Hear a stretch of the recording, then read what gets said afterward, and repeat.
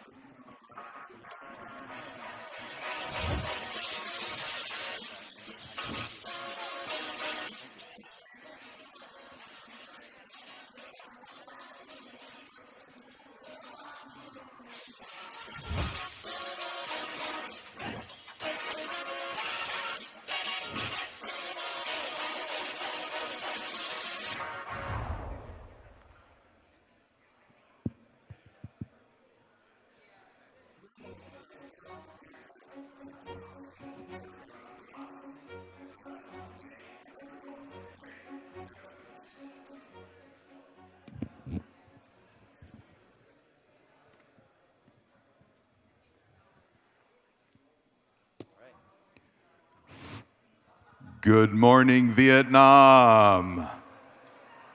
Who's old enough to get that joke? Okay. Robin Williams, right? Okay. Good morning, everyone. All right. So we're trickling in a little slower than yesterday. It was a little harder to get up from bed this morning, but we're going to start the same way. We're going to start with some highlights. What did we learn? What was inspiring about yesterday? Anything that surprised us, Jim? Right. So we want to call in a few people first. Do we have our mic runners? One, right. Two. Perfect. Okay. We have them ready. Excellent. So there what did you learn? Someone is anxious back there. Hey, what did you learn since you've been here that's like the greatest thing you learned? That was not the question you could answer. Okay, that wasn't the question I was going to answer. I wanted to say what did I learn most? I have met and talked to some great people and from a different political side, and I'm loving that. Awesome. Thank you. Awesome. Thank you for sharing that. Anybody from this side want to get us started? Back there? Okay, thank you. I learned that there are 13 states where the conversation needs to be between red and blue. And in all the rest of the country, the biggest need is for reds to be able to talk reasonably among themselves and blues to talk reasonably among themselves. Ooh. That's a good one. That's a good one, Jim. Good. Thank you for sharing that. Anybody else? How about someone from the middle? Anybody anxious to share? Right here in the front? Thank you.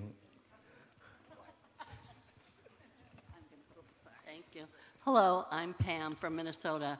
And in our debate last night about immigration, people were coming at it from different perspectives, of course, because we're all unique individuals.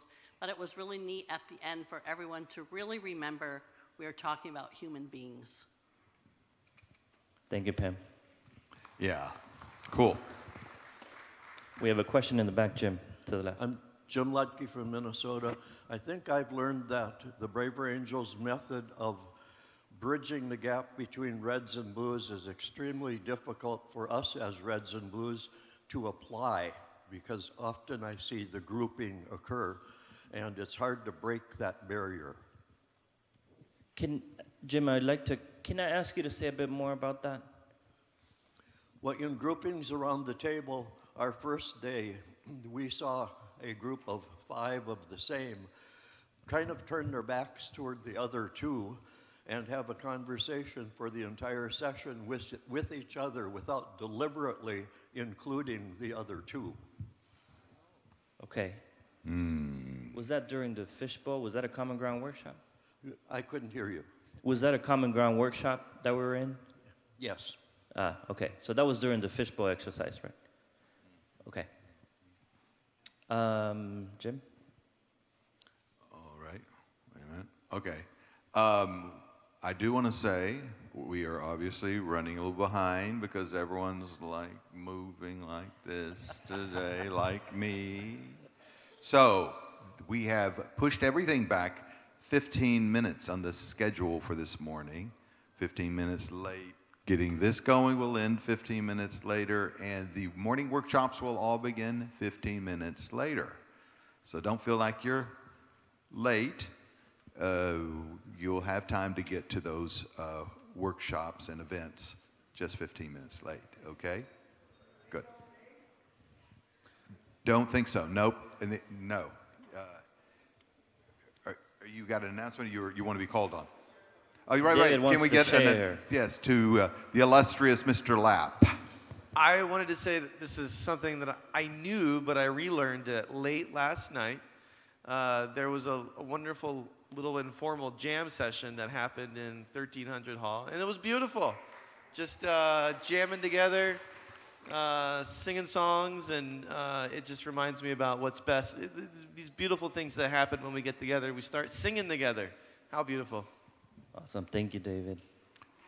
Thank you. Other things that inspired you since you've been here? Back there to the right. Yeah. Hi, Vicki Otto from Kansas City, Missouri. I think the thing that inspires me most about these conventions, this is my second one, is the unscheduled time at mealtime. The best conversations happen over food. I saw a couple of thumbs up as soon as you said that. I saw a couple of reds do their thumbs up, so that sounded like up here in the front. Yeah. I am Dave Dennis from Cincinnati, and an observation that I made came to me this yesterday was that I began noticing the difference between the Braver Angels visitors and the locals in Philadelphia. And I thought, well, that's interesting, but we're our thing, and whether we had lanyards or not. The killer point was when a Philadelphia person approached me and said, "These people with the lanyards, they're so cool."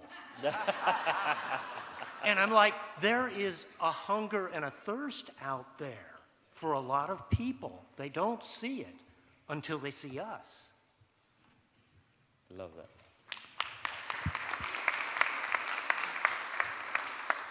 Jim, we have a question in the front here. I think Wade Forbes has been incredibly inspiring. I am so impressed with the work he's done. It's been great meeting people, admiring his artwork, and I've never seen that. Incredibly cool. Awesome. Thank you so much.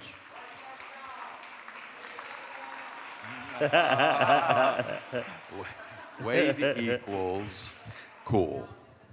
We have someone in the middle here and someone in the back. I just wanted to fill in a little context. Wade Forbes is the graphic reporter who is doing the graphic illustrations. And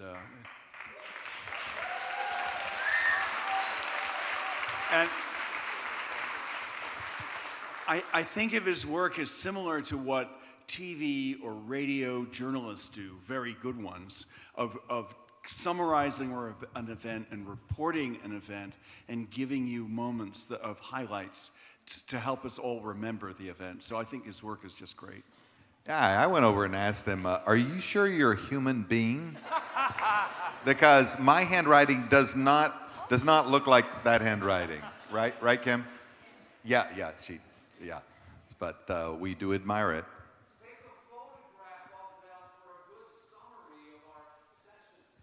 That's actually a good idea.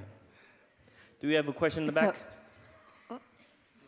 Well, I'm not so sure it's a question, but I wanted to make a statement. Go for it. I'm Quanta Dawnlight from Charlotte, North Carolina, and I want to say that we need cellular multiplication of braver angels so that we can become the body of the society with peace, love, and understanding and unity. Thank you so much for that. We have another one up here. So I'm Milda from Sperryville, Virginia, and yesterday the Healing the Space Between Us workshop was life-changing. Any particular workshop that you enjoyed? I know you've done a couple, but any particular one that stands out for you? Yes. It was the healing the space between us that was really healing, just going to the workshop, and gave me the whole reason for being here. Awesome. Thank you for sharing that. We have another one here to the right. Yeah, I'm Jim from Philadelphia, and I'm grateful to be here. It's my first time at the convention, and I think that there's way too much emphasis on the red and blue, and it's time for more choices and for other parties to be heard. Thank you. Going to have to take that up with the man. We have one to our left, Jim, in the back, and then we have Brooks here in the front as well. I love the Enemies Project gathering because we all got to divide up and practice it. And it's amazing the connections you find, like the deep connections you find in just a short time. It was wonderful. Thank you. Brooks, take it away. I went to the citizen-led solutions, the first session about citizen-led solutions. I knew nothing about it. I'm trying to get my alliance revived, and I think this is something we can really get into, so I'm really excited about it.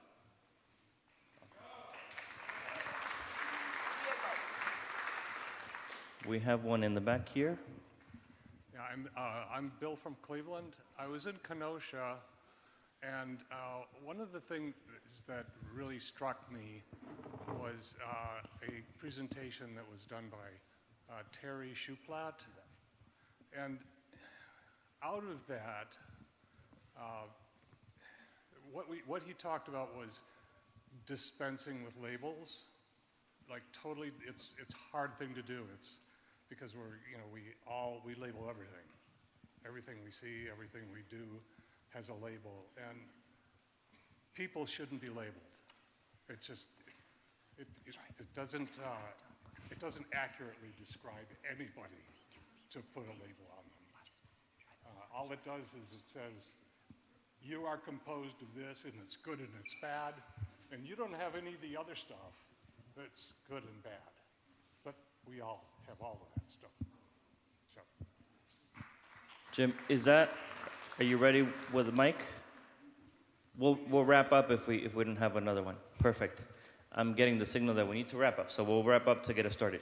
So as we prepare to begin, we want to lift up a few partners whose work connects with this morning's theme, renewal happens together. The partners we'll hear from remind us that the renewal is shared work. It grows through relationships, through trust, through practice, and people choosing to build together. So let's pay attention to the screens.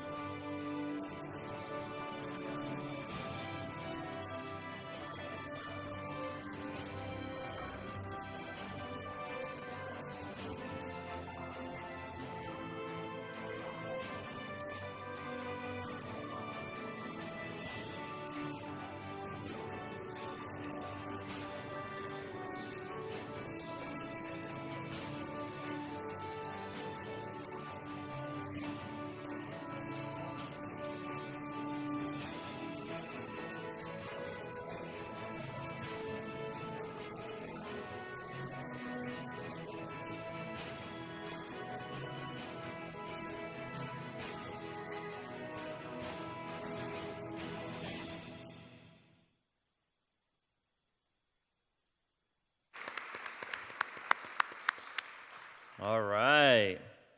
So we now call this plenary to order. And this morning's plenary, as I mentioned, is called Renewal Happens Together. That theme builds on that journey that we have been on since we arrived. We began with inheritance and responsibility, reflecting on what has been handed down to us and what this moment asks of us. Then we turn to renewal begins with me, the responsibility that each of us has to practice this work in our own habits, conversations, and relationships. Yesterday afternoon, we saw action at scale, how courageous citizenship can move from local conversations to broader civic impact. And now, this morning, we turn to a simple but essential truth. Renewal does not happen alone. Courageous citizenship is intentionally engaging across our differences to build together, and none of us does it alone. Renewal is not coming someday. It is happening in this room. And there's a place in the next chapter of Braver Angels for each and every one of you. Jim? Well, it's time for a couple announcements. First, I'm relieved to say there's no more chapters in Linen Gate.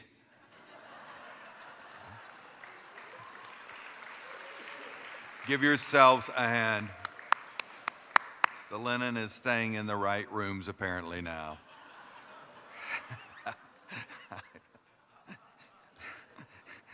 Okay. So this morning, we're going to look back where Braver Angels began and what has changed and what remains hard and what the next chapter will require of us. We'll hear about ways for alliances to form, grow, and thrive. We'll talk about people where they are. We'll lift up meaningful partnerships, and we'll ask each of you to think about where you see yourself in the work when you return home. Our hope is that you leave this plenary not only inspired, but more connected, more equipped, and more ready to build with others. Now, actually, you guys stole our thunder earlier because this is the part we're going to recognize Mr. Wade Forbes, the graphic recorder.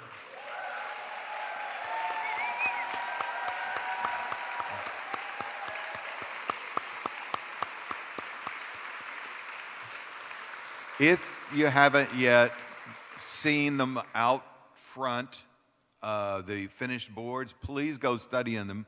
Everything on them is like either a grin or inspiring or a mixture. So, yeah. Volunteer Spotlight. Throughout the convention, we have been sharing stories of volunteers whose efforts are making a meaningful difference in their communities and across Braver Angels. These spotlights highlight how volunteers build trust, strengthen relationships, and advance our mission.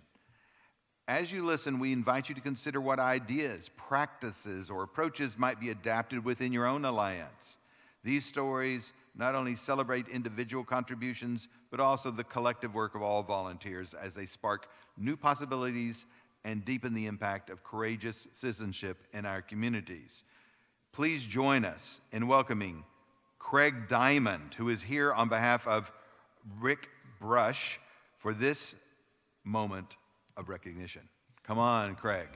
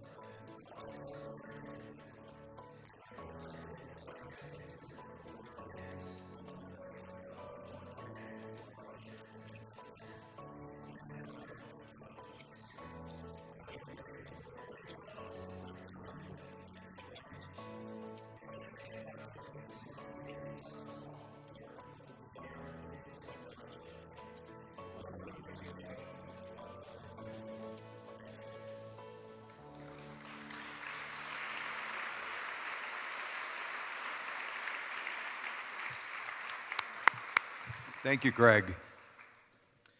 So now, to help us begin with this morning's plenary, we are pleased to welcome Maura Giles and Bill Doherty.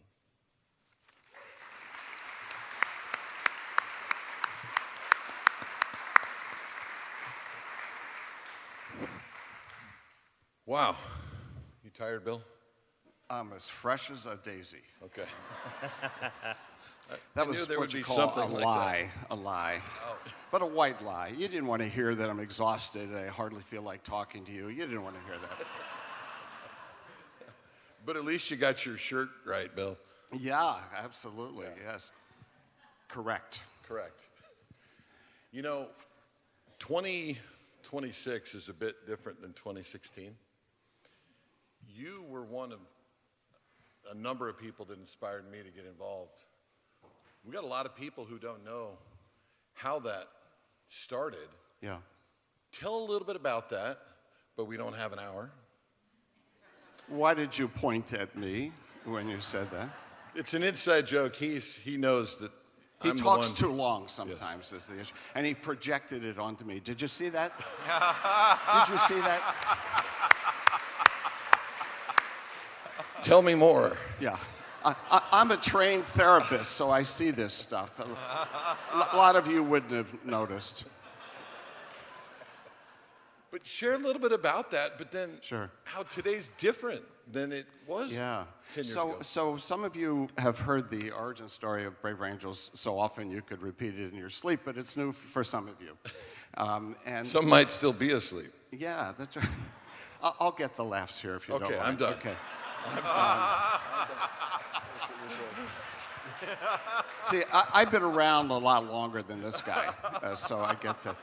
So it was about a week after the 2016 presidential election, and if those everybody here except maybe really young people remember that, and so many people were in shock, including people who voted for Donald Trump, including I think Donald Trump. I mean, Hillary Clinton was supposed to win. Yeah, right? And so there was this feeling of surprise and shock. And then I got a call from my long-term colleague and friend, David Blankenhorn.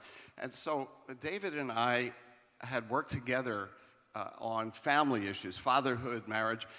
And he and David Lapp worked together in New York City. And so I knew David Lapp. So we had a decade of a colleagueship and friendship around issues of family life. Not politics, family life.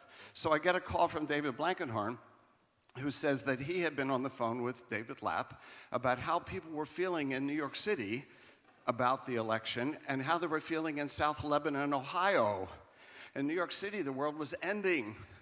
And in South Lebanon, Ohio, it was morning in America. And then they came up with, I think it was David Blankenhorn, his great impulsiveness. He said to David Lapp, why don't we get a bunch of Hillary Clinton voters and Donald Trump voters together for a weekend and see if they can talk to each other? Now that sounds fun. Yeah. Well, so he called me and I said, oh, that sounds, what we say in Minnesota, interesting. It means it's a cockamamie idea. And so I said, well, what are you going to do with them? And he said, well, I don't know. We'll get together and we'll talk. And I said, oh, no. And so I kind of volunteered. It was I volunteered myself to design and facilitate it, but that was actually... I cannot imagine him volunteering himself. My story. You were somewhere in Utah at that point. You don't know. I actually wasn't living in Utah then. So, but it turns out they were hoping I would volunteer to do that. So, but what David told me, I want to do the theme of courage here. David told me that all of his New York City intelligentsia of all sides said, do not do that. Too raw, too soon. Do not get those people together. It will be a disaster. Well, that's all you have to say to David Blankenhorn to go. Let's go. Yeah, let's go. And so we just decided to do it. A couple weeks later, December 8th to the 10th, 2016, and it was up to David Lapp to recruit everybody. Okay, and so he did. And so to just make it shorter now, I have to say, I was the most afraid of anything I'd ever done in my career. Truly. Just how was this going to go? Anything. It was brand new territory. I had good facilitation skills and I was a therapist, but the country was so divided. And we were going to be for 13 hours over a weekend with people. 21 people, so to bring this to a conclusion, I knew it was going to work when we asked people why they came. I'm emotional getting back to that now. Because what they said was, we can't go on like this. We have children to raise here. We had a grandmother who was in tears about the division and worried about the future. They said, we have hospitals to maintain and schools to maintain and kids to raise here. We can't do it if we keep fighting each other. We have to get past the fighting. Yeah. And I knew it was going to work at that moment. At that moment. Now, Bill, you're getting me emotional. Here we are, 2026. You may have heard that Jody and I have a couple kids. I don't know how that gets around. Double digits. Yeah. We've got 10 kids. But the reason I'm feeling emotional is right now there's one of our daughters and her husband that as of the day of the Iran war starting told us, I'm taking a break from the family. Yeah. Oh. And we love her, we love her. Yeah. We love her husband, we love our grandkids. This is hard. Yeah. We got to see our grandkids for the first time since then this last week, and it was awesome. Why is it so different now than 10 years ago? Well, that's the thing. So I appreciate your, and I'm sorry for your family situation. We've gotten worse. It's so interesting. I feel so positive about what we've done with Braver Angels. It's just thrilling to be here with you all. And the problem is worse. Okay? And so the country is more divided, as we know. Social media is part of that.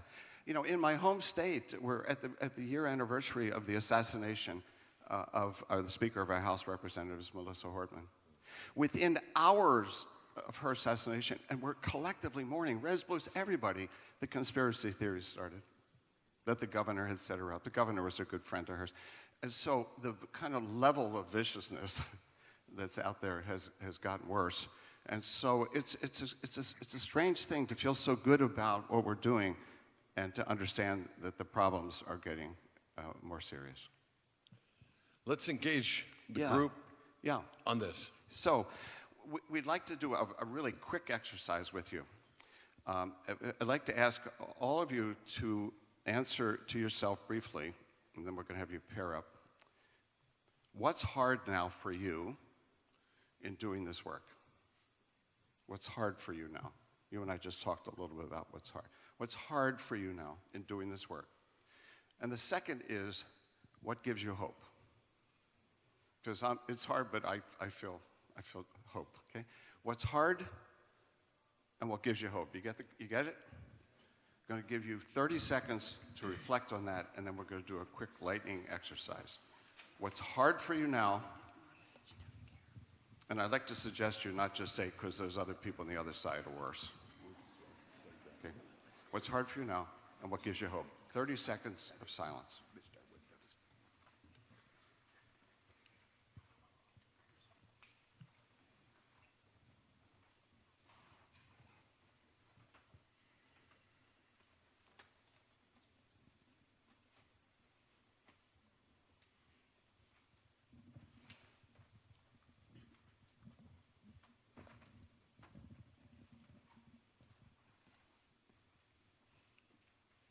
Okay, so I call this a lightning exercise. So we're going to do it in 2 minutes. And so I'd like you to stand if you can. Did you bring your whistle? What's that? You have your whistle? I have my whistle. Did I even need to ask that? So So when I say go, I'd like you to find somebody you haven't met yet, hopefully with a different lanyard, but we don't have time to shh. Shh. These are the junior high people who want to make sure they have the dance partner.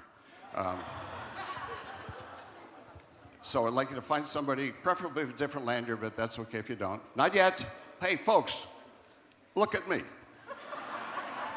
Look at me. Okay. Chaos breaks out when people go too fast. Only when I say go. So find somebody. Yeah, thank you. So you could have a 3. And you've got 2 minutes, so you have to share it. What is hard? What gives you hope? 2 minutes, and I'll blow the whistle, and then you'll stop, right? Go. Did that go out? Do we have a mic problem?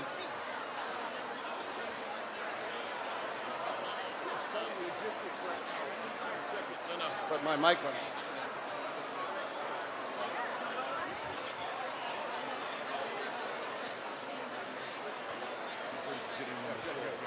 I'm going to find out later.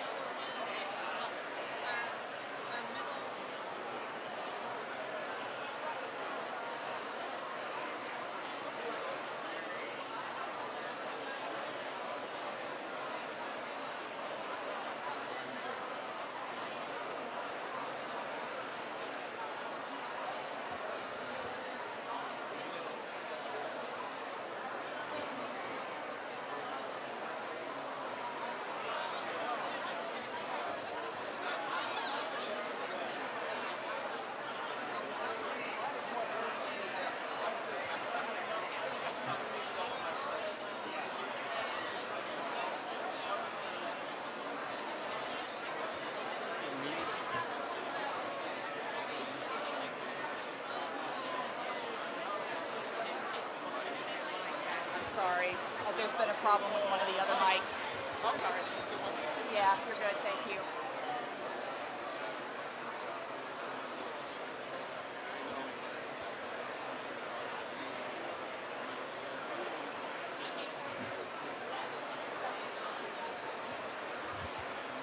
I got one back from the... It's good now? Yeah. Oh, okay.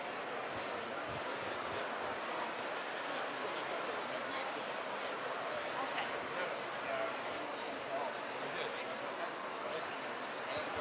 Okay, I know what that feels like. I also know what to do about it because I went through this before. Yes, sir. I'm sorry. They fixed the other mic. Why don't you stand up here with me while we hear from people? Okay, let's get a quick. I will. Let's get a quick selfie.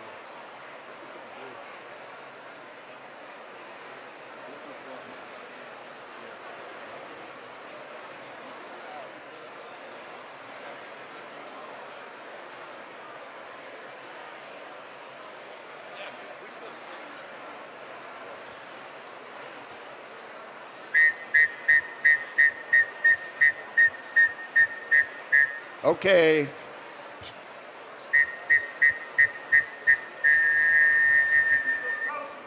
Okay. Finish up. Shh. Thank you. Thank you.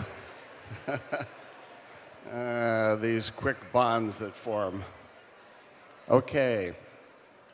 So we have a few minutes to hear from you, and I'd like to urge you to be but reasonably brief. So we have our mic folks, and they're going to choose people. So raise your hand if you'd like to share with the whole group your worry and what's hard about this, what's hard, and what gives you hope. So go for it. Tell us who you are.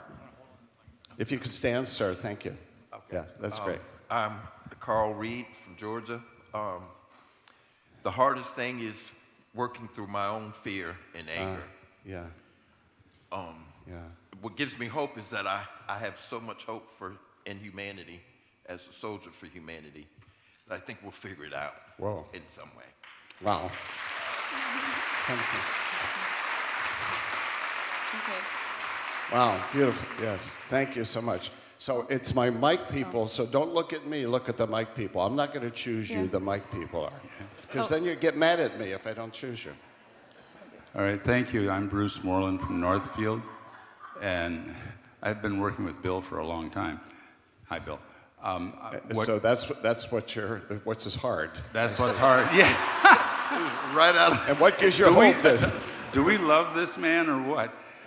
No, what's hard for me is exactly what was expressed on stage. Watching my family tear itself apart over politics and knowing that even with all the skills I'm learning, I still don't have I'm having a hard time with the courage to, I don't know what I would call it, confront, but to help them get past that chasm.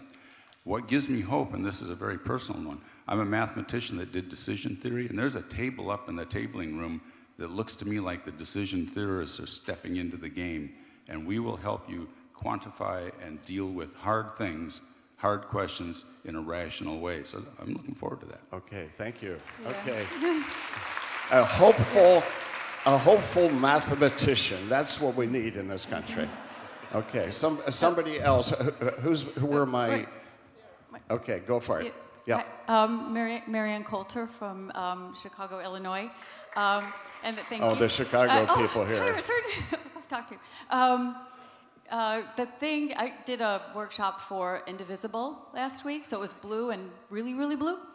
And the thing that was hard for me was there were a bunch of people in the group that's like, no, we like the dismissing, we like the ridicule, and that was really, really hard. But in that same workshop, the thing that gave me the most hope was they spontaneously started to self-correct each other. And the people who were getting it were going like, no, that's not who we are. Get off of it. Come to me. I will help you. And they were forming groups within that group about how to be better. How to do that together. Thank you so much. Yeah. Hi, Stephanie Kreider from Metro Detroit, Michigan. Yay. What really troubles me is the silence of the majority, and in particular, the Big C church. What gives me hope is that if I look to the scripture, it talks about how we can move mountains, how we are a royal priesthood, how we can do all things through Christ Jesus who strengthens us. And so my hope is that with Braver Faith and all of the partnerships that we have, that we can begin to pour into our faith leaders and our clergy from all faiths and have them believe not only intellectually what we know to be true, but in their heart and in their gut, and that fire will burn and we can change the world. Good. And I love that, the anchor that we have, whatever that anchor that we have in that sense of purpose in life, I love that. And make sure we don't neglect the people who are willing to sit in the front here too, right? I mean, you should be our favorites because you sat up here, so. Be careful, Brooks is going to run up here and jump on the stage. Yeah, that's right. At 86, I saw him doing it last night. Yes, I'm Brooks Hilliard from Phoenix, Arizona. What is hardest for me is approaching people who have a different, who I suspect have a very different political outlook from mine, and trying to get them interested in bridging the divide and getting interested in Braver Angels. What gives me hope is I recently did that with someone, and she was receptive. Ah, beautiful, beautiful. Thank you. Yeah, we'll do one more. Yeah. Good morning, everyone. I'm Sugar Bear, and hey, so Sugar Bear, can you stand? I'll stand up if you give me a minute. If you give me a minute, Bill. Yeah. Hey, Sugar Bear, you walked in, man. You can stand up. Yeah. Yeah. Yeah, we know each other. We know each other. Oh, thank you. God, you about ready to make me cry. Yeah.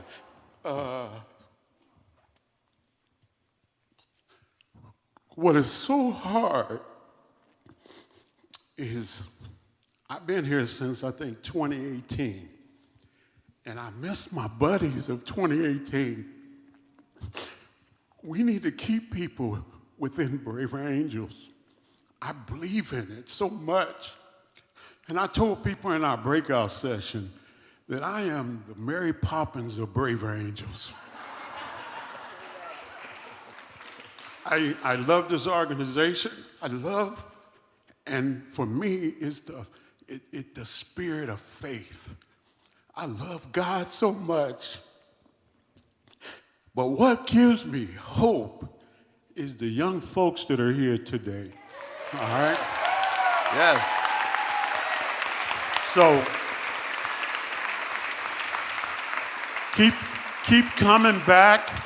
Don't burn out, please. I tell my people in my alliances, just do 1 spoonful of sugar. Have a good one. All right, thank you. Thank you, Bill. Yeah, okay. Applause for everybody here, okay? Yeah. Beautiful, beautiful. Thank you so much, Okay, Bill. Take care.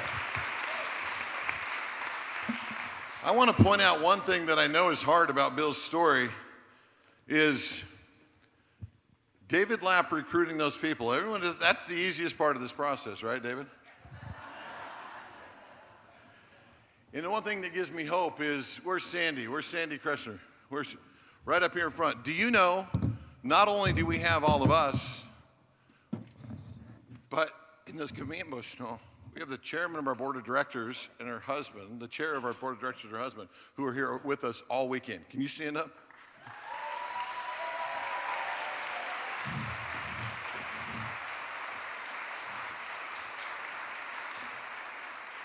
So we know the hard, we know the hope, and we know that there's things we got to do to help us be able to have the tools and the things that we need moving forward. We also know that we've got to build those things and co-create them together. But that story and others, isn't that such a powerful thing that we're here today because of that decision and maybe that audacity to say, yeah, let's get together. And we have been working hard to be able to put together, all right, well, where do we go to build upon this powerful foundation and this vision and this mission and purpose? And so we've been rolling out things as quickly as we can, maybe sometimes too quick, and maybe sometimes we need to move faster. But we have a strategic plan. And before I introduce someone who is, I think, going to be a really powerful and important part of this, that some of you have met her already, is I want to put up on the screen 3 numbers that I want you to think about. 15 million Americans that choose to embrace courageous citizenship. That doesn't mean they have to join Braver Angels. In fact, I don't expect they will, most of them. They don't need to. But we believe in the next 5 years, the 3 to 5 million that currently raise their hand by different measurements, that if we can triple that, you start to get enough people in this country who will say, hey, I love that unexpected public act of courage. I want that. 1.5 million, we feel like we need to be able to talk to on a weekly basis, instead of the 80 to 100 sometimes, the 80,000, up to 1.5 million. Well, we really haven't put forward a whole lot of marketing. Once we start doing that, we can get that group of people that wants to talk to us over the next 5 years. Now, we have somewhere around 15,000 who are members of the organization, volunteers. We believe that we need to get that to 150,000, and that's a bold, dare I say, audacious goal, but we can get there by building together. Now, I want to introduce, so we can take what's been here and we have new that's being brought in, but it's not changing, it's growing and evolving to meet the moment that calls us. And so one of the new things we've done is there's been some new people that we've hired. And there's someone with great expertise and with a heart of gold and as calm as can be in every moment. And I want to introduce you to her, Jessica Lohminer.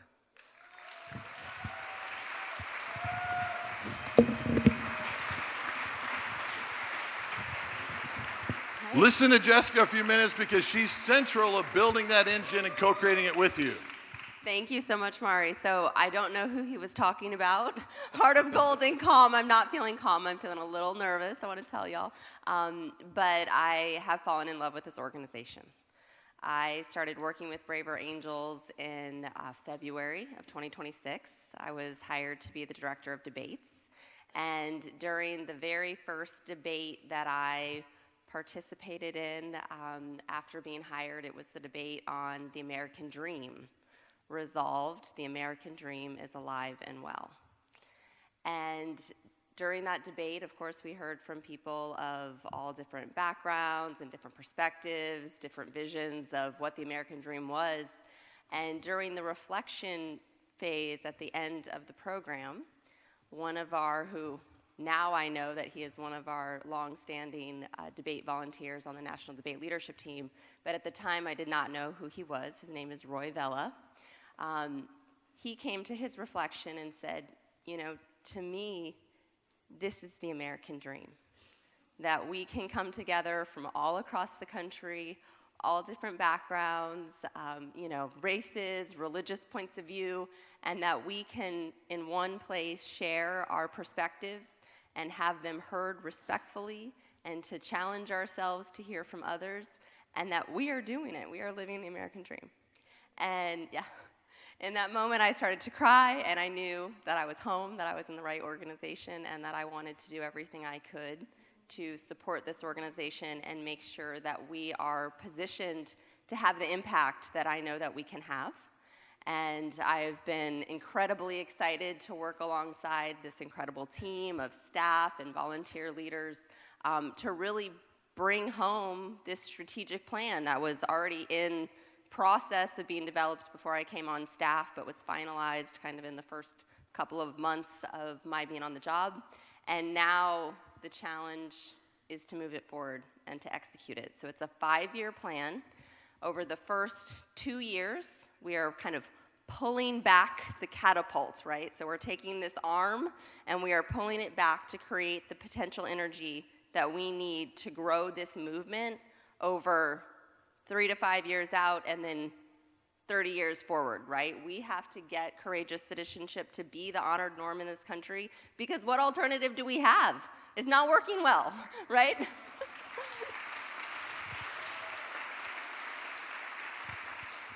So over the next kind of 30 minutes, we're going to be hearing about some of the initiatives that are coming soon that are going to help us kind of set up this catapult. But we are going to work to make sure that the alliances have what they need to grow and thrive. Yay, alliances! We are going to make sure that our volunteer leaders across the country have the resources that they need. My professional background is coming from chapter organizations, grassroots volunteer-led organizations, and so I love volunteers. I love working with people in the field, and so one of the best things for me about the job that I'm stepping into is going to be working with all of you. And so I have my business card. I hope you guys will come and get my number. But I really, really could not be more honored to have the opportunity to support you all and to support the growth that this organization is about to take over the next 3 to 5 years, because, gosh, like, our country needs us. It needs all of us in this room, and it needs so many more people who aren't here yet. And so with that being said, I'm going to turn it over to Mari to tell us more about what's coming next, and it's an honor and a privilege to get to work with all y'all. Thank you. Thank you, Jessica.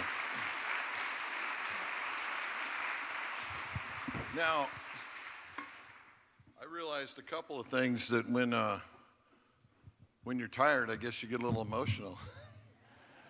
The other thing that I realized when I get tired is I'm going to be a little vulnerable here and share something that Bill is going to make fun of me for, I know.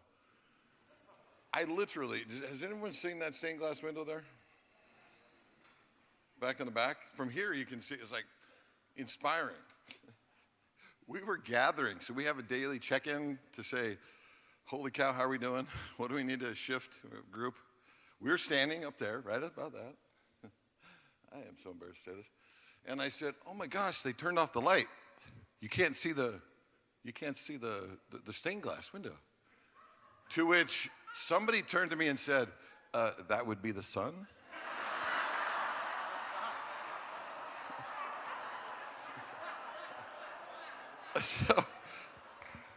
So that's who you're dealing with here. Just.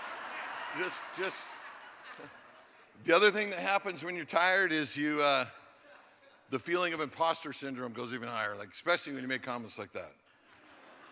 Now, let's hear from folks in the field about this. I want to have, let's bring a few up here. Let's have Chick Nelmer, Bruce France, and Emily Jacobs. Come on up. Big round of applause.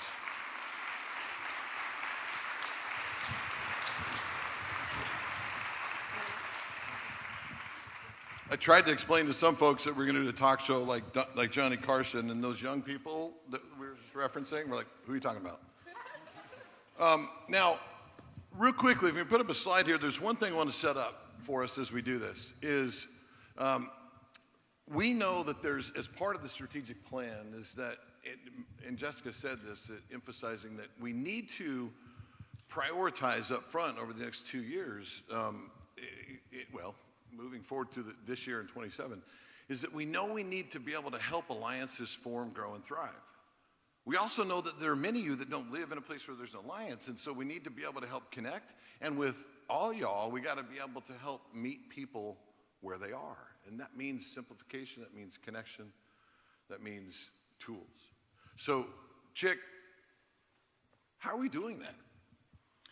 Well, this is a really exciting time to be a part of Braver Angels. So as Mari and Jessica have mentioned, the strategic plan is a really key step that I think we're taking. And one of the things in the strategic plan is meet people where they are. And so for the tech team specifically, this means that we're working on a user-centric approach. So we're understanding what the challenges users have and how we can help them and become more efficient and more effective. This is something that's been being worked on for a while. So this isn't a brand new thing. The tech team is a great team, very, very invested in the mission of Braver Angels. And so an example of one of the projects that we're looking at is bringing things together. So we've developed a concept of a hub, so an alliance hub, that brings all the tools and information together to support alliances. And we're doing this in a way that where we need user engagement. So we're reaching out to the field to say, give us feedback on this direction and the direction we're taking. And so we have a form on the website right now asking for volunteers. So there should be a QR code coming up that will allow you to sign up, and when we start rolling out some of these programs and products, we're going to reach out to that group and say, we'd love your feedback. Now, I'm going to channel my inner Bill. Get the QR code that's there, set your phone down, don't fill out the form right now. And if you start doing that, you'll hear a Bill whistle. But Chick, a lot of these people don't know that you've been an alliance chair for quite a while in doing this work. Now, you've recently accepted a new role to help run this and work with the group on it, but why is this important, and why should these people care about doing something like this? Yeah, so I've been the co-chair of the Denver Alliance for the last 4 years.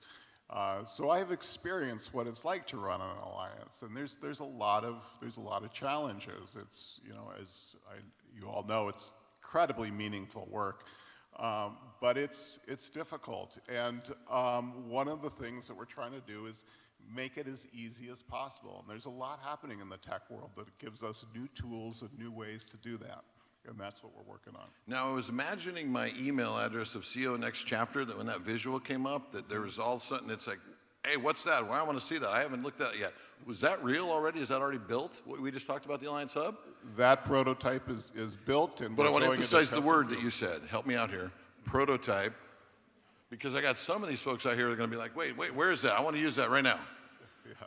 Well, so we're going into the next stage where we're going to be testing it and getting user feedback. We want it to be a good experience for you, so we are going to go through that stage. Now, thank you so much, Chick. Please, round of applause for Chick and all the team that's working on this. Bruce, and I know that we have a lot of folks here that are brand new, so some of this stuff might be like, wait, what are you talking about? What's this event? We have something that's out there and being used right now that You've been telling me a lot about Event Hub. Why does that matter, and why should people in this room care? Sure. When I began doing organizing workshops back in late 2018, it was a one-page piece of paper that said, organize a red-blue workshop in 10 easy steps. And then we came to the pandemic, and we needed to put everything online, and all of a sudden we had Eventbrite, we had Zoom, we had different resources that we needed to do, and every one of those resources we had to send somebody an email, we had to get an email back, we'd have like 15 different emails to put on to organize an online workshop. And the tech team, wonderful group of people, always has been, always will be, I'm sure, but they came up with this event request form that allowed people like myself to, in one place, put all of the information to get all of the resources that we needed to put on that workshop. And for those of you who have been unhappy with the IRF, it was worse before. And the IRF, we'll tell you later what IRF means. Yeah. Not Earth, but... Event request form. Okay. Those who knew it. Those who but knew, anyway, knew. and then we got this event team support that put everything in one place for the entire workshop. And that was excellent. And so this next one, this Event Hub, is replacing the event request form and makes it, excuse me, so much easier to go in, put in all the information, ask for the resources you need, to give all of the information. In one easy place, you can go from tab to tab, you can go back to it, you can make changes. When you make changes, then you get the new resources. Maury, it's just a phenomenal tool, and it's gonna be great for this organization. Thank you, Bruce. Now, where are you from? Where is your alliance? So these people know. Capital Region of New York State. Okay, I've heard of it. Thank you so much. Now, part of meeting people where they are and the simplification is that understanding that if we're going to engage across difference to build together, sometimes it's relationships, sometimes it's more, sometimes it's taking action, and all these tools help us get to the point to be able to engage further on this. So in the fall, we launched something, Emily. Let's watch this video real quick.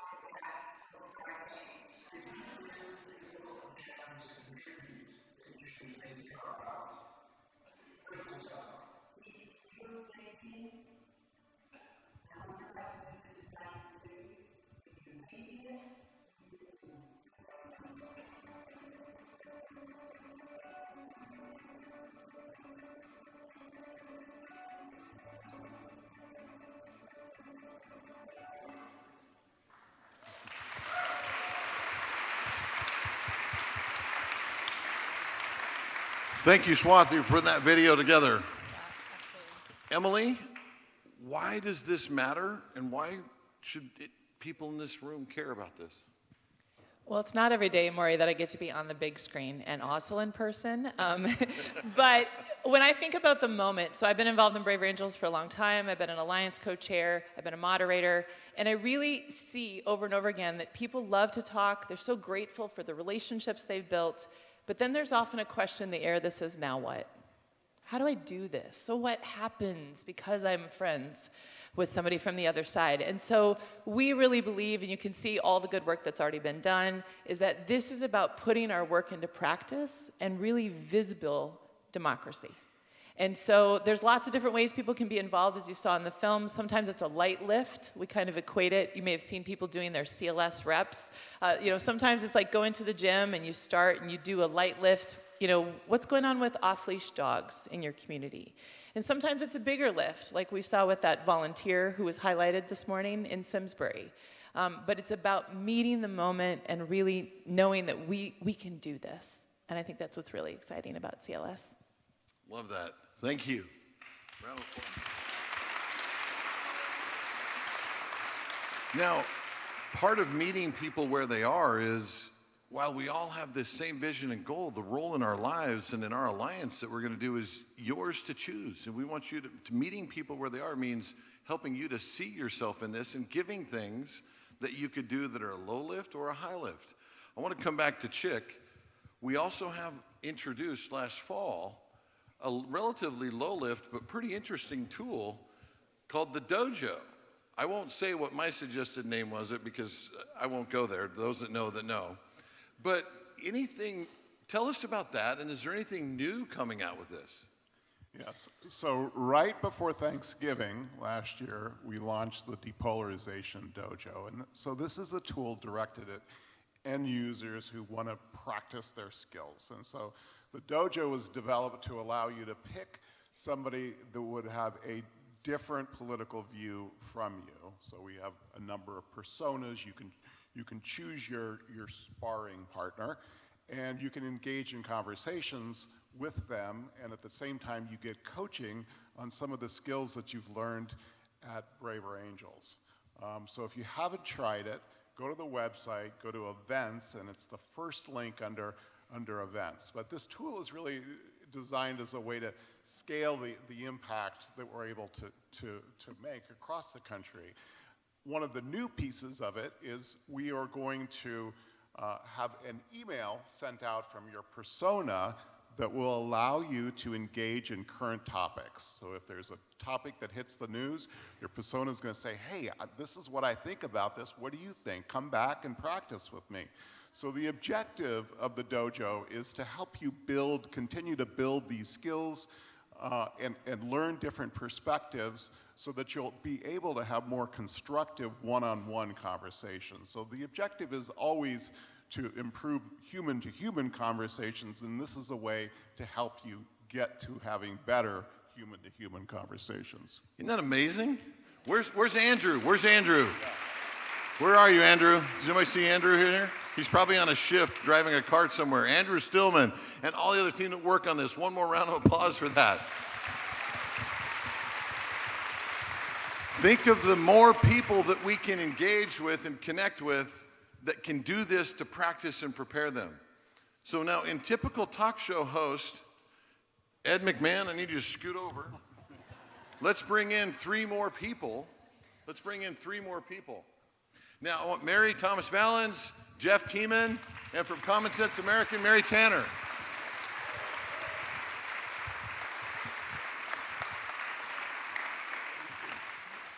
Now, we're just scratching the surface with the things that we wanted to share, but I hope you're seeing that it's all of you us building this together.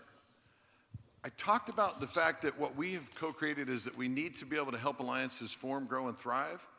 I want to put up on the screen one more thing that come and meet people where they are, but I want to put one more slide up here. The other thing that we recognize, if we're going to get 15 million Americans raising their hands in support of courageous citizenship, if we're going to be able to get 150,000 having high lift and low lift exercises, if we're going to inspire and equip people, we need to be thoughtful and intentional about meaningful and strategic partnerships. We have Braver Network. It's amazing.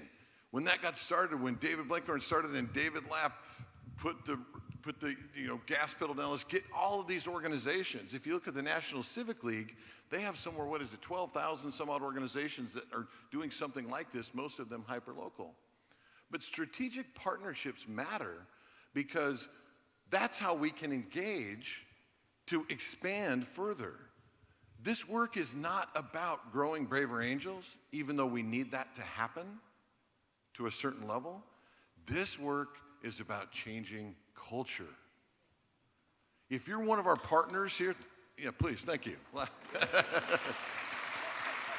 If you're from a partner organization, including if you're here on the stand up real quick so you get a round of applause to those that are here with us who are strategic partners. Braver Network. Look, up above. There's some up there, over there.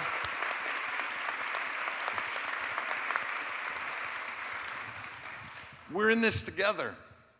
Now, I want to give one quick announcement. I'm going to put something up on the screen again now, but I've heard this many different times, but I'm so excited to announce today that now, I'm waiting for the screen to come up. It's coming. Anyone ever heard of Living Room Conversations? Guess what? We are now official licensed partners with Living Room Conversations. Every member in an alliance can have access to, and I'm going to say this the right way, every alliance has free access to be able to receive facilitation training and gain access to Living Room Conversations, their full library of conversation guides and resources on over 150 different topics.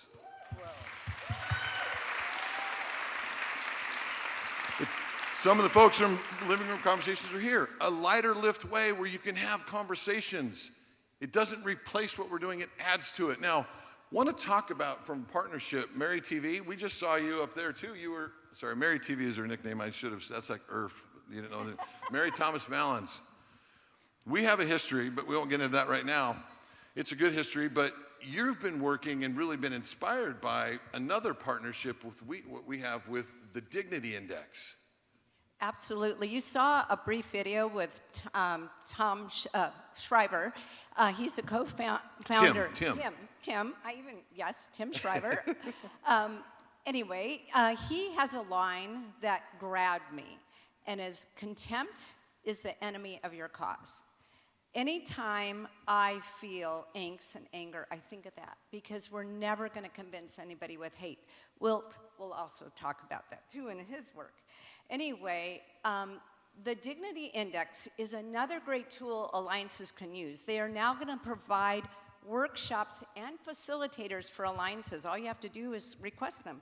I'm going to be walking around with this card, and you can go to the exhibit hall and get on their link and get connected with them. The Dignity Index is a scale from 1 to 8, and it's a way to look at the language that you use. It's a mirror that you hold up to yourselves. So 1 is showing greatest contempt, and 8 is showing great respect. And you can work up a dignity, and you can work up the scale. I think about it as a partner to the lap skills. And doing lots and lots of workshops, the Dignity Index gives you a way to look at the language you use. And the lap skills gives you the opportunity to learn how to listen and acknowledge and use that language when you share your perspective in a way that you're going to be heard. So it's really, really powerful. I've attended 2 workshops. Tammy is here, going to do one this afternoon, and I'm going to go again. They are so fun, so engaging, and our goal is to have a partnership in our workshops where you have lap skills connected to the Dignity Index. So you have the language and the skills, so we can build our toolkit for courageous citizenship. And Tim Schreiber, I've said your name so many other times, it's just the nerves. And Mary, where are you and what have you been doing within Braver Angels as a volunteer? Oh, okay. Well, I started as an Alliance chair after meeting in a Red Blue workshop that I didn't want to go to, by the way. I was busy grading papers and it was a full day thing. I met Barbara Farmer, Susan Rico, and we were on the opposite sides of conversations, and I couldn't believe that I was having these surprises. Every surprise was a message that I had a stereotype, and that really bothered me. So anyway, we walked out the door, and I said, I need to have coffee with you. We built our alliance. So what did that lead to you doing then? Yeah, so we have several alliances in Southern California, and citizen-led solutions with Barbara. And then as a teacher, a lifelong teacher, I retired, and I just have this passion of working with schools, universities, professors, superintendents, school board parents, and teens. And some of the most fun work, and if you want to have hope, there are so many teens dying to change the culture because they do not have good adult role models in the news, in the world, and they are craving this work. So if any of those teens are out there, yay you, because they did a great presentation yesterday. Great. So I want to help you see then here, by the way, I carry the Dignity Dance cards in I'm on planes on occasion, and I keep the cards with me, and when we start having conversation, pull it up, and then I usually give them out a number of different places. And it's not to evaluate other people, it's to evaluate yourself and to just give you. And so I want to connect it now. If we're going to help alliances form, grow, and thrive, if we're going to meet people where they are, then there are going to be opportunities where we're going to see things that are complementary, mission aligned, that we can help you with your alliances have those tools that help more people see themselves in this work and practice courageous citizenship and healing those relationships. And the Dignity Index is such a powerful tool to help us with that. So thank you, Mary. Did you want to say something? Oh, no, it is really fun. In fact, if you're a Ted Lasso fan, some of the practice activities are from video clips in Ted Lasso. So it's super fun. So we can reach more people with these kinds of tools. Now, another partnership that we have is with Common Sense American. Now, what's interesting is that they have a process we'll learn about. I'm going to ask Mary and Jeff to talk about this. And this gives a low-lift opportunity for you to be able to engage on an issue if you care about that and if you want to do it. And in a way that is looking for common ground, very different than ours. And it just so happens that they picked immigration this year. But let me turn to you, Mary and Jeff. What is this? What's the process? Why does it matter? Why should this room care? Great. And thank you for being here, Mary, from Common Sense America. Yeah, well, we're fans of Braver Angels, and we happen to be big fans of Mari, so this is great. The design of Common Sense American is to mobilize everyday citizens, find consensus on issues, engage with Congress, and pass legislation. And we have a simple, straightforward process for that. Our members pick an issue, this time, immigration. We then, our staff put a lot of time into writing an in-depth brief. This is a policy brief, not a position paper. We take the time to show both sides. Our members spend more than an hour reading through the brief, weighing in on it. We take those results. We have ambassadors like Jeff and consequently Yeah, well, Mari, 5, 6 our years ago, Utah I was ambassador. ambassador in Utah. Jeff That's right. in Minnesota. We have some ambassadors in the audience, and we engage with Congress, and then we do the passing of a bill. And this sounds, too good to be true, but surprising even us, of the 4 issues that we have chosen, all 4 have passed legislation. Woohoo! So it's been incredible. And because of our success and our legitimacy with Congress, we felt like we could this time take on a more consequential, harder issue. We took on immigration. We're working with the bipartisan Common Sense Coalition in Congress, and at their request, we are meeting with them and we are holding the meetings with them, their offices, twice a month, where we are bringing in interest groups, key experts in the field, and we are convening with them. And this is significant because in the past, we were knocking on the door, asking policymakers to let us in. And now we have built the room. And with that, what's left is if we can get you to join us as courageous citizens and take this brief, read through it, weigh in on it, give us your opinion. That's what we want. And if you can do that, we have the group of Congress people waiting to hear what you have to say. They are excited, and we are excited to have you join us in this. Jeff, yeah, as an alliance and as a member of Brave Rangers and Alliance Lead, why would this room care about this, and why does that matter? So I think probably all of us got involved with Braver Angels because we said we're not going to just sit and complain. And we're going to do something. And so Braver Angels is a way of meeting people that have different views than us, learning skills, and finding common ground where it exists. But a lot of people wonder what comes next after the dialogue. Common Sense American is one bridge to move from dialogue to action. Action at a national scale. Action that impacts public policy. It's been 3 decades since Congress has passed and had signed into law significant immigration legislation. Our policies are 3 or more decades old. Now is the time to let your voice be heard. I ask, wouldn't you want, possibly for the next 3 or more decades of policy on immigration, wouldn't you want your voice to be part of that? And that's the beauty of this approach. It takes an hour or 2 for you to weigh in, read that brief, read well-articulated arguments for and against specific policies that Congress is considering, and then we will aggregate those. In Minnesota, I'm the ambassador for Minnesota, and the ambassador is responsible for setting up meetings with the representatives, and we were able to connect with all of our representatives in Minnesota and met with all but one, and the only reason we didn't meet with one was they passed it bipartisanly, and then it got signed into law before we were able to schedule that meeting. But they want to hear from us. And I just think this is amazing. Common Sense American is a great partner. Dignity Index, I want you to also just step back, and I hope that you can appreciate the significance of Braver Angels in this movement across the country. We are able to mobilize and connect with the top organizations. We are sought after as an amazing partner, and it's an opportunity for each one of us to multiply our impact.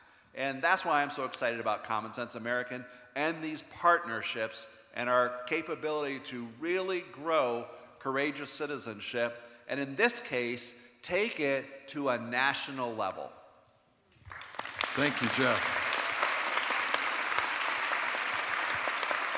So we have our intense and very powerful thing that was one of the most inspiring things last night with our effort on immigration with Braver Angels. And now, on immigration, and now you have another piece, and then they'll have another issue that they'll take on next year. This is another chance for you to engage. But please give a round of applause to all of our volunteers here with us for telling us this story. Thank you so much.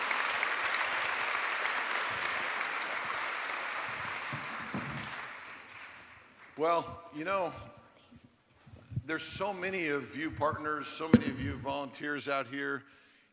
I'm just going to give you a little behind the curtains thing here for a second, that if you knew the debates and the discussions, if you know, about what we were going to talk about up here and all the back and forth, we could have taken all 5 plenaries talking with each of you, sharing these things. But I hope you saw a little bit about that.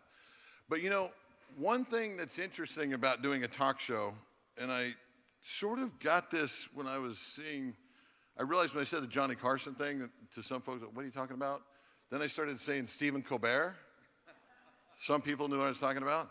A nice thing about a talk show is that you end with a surprise guest. So here comes Paul McCartney. Oh, wait, no. Way better than that, David Blankenhorn.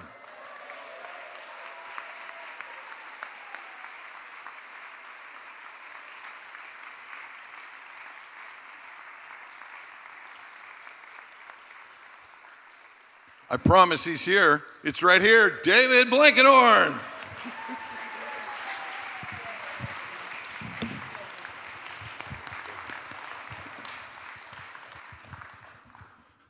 It's fun having a surprise guest at the end. But not a surprise to those of us who've been involved in this. David. How's the job going? Yeah, how much time do you have? It's going great because of all of this that you, David, Bill. I want to give you a chance, though. I didn't tell Bill I was going to do this. He told the story. Did he get anything wrong? No. He didn't. There he goes. I want to just say something about David Lapp. At the end of the weekend,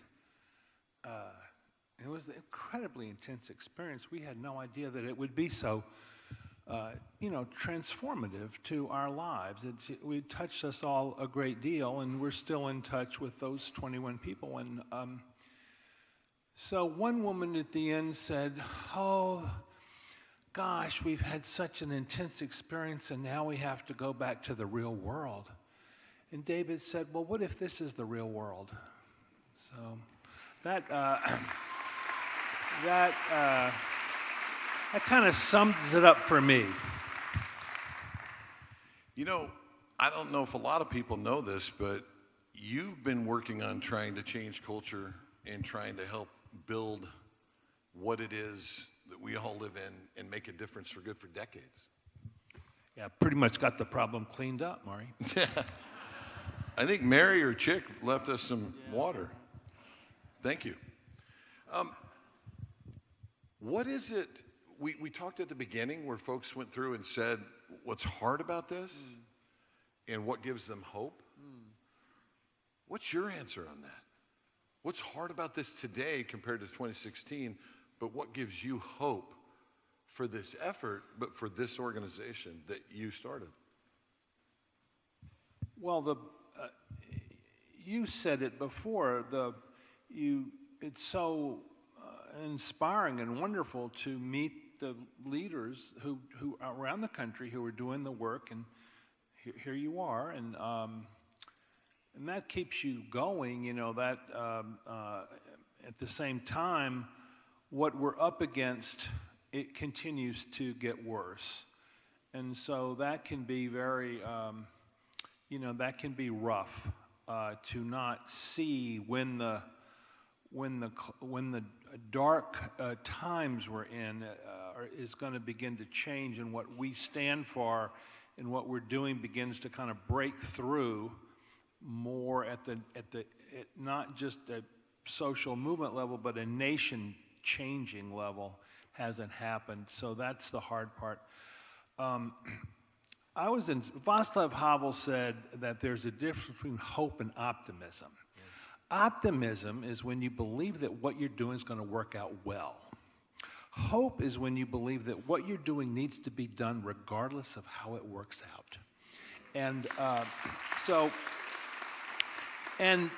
for those of us who come from faith traditions, you know that hope is what they call a theological virtue. In other words, you're believing in something that you can't really see. And so, to me, hope means doing the work without knowing how it's going to work out and believing in something that today we can't quite see, but it's there. And I think, look, This organization was made for this time that we're in. That's it. It's our time, and we're either we're going to fail or succeed. But whether we do or we don't, it doesn't depend on us. It doesn't depend on us. It depends on something that's bigger than us. I agree. When I said us, I meant you and me. Yes. The people who are, the so-called. I mean, we are leaders. I mean, you're and servants. We're servants. It right? matters. It matters that you were the strong leader that you are, and I'm so proud. Or that's not the right word. I'm happy to see your success as my successor, and that means a lot to me. And I want to say something to Barbara. Where is Barbara? Barbara Thomas,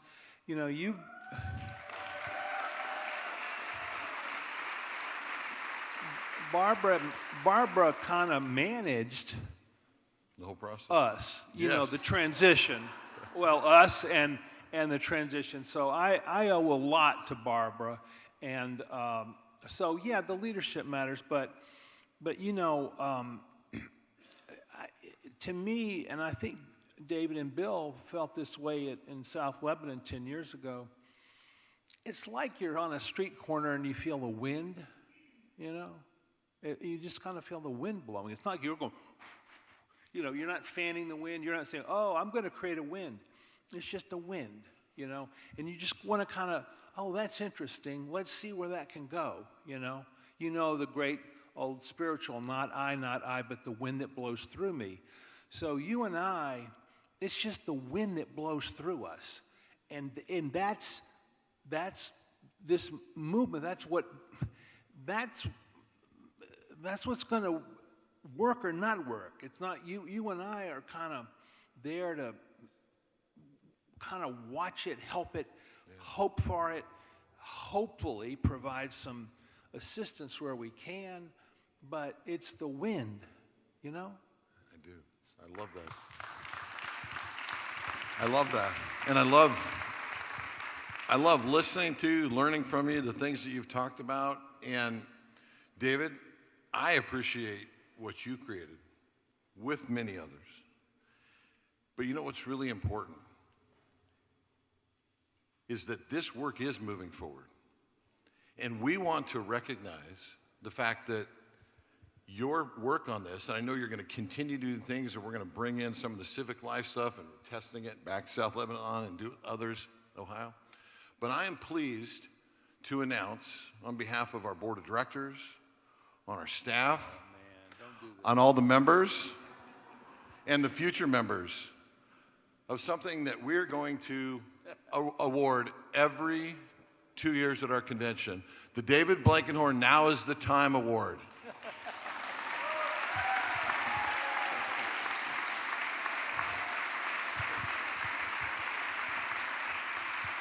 Is there cash money involved, Mark?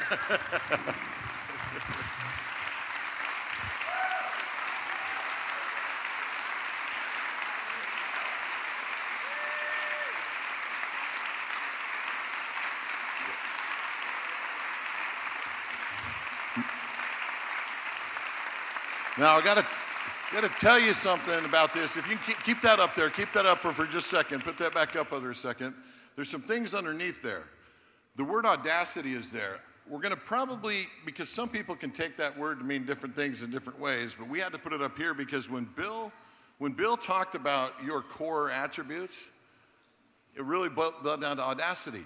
But the way we're going to do this award so that what you have done and who you are lives in perpetuity with this organization is we're going to look for 2 members of the organization over the next 2 years that exemplify convening when others retreat, which you've done your entire life, building across real differences, which you've done, and playing the long game with conviction, as you just so eloquently told us about hope. That's beautiful. That's beautiful, man. Thank you. Thank you. That's very... They go down? No, wait, before you say that, I'm not done. One last thing. You need to learn about his story growing up. We want young people around this country to have the opportunity, the motivation to be able to move forward and do this as well. So we are also going to give every 2 years, put up on the screen, I'm going to get emotional. The David Blankenhorn Now is a Time Civic Leadership Grant. It'd be a grant for a rising young person audaciously working to bridge America's divides, usable for college, professional training, or leadership development.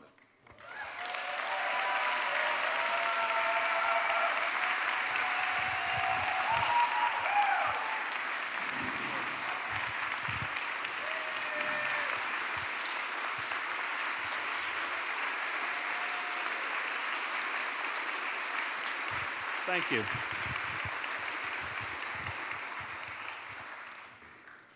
Well, it's certainly been the honor of my life, and it's certainly been the best thing I've done the last, I mean, this is just it for me, you know. If I got any gas left in the tank, and I might have a little bit, this is what I'm in this with you, and it means the world to me to be here, and it means the world to me for you all to do this nice thing for me. I really can't tell you how grateful I am. And now, let's get out there and do the work.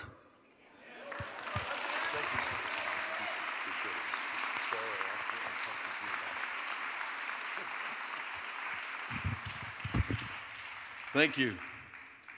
Well, one last thing here. What else can we learn from the past? We started that way, but let's see what else we can learn here.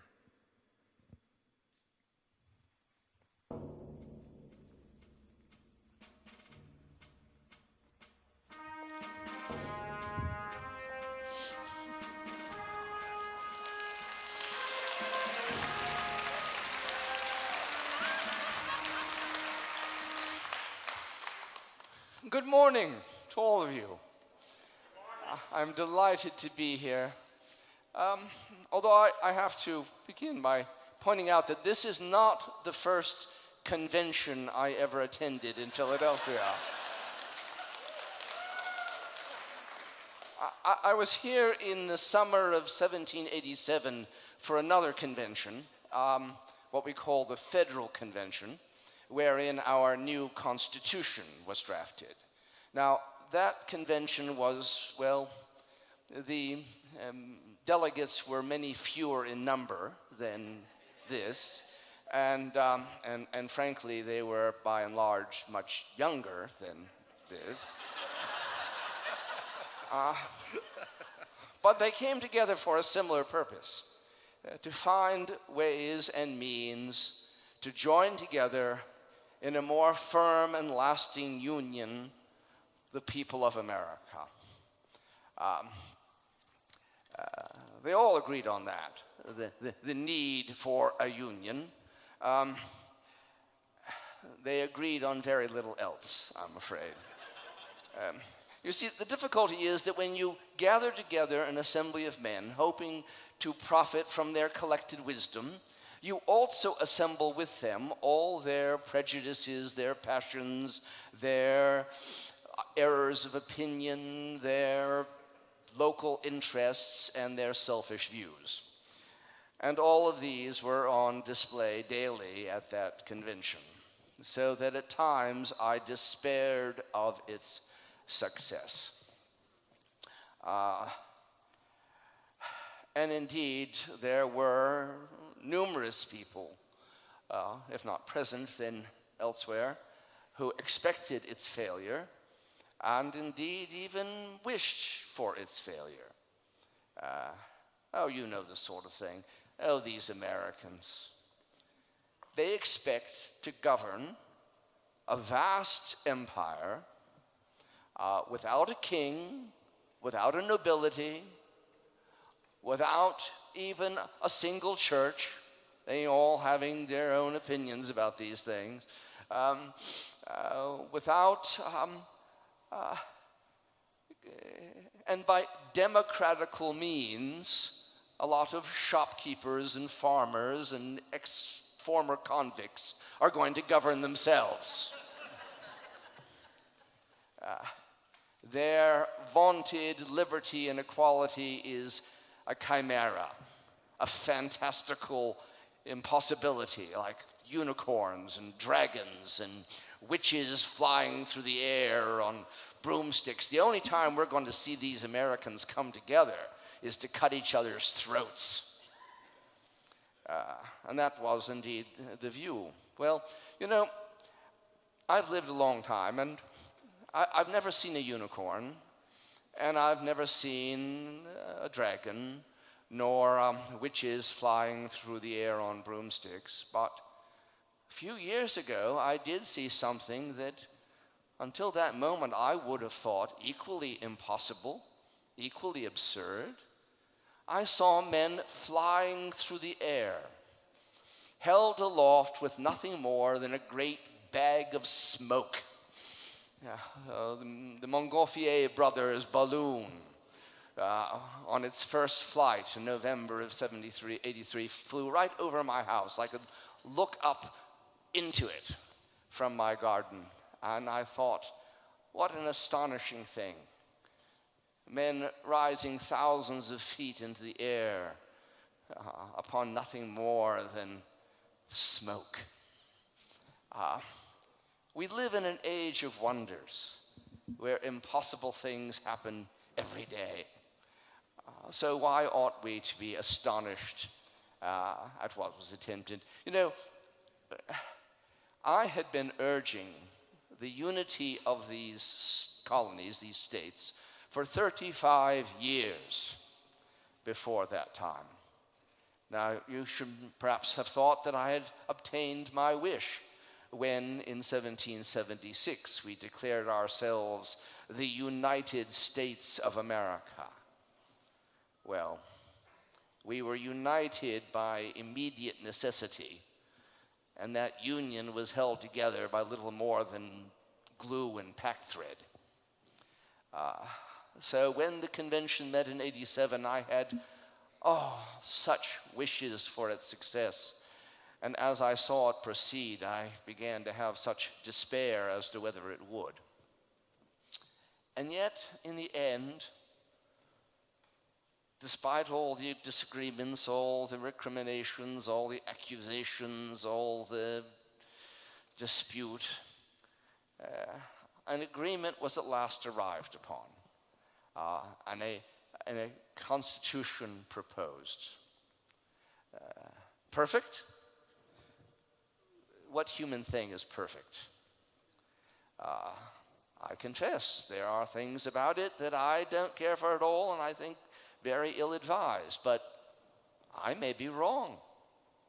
All of us ought to know we may be wrong, even upon important matters.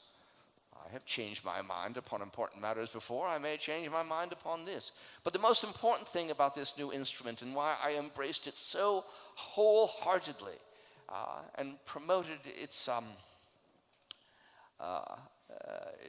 ratification, was that it, how shall I put it,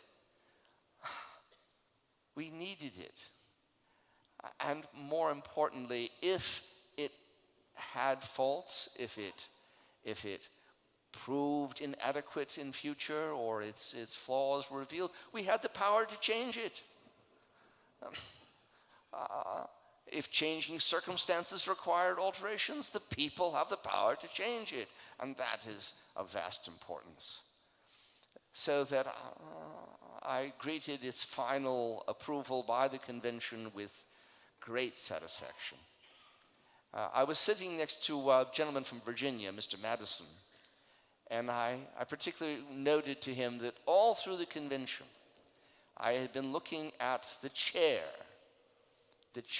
in which the president of the convention, General Washington, sat. There you see it there. And I said, I've been looking at the sun on the top of that chair. You know, painters have always had a difficulty distinguishing in their work a rising from a setting sun. And over these last many weeks, I've looked often at that chair and wondered, is that sun rising or is it setting? And now at last I have the satisfaction to know of a certainty that it is a rising sun.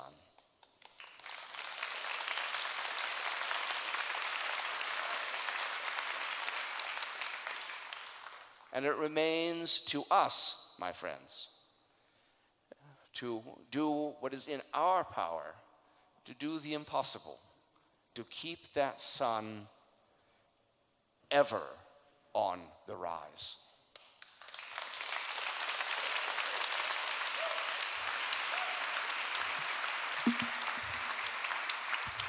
Thank you, sir. And I'm realizing from this view, and Jim and Diego can attest with me, that sun is rising. That sun is rising. Now, we have the opportunity later today to sign a pledge that's different than our lives, our fortunes, and our sacred honor, only in the sense that it's been co-created by you and is indicative of the pledge we want to bring forward in this country. To close today, we have the unique privilege of debuting a song that you're going to see in video from a children's choir and high school student choir. It's called I Pledge Allegiance. It is written by national award-winning composer Steve James. It is arranged by the Emmy Award-winning musician Kurt Bester and performed by the America Our Home Orchestra and Youth Choir. And this being the first place it will be seen and heard, it will be released on the patriotic television streaming special, America Our Home, that will be broadcast on the American Forces Network across the world on July 11th to the military and their families all over the world. I pledge allegiance.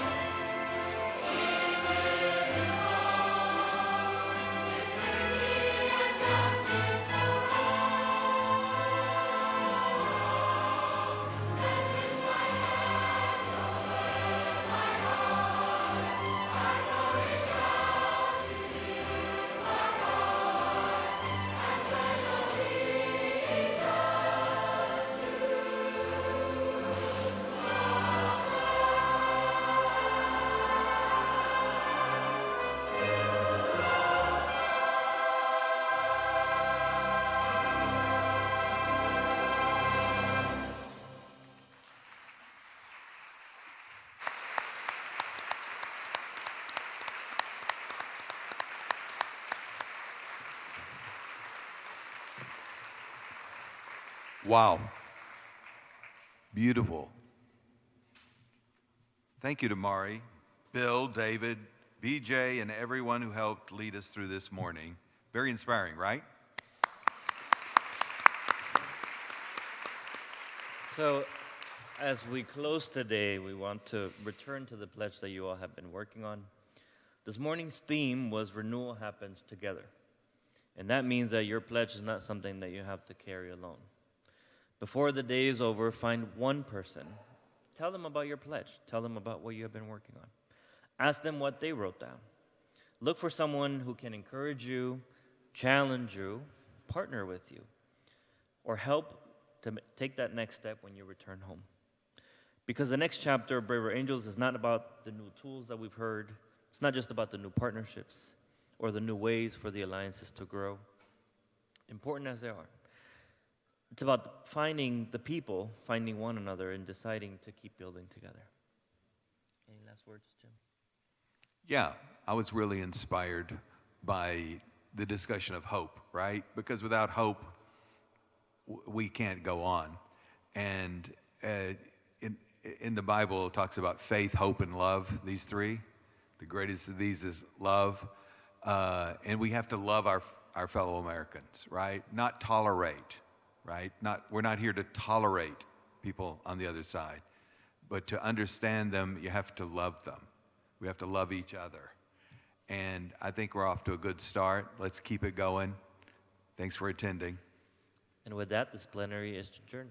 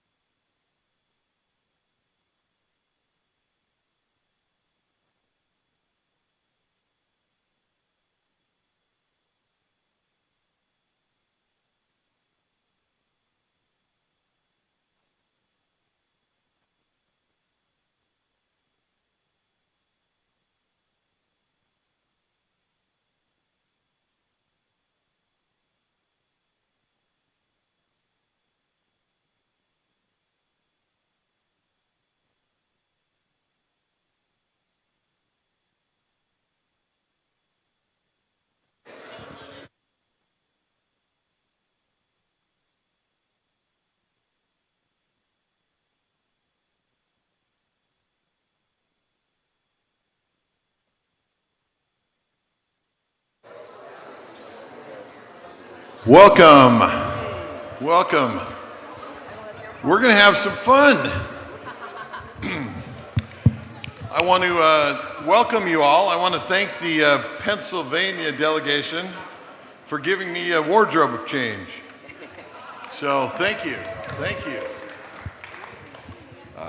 My name is Maury Giles. You're probably tired of hearing that, but it's Maury Giles, and I'm pleased to be able to welcome an incredible group of individuals in a sector that I'm pretty passionate about, because long time ago, for the first 5 years of my career, that's what I was a print journalist, and I loved it. I loved every minute of it. But we're going to have a really interesting discussion this afternoon. Are we still morning? Morning? It's morning. It's morning somewhere. About journalism, but we're going to talk about it through the lens of what does it look like when courageous citizenship is the norm? And how does that now? But before we jump into that, I'd like to give each of our panelists a chance to introduce themselves. I'm going to give you a chance later to get into more details about your models.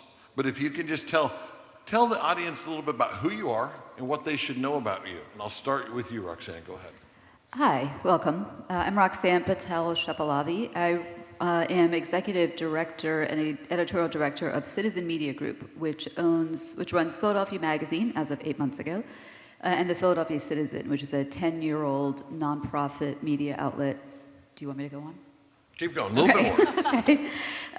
Which uses solutions journalism on the page and on the stage, as well as calls to action to really create an army of change makers to revive democracy and citizenship in the American city where it was born. I can explain, thank you. I can explain more about how we do that later. Yes. Perfect. And so you're right here, right local. The mediums that your information goes out through? We have a website, podcasts, newsletters, and we do events in which we bring our solutions journalism to the stage. Thank you. Thank you so much. Mr. John Gable. Mr. Maury. John Gable with All Sides, and I'm actually not really a media guy. I'm a technology guy, which is scary. I don't know if we were more looked down upon than media folks. But so All Sides, if you're familiar with it, if you go there, you can see news as it breaks, national news, but how the left, center, and right cover it. Not so much to say, ooh, they're left, or ooh, they're right. But often when you see 3 different headlines, you immediately understand the full picture, which you wouldn't have gotten if you read any one article all the way through.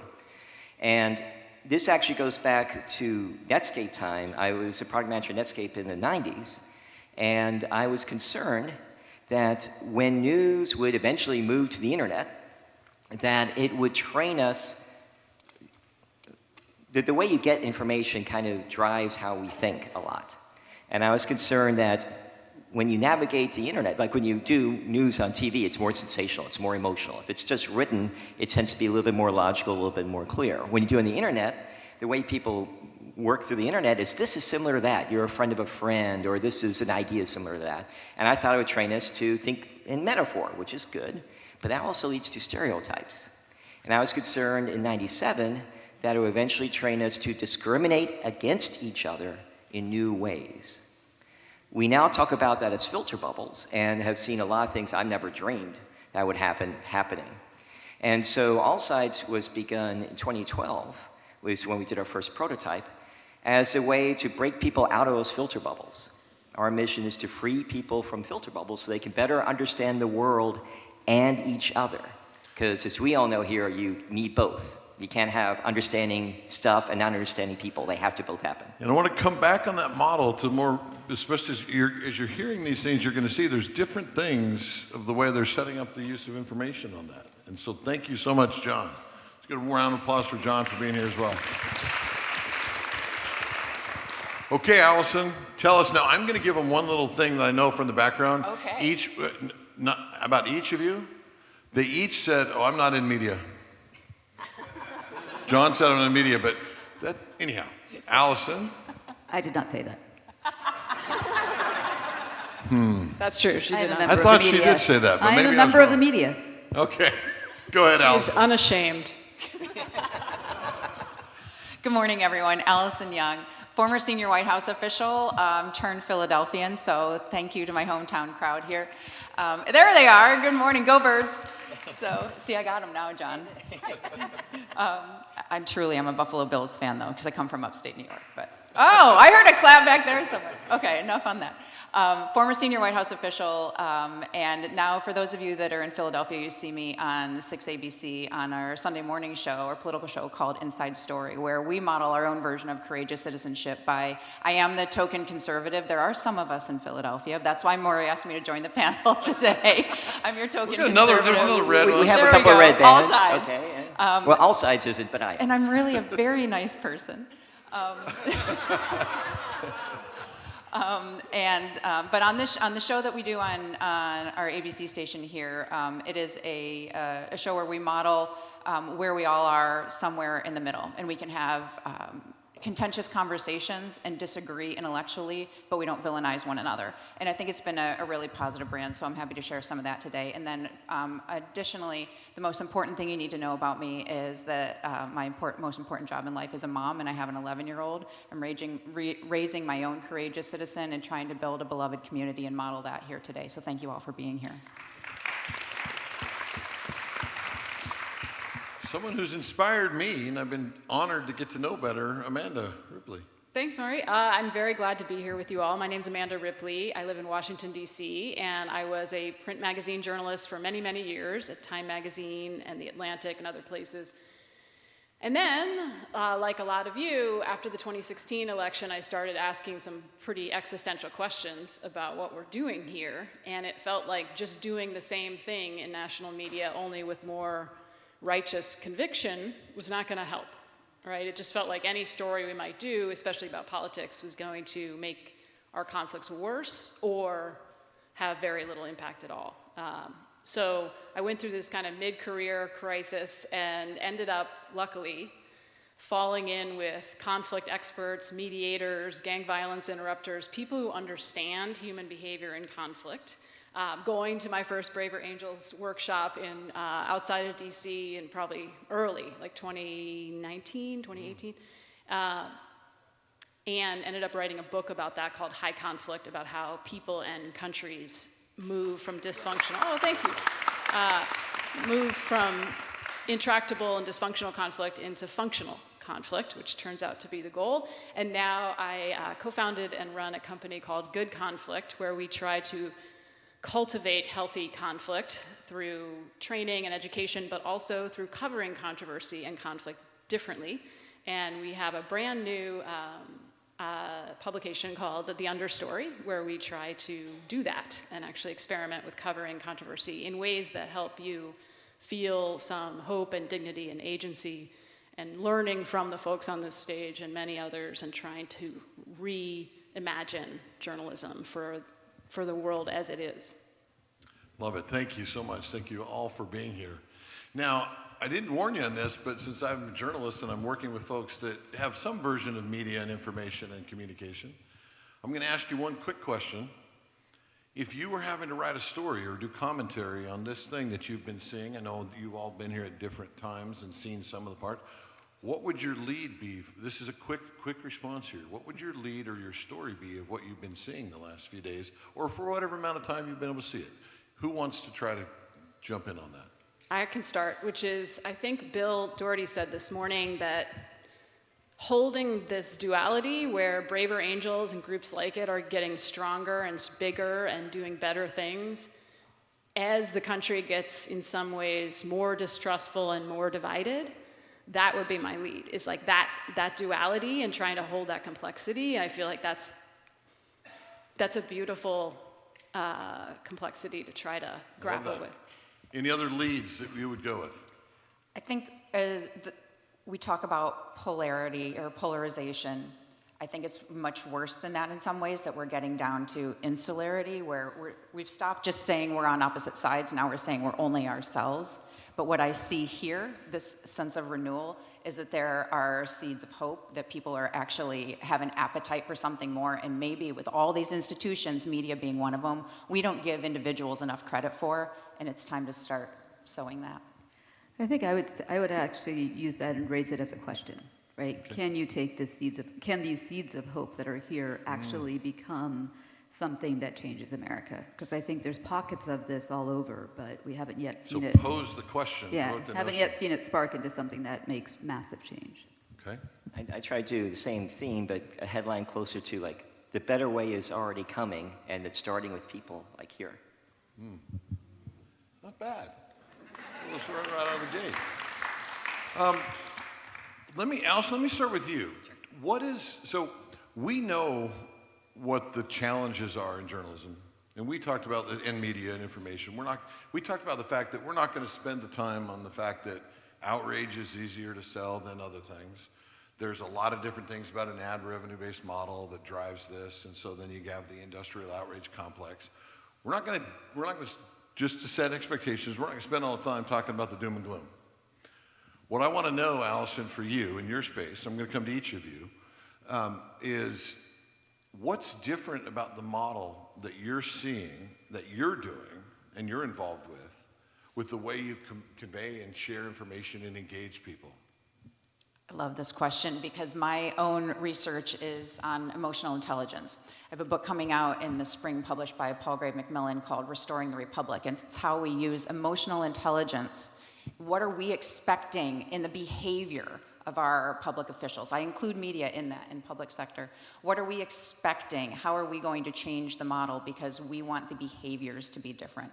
One of the really cool things about emotional intelligence, and when you talk about changing the model, is that if any of you have ever done like these assessments that tell you about your personality, DISC or Myers-Briggs or all these things, that's not emotional intelligence. Emotional intelligence is different. It's not your personality. It's not whether I like you or dislike you or whether I can sit across from a table and argue politics with you, but it's about your behaviors. So one of the really cool things for those of you that know about the science of habits is you can change a behavior by creating habit.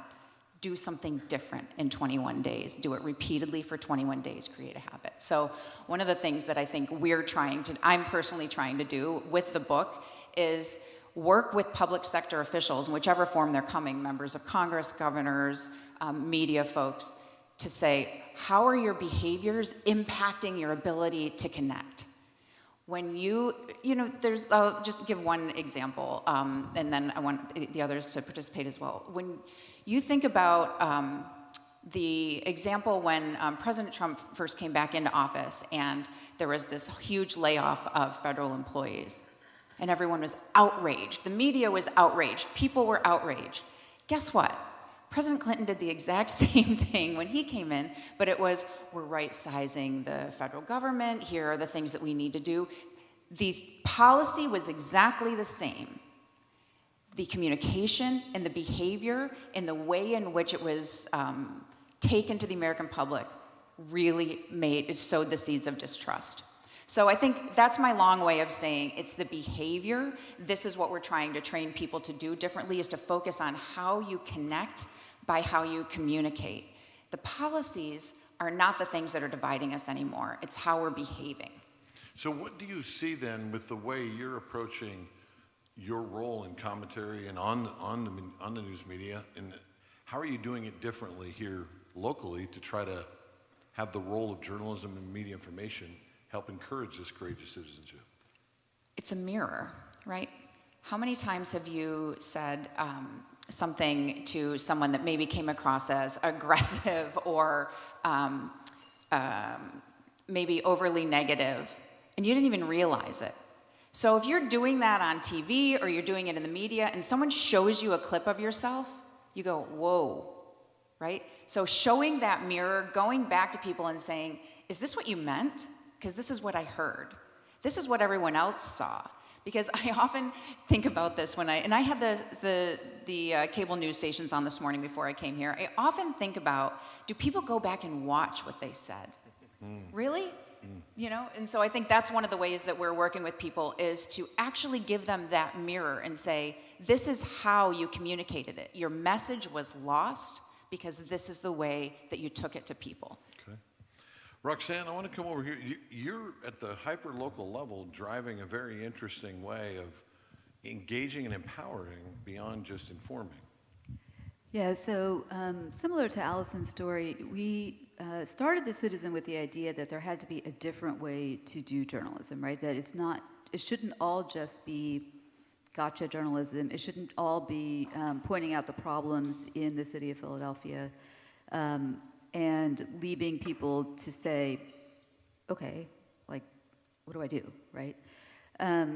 And instead, we wanted to really highlight the fact that there are people and ideas and organizations out there that are addressing these problems. And so it's just a different way of thinking about the journalism, right? It's not that we're not Pollyanna-ish. We are exploring the problems, but we are trying to present ways that we can actually solve the problem. Sometimes that means recommending policy changes that public officials can do. Sometimes that means encouraging people to take an example from the guy across the street who goes out every day and picks up the litter on the street, right? It can be big, it can be small, but telling people sort of what you can do to, like what's out there that people are doing to make a better city. But we pair that with specific calls to action. So the way that we think about journalism is that it is not enough to just inform people of what's happening, which is a very traditional way of doing journalism. The idea is we'll tell you, and then you, feeling empowered as a reader or watcher or citizen, will go and do something. But if you're like me, you read the paper and you're like either in tears or like, oh my God, what do I do about all these problems? So we provide what you can do. So every single story that we do has a do something button. It's a big pink button at the top. And you can click on that button and it will tell you if you are engaged in this issue and you are interested in doing something about it, here's what you can do. You can write to your public official, you can start an organization, whatever it is. You used a word in here that I'm gonna have to explain for some folks. Paper? That was a thing we used to get. There's some that we used to get our news on that, right? But be more specific and concrete about how someone like me, that everyone here, how would we experience it that differently in our daily life? What does it actually look like for the consumer, for the person, the person in your area? Yeah, so we don't break news. We don't go to meetings and write about this person yelling and that person yelling, right? We try to do a deeper dive on the news of the day or the information that's important for people to know. There have been surveys on local media in Philadelphia specifically that ask people what they're looking for, and what they're never looking for is, I need more ways that I can get really mad, right? What they're really looking for is like, how does my city work? How can I make people hear me? What can I do to make a difference in my neighborhood? And the Philadelphia, that's what we do. That is what the Philadelphia Citizen is all about. So this button, this do something button, what we have found by doing a survey of our own readers is that 85% of the people who read the Citizen actually click on the do something button and say that they have done something based on a call to action that we have put out there. That is, thank you. I know, we were shocked. So that is having an impact through our media. So Amanda, you know, both Allison and then Roxanne mentioned this notion that, you know, we don't ask to be outraged and have people look in the mirror, but you've talked a lot about there are incentives where the mass media and the information we consume actually are intending to get you mad and intending to play that space. Right. And before I answer that, I just want to be very clear. Like, what Roxanne is describing is very, very different from traditional journalism. And it might not sound like such a big leap, but this morning when I was drinking my coffee, I looked at the Philadelphia Citizen, and there was a story about schools. And at the very top, it says, do something. So I clicked that button, and the cynic in me is like, oh, this is going to be some like BS that they just copy and paste in every story. But no. It's like, here's how you go, if you want to go to the next school board meeting, here's the schedule. Here's how you register to speak at the school board meeting. Here's different things you can learn. So there's like specific things customized for each story. And that is not how traditional journalists think about their job. Just like you were saying. So this is a very small, big deal. And the reason it matters is because we know now that humans need certain things to thrive. They need hope, agency, dignity, and security. Everywhere you go, all around the world, it's those same things. Agency, the ability to have some impact in the chaos, is missing, right? Well, and hope too, because when you see that there's a solution, then you feel hopeful about being able to do something for that solution. Right, so the coverage of solutions, not just problems, gives us the hope, right? So I think it's a totally different way of thinking about what people need and how to deliver that. Now, to answer the question about people are motivated and incentivized to do the opposite or to scare us and leave us, so that gets back to what I think Allison was saying, is like we need to build better skills very quickly, which is what you all are doing, right? Because our theory of change at Good Conflict is that if we had better conflict skills, emotional intelligence, sense of agency, if we had a better perspective on the whole picture, we would be harder to manipulate. We would be harder to turn against each other, because right now it is effortless. My husband works in cybersecurity, and he's always telling me these terrifying stories of foreign actors who are doing crazy things to us through various, cyber means. And one of my questions for him always is, why are they still doing that? Because we're doing that to ourselves. Like Russia can just lay off all those people, and China too. I mean, You save a lot of money, that's true. so much money, they don't need to do anything. It's done. We're doing it to ourselves. We are literally doing what foreign agents have been doing for decades. Scaring us, turning us against each other, sowing distrust. Okay, I'm sorry, I'm now. No, this is exactly what we get at. So we need to build those skills, right, for each other. That's what you are doing, that's what we are doing in all different ways. And I'll just end by saying one of the things we do at Good Conflict, and one of the ways we're trying to support our journalism, is by offering education and training. So this week we'll be releasing a mini course on how to handle conflict entrepreneurs, right? Conflict entrepreneurs are people and companies that exploit and inflame conflict for their own ends. Sometimes for profit, but even more often for attention or power or a sense that they matter, right? Which we all want, right? So then what? What do we do with that? It helps to be able to recognize conflict entrepreneurs, but it's very important not to become one, right? Which is really easy to do when you're surrounded by them. So we're trying to both cover conflict differently so we can get to the understory of it and identify conflict entrepreneur behaviors, but also train each other up so that we're less easy to manipulate. So I love And I you just want to say, I go think ahead, that Allison. is the model in politics too. It is who can sow the most conflict. That's where you raise money, that's what sells. So definitely, like, as an industry in politics, that's where conflict is a business model. Yes. Yeah, and I think I hope we're all recognizing that idea that a big part of that answer is that we have 100% control over the one thing that matters most, our own agency to act or react. And that's an interesting play. Well, now, John, you specifically have gone in to try to actually help that agency. Tell us more about what's unique about the model that you've been working on for a while and quite well. Well, the first thing is I love everything that's happening up here. And what people are doing up here is exactly right. And it's fun to be on a panel where we're all on the same page, because I definitely have had the opposite experience. So I am a technology guy, and we think about enabling people. So human beings are very responsive to their environment. And I mean, you think of the old Stanford study when they did a mock prison and things went really, really badly. The internet is an experience, it's an environment. The way you get your information is an experience, an environment.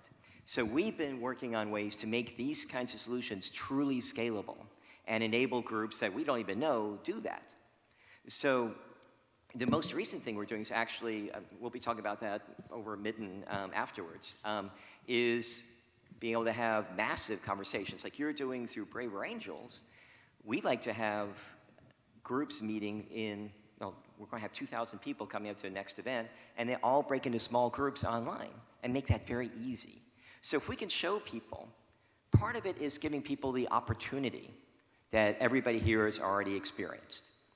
But most Americans haven't, and they're afraid they're afraid of it. They don't even know where to look for it. We don't know what to believe anymore. We don't know who to believe, or we believe things that aren't true. And so the answer is to get people to talking with each other. And news and information, if you bring the people part in, can do that. And that's actually why social media has grown as news media has gone down, is because even though it was horrible, it had people talking to people. It's interactive.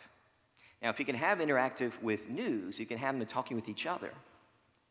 And have them talking with each other in the kind of structure that encourages the best behavior, brings the braver, or even the old term, better angels, others out, which we know how to do. So sometimes it's kind of scary that there's all this technology out there and all this knowledge of people, domestic and foreign, manipulating us. Well, yeah, that's grown a great deal, but so has our knowledge of each other. So has our knowledge in science of psychology and what it takes to connect people who literally were shooting at each other a month ago and get them in the same room and shake hands. We know how to do this. And so the thing is doing that for enough people so that 3.5% to 5% of Americans have the opportunity to participate in that. And that's when you get the climate culture change that you're talking about, which is exactly where we started from the very beginning. So our role is really to make it scalable enough, to make what you're doing, what everybody up here is doing, so that we get to the 10 million people engaged in such a way that American culture changes, our wisdom changes, and we're resilient against those attacks, and then things change. And I'm not waiting for Washington, D.C. to do that. We're doing it ourselves. Let's go for 15 million. Sorry, a little cut there. Sorry. Against everybody who loves Washington, D.C.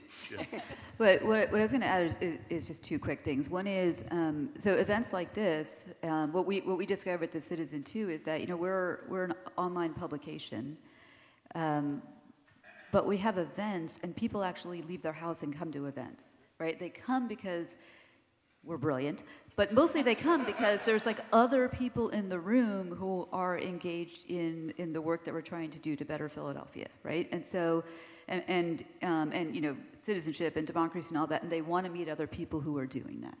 So it's, you wouldn't necessarily think that the most old-fashioned form of social connections is still so vibrant, except that we know in the sort of human part of us that you have to have that, right? Yeah. And the only other thing I would say is, you know, I'm a local media organization, and I feel very passionately that change has to start locally. So before we can really look at DC and look at the sort of disaster that is national, people can start making change really locally, really in their neighborhoods, in their communities, in their towns and cities, that can have those ripple effects that I think can work nationally. And every city has different things that people need to do to make that kind of change. But that is an important piece of this. I love that. I want to challenge for a second, because most of what I'm hearing, I feel like is reassuring to us here and the people that would come to something like this and want to get involved. But it seems so impossible to expand that tent to get to the larger group of people on this. How do these things are amazing. And we all believe in this, we're doing this, but we also recognize that we're like a really small sliver. What does it look like when courageous citizenship is the honored norm? How do you reach beyond those who are predisposed to want this? I mean, look, I think it's hard, so I'm not going to pretend that it's not hard. And I think things, unfortunately, with trust are going to get worse before they get better because of AI and other things. So this is a big challenge. But the fastest way to scale is to tell stories. Stories are what change culture. Stories told over and over again, right? Because we can't all, I mean, we could, but probably not everyone is going to go to a workshop or do a Braver Angels event, right? Although I wish they would. But if you read a really great story or watch a really great story about something like that, that is done creatively, you can't just do it in a kind of pat Pollyanna manner, and that is a whole subject we could talk about. But if you do it well, then you can reach millions of people who have vicarious experience. And there's a lot of cool research on like how you can vicariously experience what you all know, that feeling you have from a Braver Angels experience, that can be experienced vicariously by people who are watching and learning about it from afar. So that's how you can reach many more people really quickly. That's one way. So you don't have to get everyone to get on the event hub and organize a thing and pull together that they can see and hear a story. Well, you have to tell stories about it, right? Which I think you understand and people here understand, but you have to do it in a different way, and some of it's going to be not through traditional media, right? Like you don't really need us anymore to tell those stories. So telling stories about it in different ways that are just as gripping. I mean, I was talking to Krista Tippett, who's a podcaster, On Being is her show, if you've ever listened. And she puts it beautifully. She said on her show for years and years, they're trying to prove that you can make good as riveting as evil. And I think that is the challenge. And I absolutely know it can be done. We've done it, but you have to do it differently. And so the stories really matter, and the art and science of that really matters. What else? Who wants to jump in? Well, I think what Amanda's pulling on with the stories is the connection. It's how we emotively connect to something, right? And one of the research really supports this storytelling. You know, there's great research out there on the number one reason why people do something. Why do you act? Why do you do something? And it's because they're asked to by someone they know. Right? That's this point of connection. So one of the trust indicators that we follow a lot is called the Edelman Trust Indicator. And of all of the major institutions, government and media are at the bottom of places we trust. We're tied for fourth place. The top two that people trust more are scientists and teachers. So shout out to all of our teachers. What's really interesting to me about that is that when we take I'm not advocating for taking media out of the equation, but what people are looking for is that personal connection to something, whether it's a story or your local journalism. The research on this is really, I think, interesting. We expect more from our neighbors than we do from a national media outlet. We trust our neighbors more than we do a national media outlet. And that's part of this cascading thing that we've seen happen in the last 3 or 4 years, where we started with polarization, then we went to this sort of anger and divergence down to this insularity that I mentioned earlier. Now we are looking for that point of personal connection. And so one of the solutions here is starting with more hyper-local news. This is what we're trusting more, the things that matter to us in our neighborhoods. Do we really need to know every night about what's happening globally that's dividing all of us? Or do we start with, here's something amazing that happened in the neighborhood. Here's what's happening at the local school. Look at what's happening when these 3 organizations got together and changed something. That's what we're looking for. And I think we talked about this briefly when a group of us met earlier this week, is sometimes in the media we get this wrong. We just assume the old model of the fire, sex, scandal sells, right? We need to have an appetite for more of that and demand more of that hyper-local, what are the connection points? What are the things that are actually positive that are bringing us together? And demand more of that from our traditional media outlets. That's a commercial for the Citizen. Thank you. Yeah, and it's right on target. And there are other people I've been talking to who are talking about the same things. This is becoming a movement of sorts. The question is are we going to get that scale that we're talking about? And so for the business or technology geeks, you'll understand this, for others, forgive me, but there's kind of this this adoption curve. Are you all familiar with that a little bit? You have like the first 2.5% are innovators who will adopt a new idea. Then you have early adopters. Then you have the early majority, and that you only get about 50% then. And then you have the late majority and the laggards and everybody else. That's how change happens. And so we're really in the innovator stage, maybe beginning to get a little bit beyond that. And what that means is doing these things really well, so well that the stories are carried to the next person. Not through some top-down thing, but community, person to person to person. And then you bring it to another level, then you bring it to another level. Do not underestimate the value that each of you play in that change for society. Because you got to get that first part working. And when you talk to some academics at Tufts and Harvard, they say that any movement, once it gets to 3.5% of people engaged, that's when culture changes, that's when policy changes. And that's only about 10.5 million Americans, so 350 million Americans, do the math of adults. That's not that many people all in all. And so the goals that you set, that you mentioned earlier in the plenary, are the same goals that we have. Those same numbers, actually. And it's not us, it's like the community. But that's very doable. So we just got to do these things really well, take the step, do those things very well. What we really need to do is that at a certain point in any movement, people start not just being a great idea here, a great idea here, a great idea here. They start collaborating with each other across different organizations. And that's one thing that Braver Angels is helping make possible. And so do lean into that, because that's actually the next stage to get us to the culture change we want. But I also think that people are skeptical, and the values and the business model have to align. You know, I think oftentimes when we see a story or there's something out there, we go, But I saw on TMZ that, you know, the head of this media outlet was with Elon Musk on a yacht in the south of France, right? Like, we're always looking for that story within a story.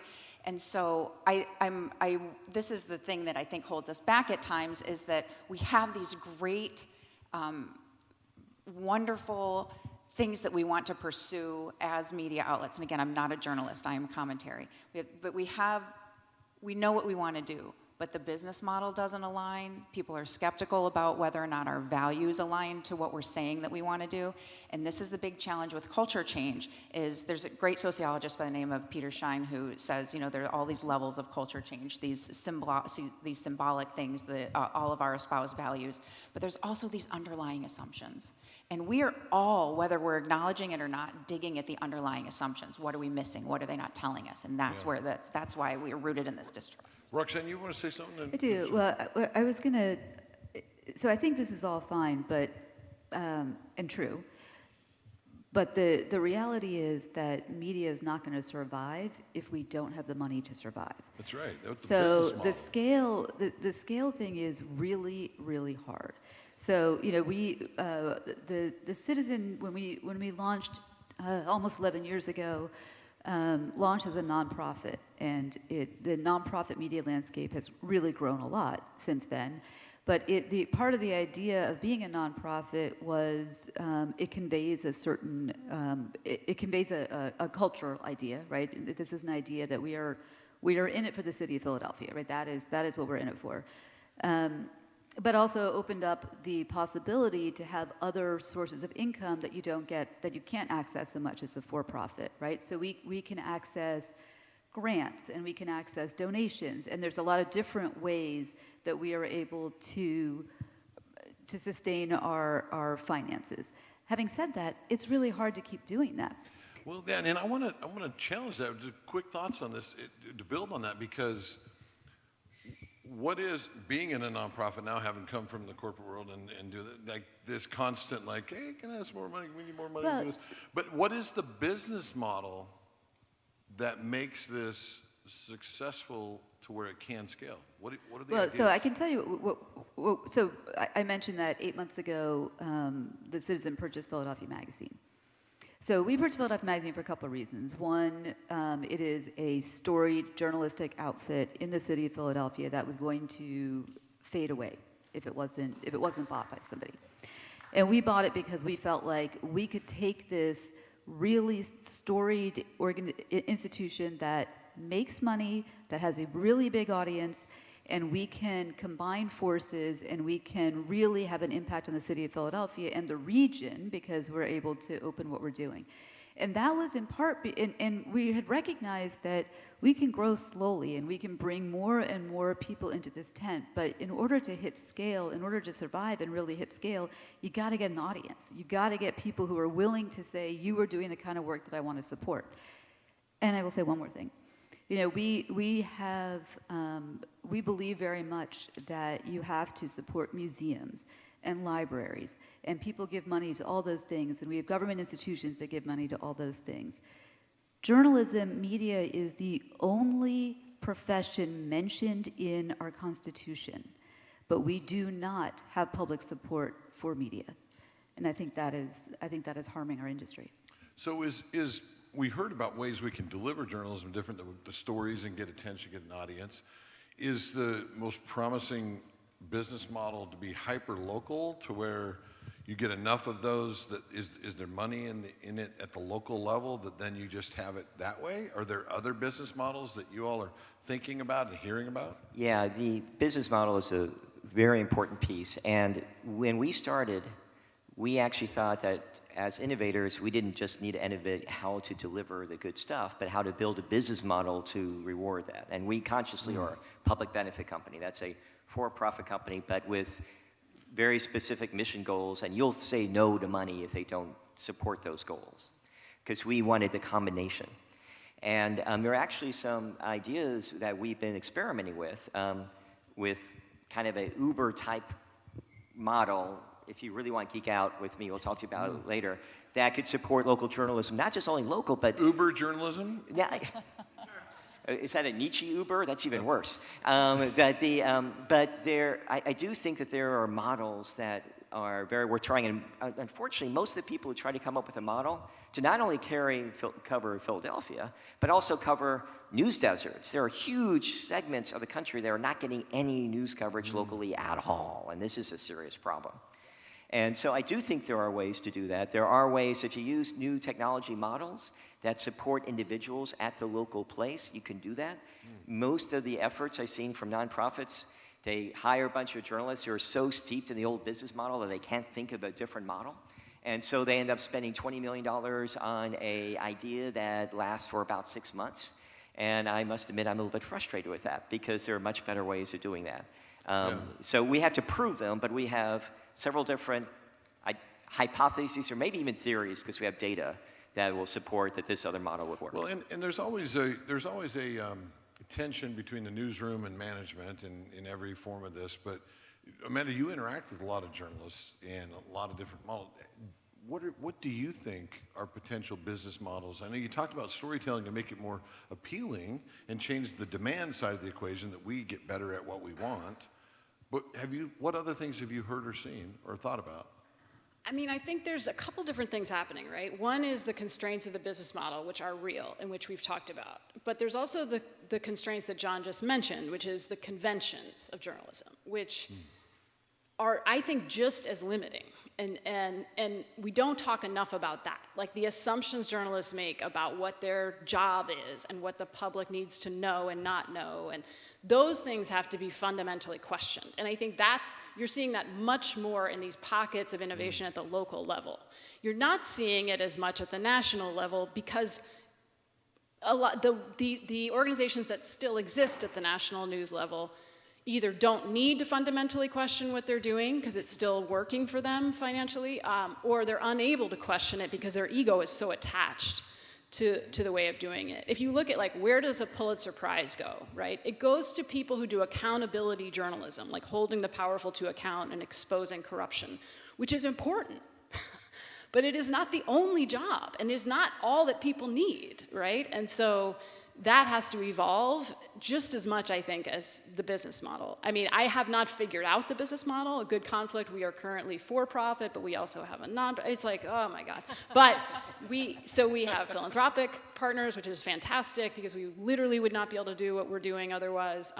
And we believe that journalism is a natural place to be constantly learning. That's what we are always doing. So we hope that there's a market out there, and we have seen it, for people who want to learn with us. So learning, just like events, is another way, I think, to help. Learning, so not just like challenging and taking on, but actually learning could teaching. be in Yeah, together. Teaching. Yeah. I mean, I think the other thing I will say is, we sometimes you run into people who say, I tried to read that article, but then there was a paywall. And so the answer here is pay it, right? Pay for the journalism. I don't know why we started to think that journalism should be free. Like, if they're asking you to pay for it, it's because they are trying to support the work that needs to get done. And the reason we have all these news deserts is people stop paying for journalism. So people pay for things that they value. How do we Correct. create... Well, that raises this, that gets back to this, right? That gets back to, you're right. You're not going to pay for the same old journalism that doesn't help you navigate your city or answer the questions you have about the place where you live, right? You have to be figuring out different ways. You got to tell the stories. You have to think about the assumptions, right? Journalists tend to think that journalists who advocate for change tend to be people who resist change themselves. And, we have seen the industry really struggling. So why do we think we can keep doing the same thing over and over and expect a different result, right? You have to think that. And at the same time, as consumers, right, we engage in things that bring some sort of utility, emotional or functional, in our lives. And technology has advanced so much that we come to expect a certain thing. And so the storytelling is one thing, but also your model seems to be getting closer to, here's the utility it offers within my community. Now you've got to get the person to see that being involved in my community is something that's valuable to me. Are there other ways that you think from a user experience that you help solve things in people's lives to where they say, of course I have to have it? Yeah, I'm glad you asked this. And let's get real specific here. I think there are examples out there already. And so you know of them. We're going to have time for Q&A, right? So we want to hear them. We want to share them. You've heard some of them already, right? But there are organizations doing this really differently that are appealing to something else that is needed. One that I find very helpful is the Christian Science Monitor. Does anyone read the Christian Science Monitor? Okay, so for years, I just kind of ignored it because I thought it was religious, and it's complicated, the answer, but it's not exactly religious, but it's not religious. Anyway, they have pretty rigorous coverage around the world of very serious, complicated problems. But as you're reading it, it's like very subtle. You get this feeling like they're rooting for humanity. It's very intentional by them. They worked at that for years. It's in their DNA from the beginning. Very intentional. So they're a place that like doesn't need to change because they've always done this, but I think their moment is like now. So I think I subscribe to the print, I subscribe to the digital, and there's such a relief. She pays for the journalism. I pay for it, I pay for it, and because it's worth it to me. But to be real, you're not paying for journalism, you're paying for a utility it gave you beyond that. I feel like in this moment, when I read the New York Times, which I sometimes write for, full disclosure, I don't feel like they're rooting for humanity, even when they are. Yeah. That's a big problem. Yeah. You know, there's just something in the reasons they're choosing the stories, the way so there needs to be a very different mindset in how how you're doing the story, which doesn't mean that it's that it's all kind of like processed food. Like they're tackling hard stories in that publication. Anyway, do we have others that we could share out? You just mentioned how there's a change in what people are looking for. So before Fox News, nobody thought that there would be an interest in what was then more lean right news. Nobody thought that was needed. I think the society's changed where we actually need some trusting. I don't like the ministry of truth, but we need something more in the middle. We need something that sees that because we don't know what to believe anymore. And whether it's a news organization or different kinds of technology, they're going to social media for that. They're getting the opposite. But I think that the demand for something different than what people are getting is so much greater now than it was even 5 years ago or 10 years ago. So I think that the field is ripe for this. So I think that the work you do, and there's a couple of there's another organization in town called Tangle, which is... Yeah, we know them well. They're great. Check them out. Yeah, and so part of what I think, and this is what is great about the work that you guys are doing, is that, part of what we have to do to make media actually work for the society we want to be in as individuals, we have to be reading and watching a variety of sources. Right, because if you are just reading the New York Times or just watching Fox News, you are getting one truth of what's happening. You are not getting the full spectrum of what's out there. And it is hard. Who has time to spend all of their day going through all the channels to figure out what everybody's saying about a particular story, which is why sites that provide that for you, right, tell you like this is the different ways that people are talking about this story are really good because you can then form your own decision and you are not just being a receiver of information that people want you to have. I'm going to give one little housekeeping thing so everyone's aware. A lot of our sessions are 60 minutes. This one was designed for 90 minutes. I don't know if everyone remembers that. So, and we started 15 minutes late, so we're going to be going to about 12:15. So we got a lot to cover on this. If you're going to have to, I know We've decided whether we should really start at 8:30 in the morning now, but obviously 2 mornings we start at 8:45. So housekeeping on that, just so you're aware. A thing that really influenced me in my career, and I spent years working on, is this idea, the axiom that I worked for a guy named Richard Worthland. He was Reagan's chief strategist and pollster. And he said, oh yes, Ken worked for Richard Worthland as well. And he used to say all the time, you persuade by reason, but you motivate through emotion. So that utility notion of there's a functional thing you're bringing in people's lives, and then there's this emotional payoff as to why it matters. A lot of the discussion seems to be, not here, I think we're going beyond it, but is, well, how do you repackage journalism? I don't think that's the right question. That's focused on the product. How do we repackage the concepts of journalism through the lens of human beings on a rational emotion. What are the other areas of that? What do you think?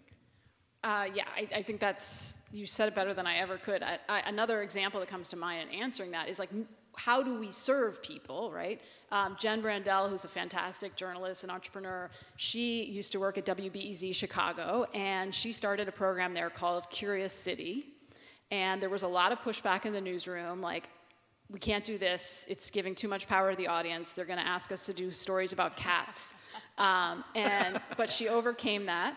And basically, it's a very simple but elegant question that they ask the listeners, which is, what's something you'd like to understand about Chicago that we could help you figure out?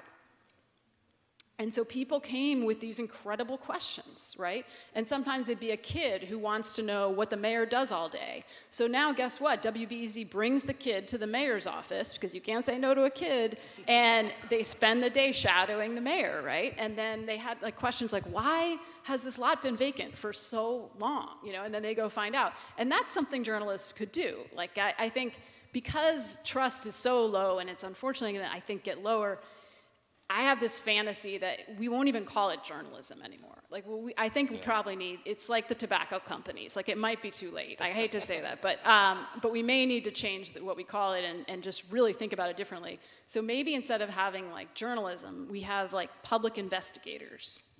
Like, everybody has a public investigator, and everybody, you choose who they are, and they go out and find things and share it publicly that you want, sort of like WBEZ Curious City. It's like, you know, why is this happening? How are other cities doing this? Which is a great story that I'm amazed how rarely it gets done. But another quick shout out I'll give is to CityCast, which has local podcasts in 14 cities now, I think, including, I believe, Philadelphia.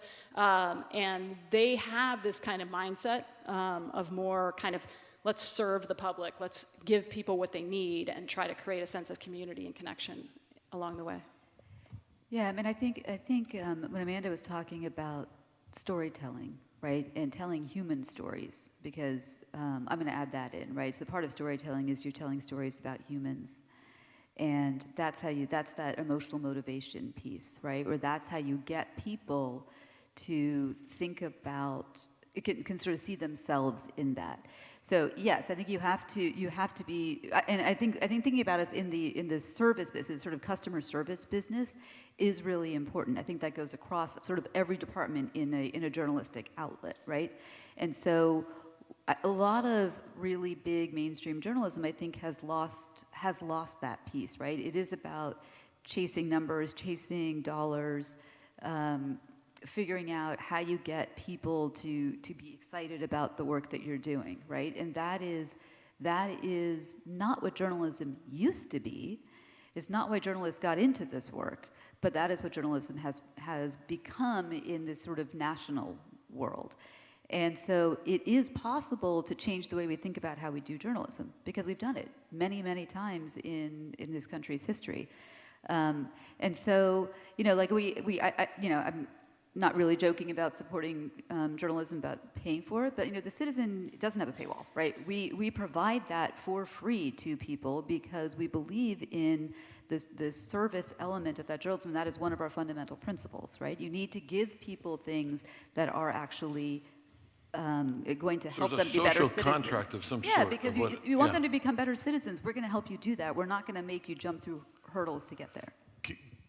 Can I ask you, though, to push even further on this? Like, so we had music, we had phones, and then somebody all of a sudden said, well, wow, what if you could have that music everywhere you go?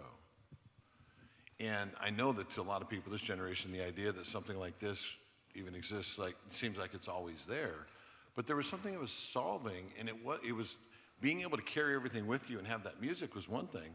But then also, at least with the way Steve Jobs went about it, it was a social currency. Like, I wanted to have this, and you go to Apple Store, they talk about it as a museum. It's not a store, it's a museum on purpose. What are the kinds of things that people want?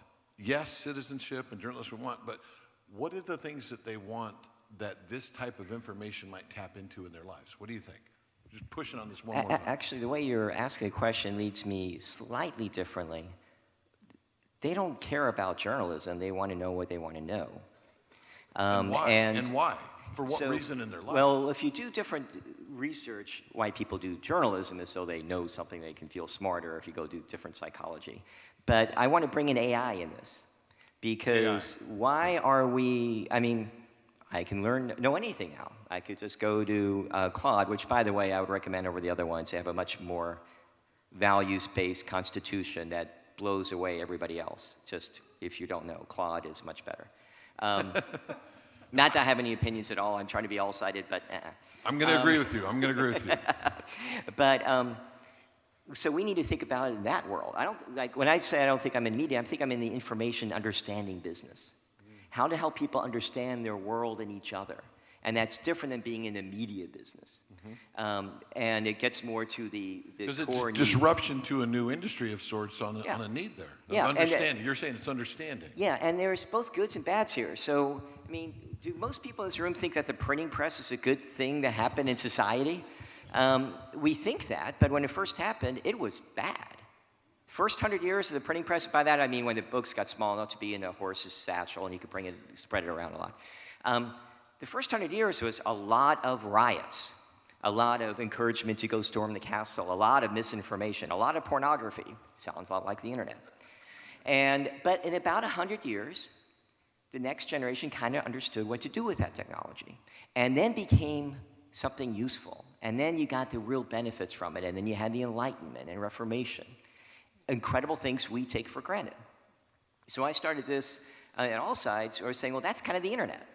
And we're in that early 100 years. Our job is to get that 100 years down to about 20. And then this AI thing happened, and we haven't run out of that first 20. I think we're like 12, 15 years through that 20-year goal of understanding how to use the internet better. And now we have AI. So the key is learning how to adopt the best of the technology and to guardrail against the worst of the technology, and guardrail may not be the right word, really fast. Yeah. And so we're very much into media literacy, news literacy, but that's going to be the real challenge. And with that, all of these things that we're saying are very, very true, and they come together. So you have to be doing all these things at the same time. Love that. We're going to get some questions here soon, so let's make sure we got microphones and get people ready. But Allison, when you hear this, what do you think the need is, or the type of disruptive innovation might be that's very human-centric, that could make this more valuable, that people want to pay for it? I think the disruptive innovation is maybe not technology. And for those of you that watch Inside Story, you've seen me do multiple shows. I'm Mean Mom. I think that all of this tech is terrible. There's so much research on the impact of it on young girls. So I have a very biased opinion on the tech, particularly for children.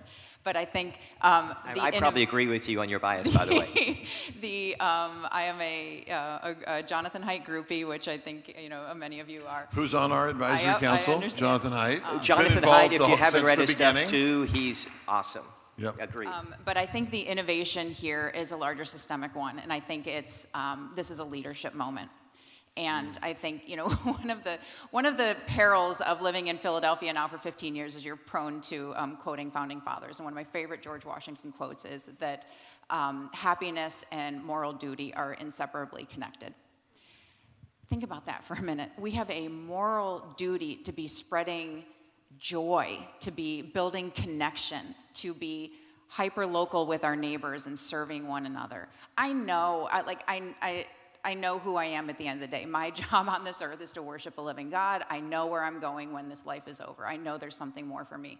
We don't all have to believe that, but I know because of that, that's how I lead my family. That's how I lead in my business. People know that they will be protected every day because I lead by wanting the best for the most people. And that means something different for me than it might mean for everyone else. But for large media institutions, if the leadership moment is what sells, what we're gaining the most money for, and they are for-profit companies, that's a business model. But this is a leadership moment. I want to share just one more anecdote, Murray. When I started at the White House, I didn't talk to the president every single day. But I knew what I was told from day one, and that was your job here is to do the best for the most every single day. It can be that simple. That is a decision-making rubric by which you choose to walk through your daily life, whether it's in journalism or as a parent or whatever you do. And if we don't set that, the innovation is in leadership. If we don't set that tone from the top, at the top of every media news organization, that we have this moral duty to spread happiness and to build connection, but that instead our duty that we're going to sort through every day is to sow conflict, we're doing it wrong. The innovation is in leadership. Okay, right. we're gonna go till 12, not 12:15. The beauty of technology or inspiration. I'm gonna just go with technology. But we want to move to some questions so that we can get 15 minutes of questions in here, Q&A. So we have a microphone here. Let's go right up here. Yeah. And start shouting out loud and you get the microphone. There you go. Sure. We do it, it's streaming. Are we so on? people hear Yeah. you. Yeah. I'm Bill Poorman out of Peoria, Illinois. We just started our brand new Braver Angels Alliance like 2 or 3 months ago. So we've arrived, thanks to all the help we get. I'm a former journalist, but you know, you're never former. You're really just recovering and you never leave the tribe. But my background in journalism is a big reason that I got involved in Braver Angels, because we do have these incentives, but the incentives for bad media and bad politics, I think you both mentioned that, are only as strong as the demand for it. So what can we ask these about that? Right. So I don't have a question, and I knew I was breaking the rules. But I wait, just you want to don't have a say question. that Braver Angels... That's why we hold the microphone instead of give it to you. A Go ahead. big part of it that brought me to it is my background in journalism, and how Okay. I think Braver Angels can have an impact on improving journalism going forward. Thank you. Thank you for that. Let's go to a question right over here. Thank you for that. Yeah, hi, my name is Don Scott. I'm from Katona, New York, just north of New York City, and I am a opinion journalist, hobbyist. I write for some local papers on some of our topics here. Question for you, though. There are a few states, New York is one of them that's dabbled with it, Maryland, New Jersey, have kicked around options for funding local journalism by taxing big media, by taxing Facebook, Google, and some of these companies. Are any of you aware of those? And do you think that that's a possible solution going forward for funding local journalism? I mean, I think it could be a solution, or a possible way to support this. The trying to tax tech companies or taxing any giant companies, the problem with that is that those costs are often passed on to individuals. Now, I don't know how Facebook would pass on a cost to those of us living in Philadelphia, but we recently had the mayor here wanted to put a levy on Uber rides in order to fund education. No, I think it was for funding homelessness, shelters. And that didn't pass city council because the idea is that, yes, you can talk about taxing these billionaire companies, but the reality is they're going to pass it on to people. And so that's the problem I have with the taxing question. Again, how is Facebook going to pass it on? I don't know, right? But that's the only worry is causing other problems for the people we're trying to serve. The other thing I'd like to add to that is that we are funding schools, not as much as we like, and libraries. And one of the proposals we have is actually utilizing schools and libraries to be part of the supporting local journalism. So I'm not sure if you need to take more money. Maybe we just need to reallocate it in a better way to support local journalism everywhere, not just in big places. Either of you have something to add? I think that's a good idea because it gets us out of the sense that, because people distrust journalists so much, that if you're going to divert tax money to journalists, I don't know how that's, is that sustainable? But if it's tied to something bigger that's about community building and information and understanding, I feel like I can get behind that. Uber seems like kind of random, but if you think about these tech companies like Facebook, Meta, Google, these companies are built off the backs of journalism, right? And this will be even more true, is already true with AI. So if I'm going to tax somebody, I'm going to tax AI, which has already stolen all of our work and not compensated us for it. So that makes more like logical sense to me. But I think, it has to be tied to something people do trust, right? Let's go over here. Hi, my name's Allison Dunn. I'm a second year at University of North Carolina at Charlotte. I just wanted to ask the panel, how, as a media person working in the media, with so many influences, how do you follow your moral compass and continue to stay true to yourself? I can answer that, I guess. So I think all of us here are, we run mission-oriented organizations, and so it's pretty easy for me to do that because everything I do fits that mission, and so it's actually an incredible time to do the work that I do, because my work is about increasing citizenship, which we need more of in this country, lowercase c citizenship, and to really help people make Philadelphia the incredible, even more incredible city than it is. And as long as I am doing those two things, which I do every single day when I wake up, I find it easy actually to sleep at night.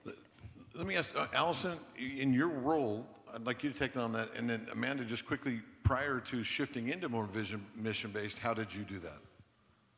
How did I? No, for you, how would you answer that question in the commentary you have to give? Yeah, it's a fantastic question. Number one, I think, and I get stopped on the street or in Walmart. I love when people come up to me and say, hey, I don't agree with you all the time, but I heard what you said on Sunday and I'm thinking about it differently. That's enough. I think Amanda touched on this a little bit when she said that when it comes to journalism, there's ego involved now. Like this is prize-worthy. This is, you're gonna now get a, $500,000 contract. If you say something crazy, you're gonna get a $500,000 contract to be a commentator on cable news now. It's like there's ego involved in this. Maybe sometimes for better or for worse, I know 100% who I am. The second you meet me, you know who I am, and I'm the exact same person that you see on the street that I am when I'm on the news. And so I think my comfort level is a very personal answer for your very big question. My comfort level is I know 100% who I am and who I serve, and that is the way that I make decisions. I think and this actually goes back to maybe some of Dr. Height's research too, if you're constantly code shifting and trying to be different things in different places, then people can't follow your through lines, And so if you wear 1,000 different hats as a journalist, if you're not consistent in who you are, maybe that's how you abandon some of your values. I'm also going to be 50 this year. So, I am who I am. I don't make excuses anymore, and that's the compass that I live by. Anything different, Amanda, for you as you think about it for years of being a journalist? I mean, I think the good news about the institution kind of falling apart is that it gives you kind of permission to let go of a lot of those old conventions, and that is an ego deflating process. And I think for a lot of people, including myself, that's a hard journey. But once you kind of get there and you're not as attached anymore to, I had an office in Rockefeller Center and I thought it was very important. It's actually, I think ego is a big part of it. It's like, it's a lot easier for me now and I don't always succeed, but where I feel most morally true to myself is when my ego is smallest, I love that. Two very little things. Yeah. One is decide whether you want to be an advocacy journalist or a reporter. Two very different things. They're both good, but you decide. You don't pretend to be a reporter and keep slipping into advocacy. And the second is write it down. Write it down, put it someplace you can look at it. So work on yourself and what that should be, and then go back to that. I actually disagree with that. Okay, cool. I actually don't think that there has to be that much of a distinction between being an advocate and a reporter if you are transparent about what you are doing. I think transparency is incredibly key. Transparency does come first. So we are, the Citizen, we say very distinctly that we are advocates. We are advocates for the city of Philadelphia. We are a nonprofit, so we are not political advocates for, anybody. But we are advocates for the city of Philadelphia. We do the reporting. And I feel very strongly that people can do the reporting and they can come to conclusions, and we are just upfront about that. We're going to do one last question, and then I don't know which of you are able to stay and have conversations, but we're going to need to do that in the lobby so that the next group can come in here. Okay, so let's go one last question here. Thank you. Thanks so much. My name is Alexa Merrill. I'm an employee of the Dignity.us, the creators of the Dignity Index, and I've lived in Philadelphia for the past 6 months, so go Birds. Glad to be here.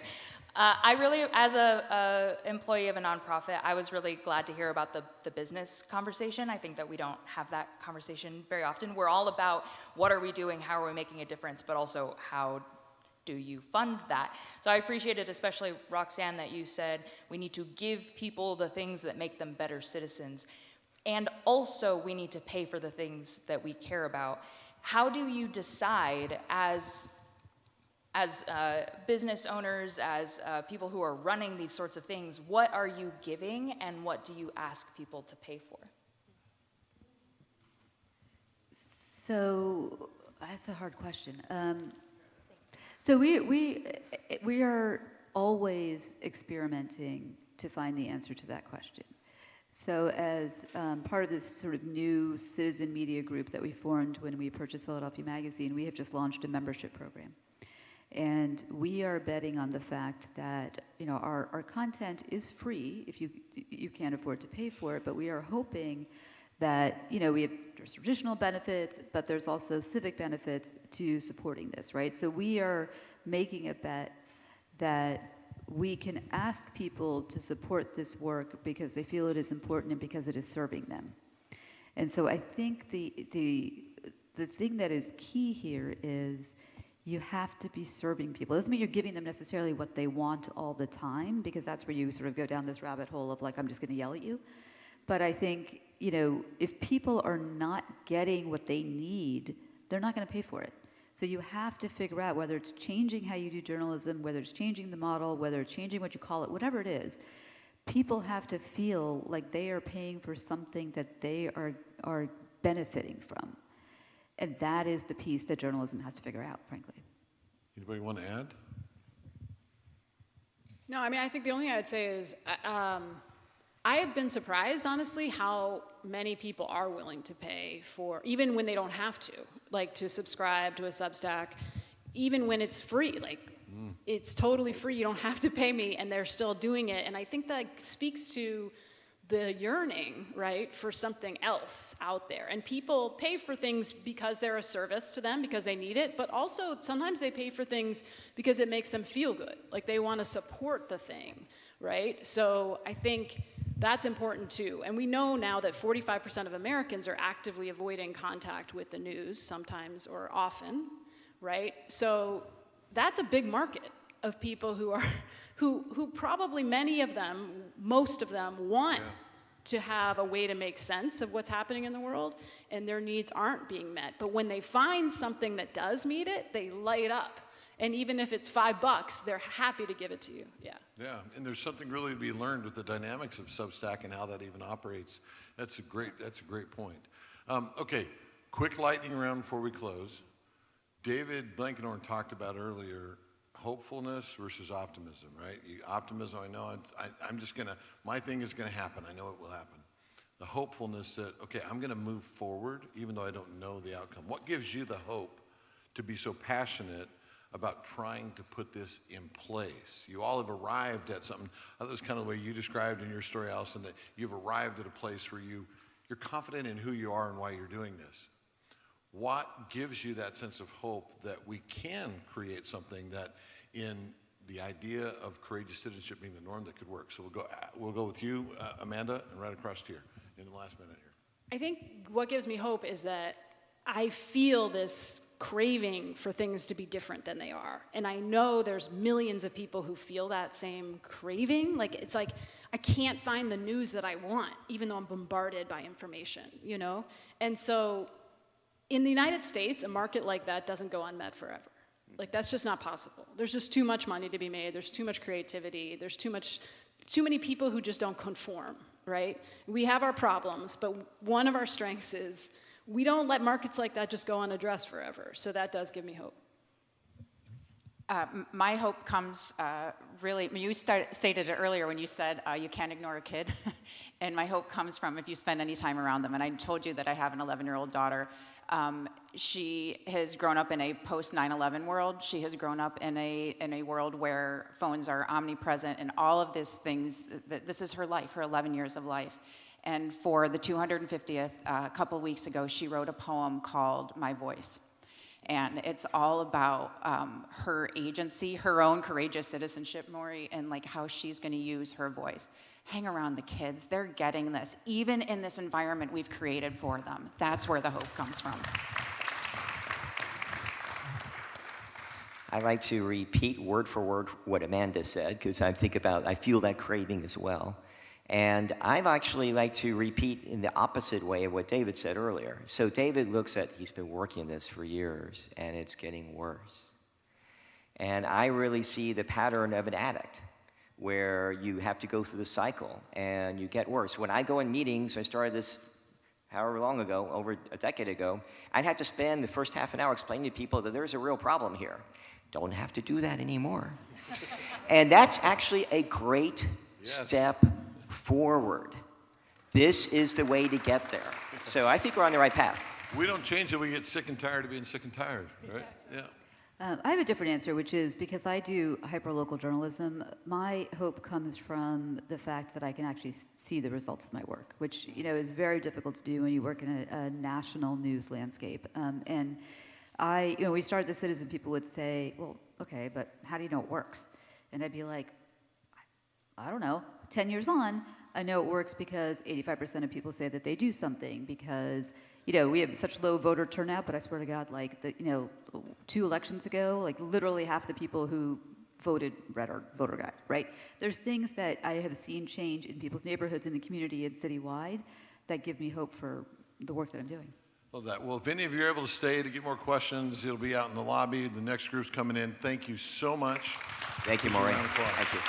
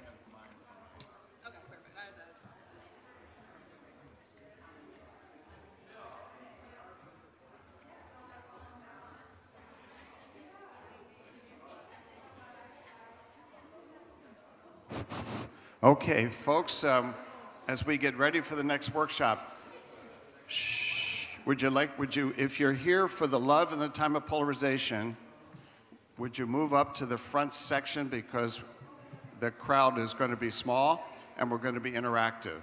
So if you'd be willing to move to these seats if you're here for that workshop, I would appreciate it. And if you're not here for that workshop, I appreciate your leaving.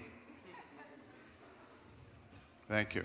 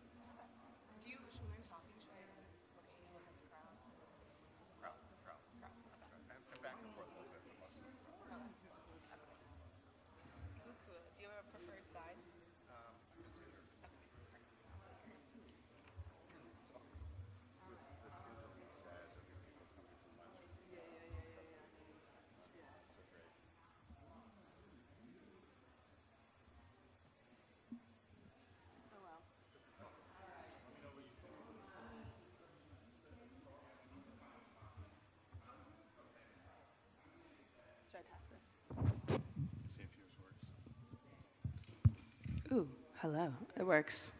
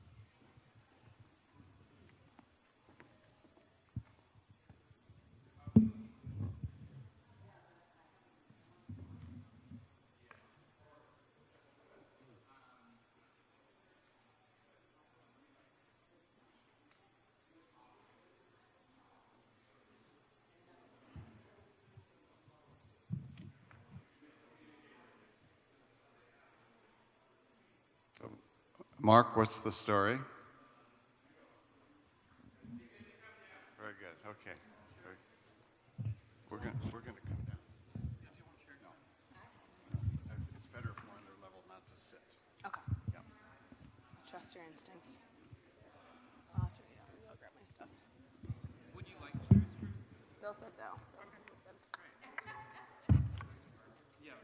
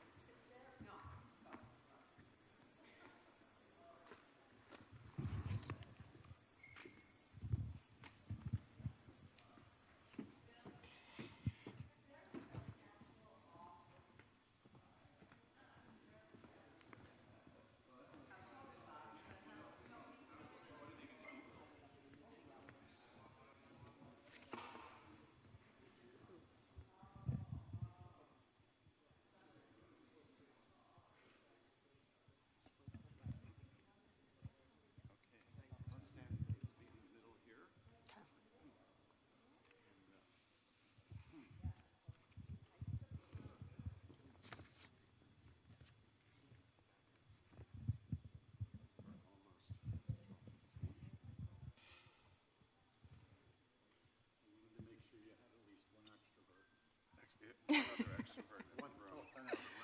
Certified. Certified convicted extrovert. Perfect. Remember seeing, Mr. Extrovert, I have to start the session now, so that means you have to stop talking. We know each other. Troublemaker. Well, did you see him smiling? I do edgy civil. I know you do. Okay. All right. Hello, everybody. Welcome to Love in a Time of Polarization. And there are people eating who will be coming in as we go. And we decided not to be up there, but to join you down here. So Bill Doherty and Gabby Cairns. And we'll be talking about romantic relationships, dating, courtship, they're affected by polarization. Since it's been over 55 years since I was involved there, Gabby has more recent experience. I can tell you about the 60s, but that would bore you. But I'm going to talk about friendships, so we'll be doing both of those, and then we'll have some Q&A. But we'd like to begin by asking a few of you to say your name and where you're from and why you came to this workshop. Okay, so who would like to introduce yourself and say why you came? Go for it. Thank you. My name is Swati Srivastava. I'm from Long Island. I'm the Blue Co-Chair for the Long Island Alliance. And I'm attending this workshop because I have attended many of Bill Doherty's workshop online as a training of moderator, but I wanted to attend a workshop with him in person. Yeah. Thank you. It's a good reason. Somebody else, why you came? Yeah. So immediately when I saw the title for this workshop, Dave Baldwin, Raleigh, North Carolina, and when I heard about this workshop, what came to mind was an incident a few years ago where I was dating a woman. It was getting to be a really good relationship, and she abruptly broke ties with me because I suggested there might be another side to a political issue, and that was just it. So curious to hear the perspectives on that. You have lived this. Yes, lived this, yeah. Hi, Carol O'Neill from Cherry Hill, New Jersey, right across the river. I am in a red-blue marriage. I have been married this coming fall for 47 years. We're together 51. Never an issue with politics until 2016. And just to clarify, this workshop will be a little less, won't be about marriage. That's okay. Okay, yeah, just to clarify, yeah. Well, no. We're talking about romance, not marriage. You understand? Yeah, go for it. Don't touch that. I'm Carol McNally from Lewis, Delaware. Good to see you, Bill. Next month, I'm going to be spending time with my son and his wife, who are opposite parties, and brothers and sisters who are also opposite parties. So I need to figure out how to get through a whole week and have fun with them. Okay, thank you for that. And just to clarify, we're not going to be talking about family relationships although some of it may apply. So this one is about dating, courtship, and friendships. Okay, just so you're all clear. And so Gabby's going to start us off. Yeah. Go for it. You got some stories to tell here? Oh, absolutely. Well, firstly, I'll thank you all for sharing, and thank you, Dave specifically kind of teed me up well for one of the stories. Well, I should start saying I navigated my 20s from the year 2015 to 2025, so it was a particularly interesting decade to come into my 20s, learn about, who I am, how I fit in this world, and look to my culture to think, what does it mean to be a good person? What does it mean to be an ethical person? So this was a particularly turbulent decade for our relationships, and I navigated that, firsthand. But I saw that with my friends. I saw that with people in my life.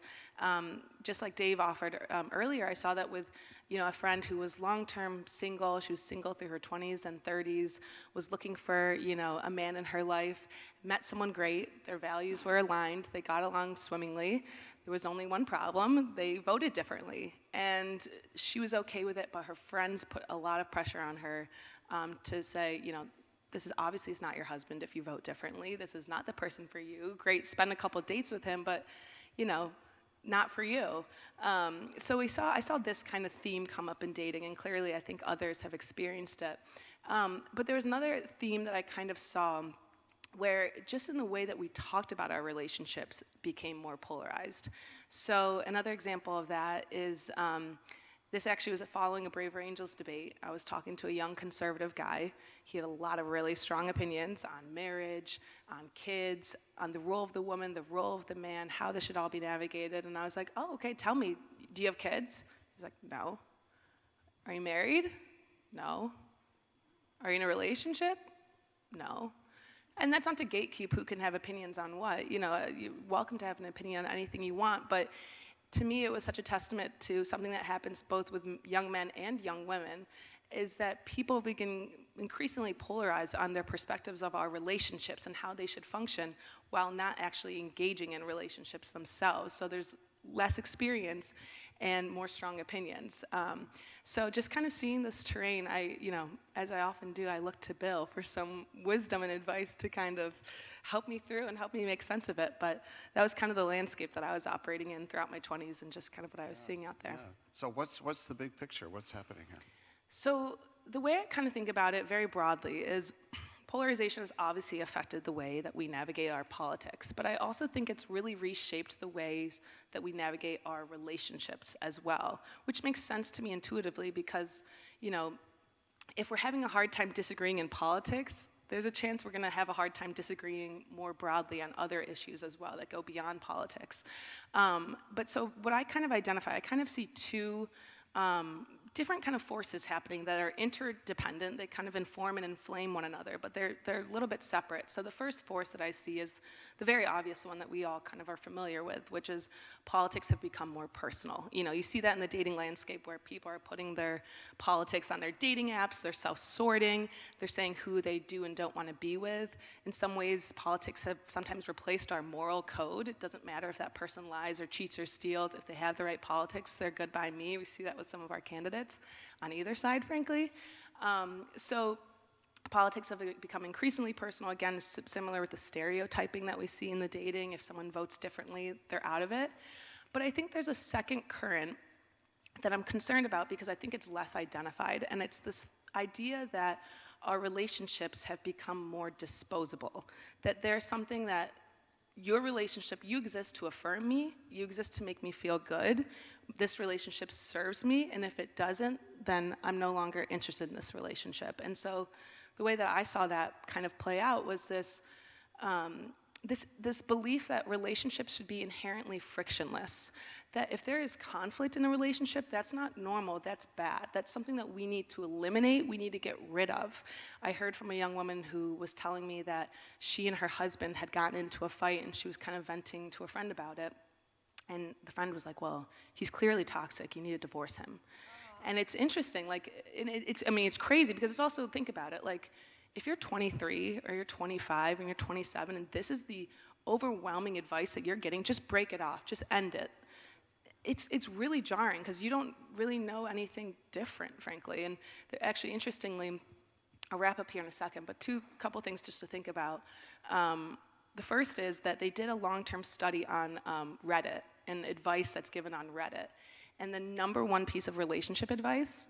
Tell people what Reddit is. Reddit is it's like a social media community forum where people ask questions and other people kind of anonymously answer them. And so the number one piece of advice, relationship advice, is a very common thing on Reddit. You know, someone will say, my husband did this, what should I do, et cetera. The number one piece of advice was to break up. This was a 15-year study.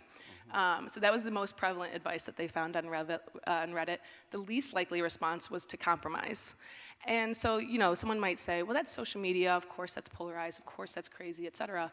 Well, amongst Gen Z people, 42% of Gen Zers get their advice from TikTok, 36% from Instagram, 30% from YouTube.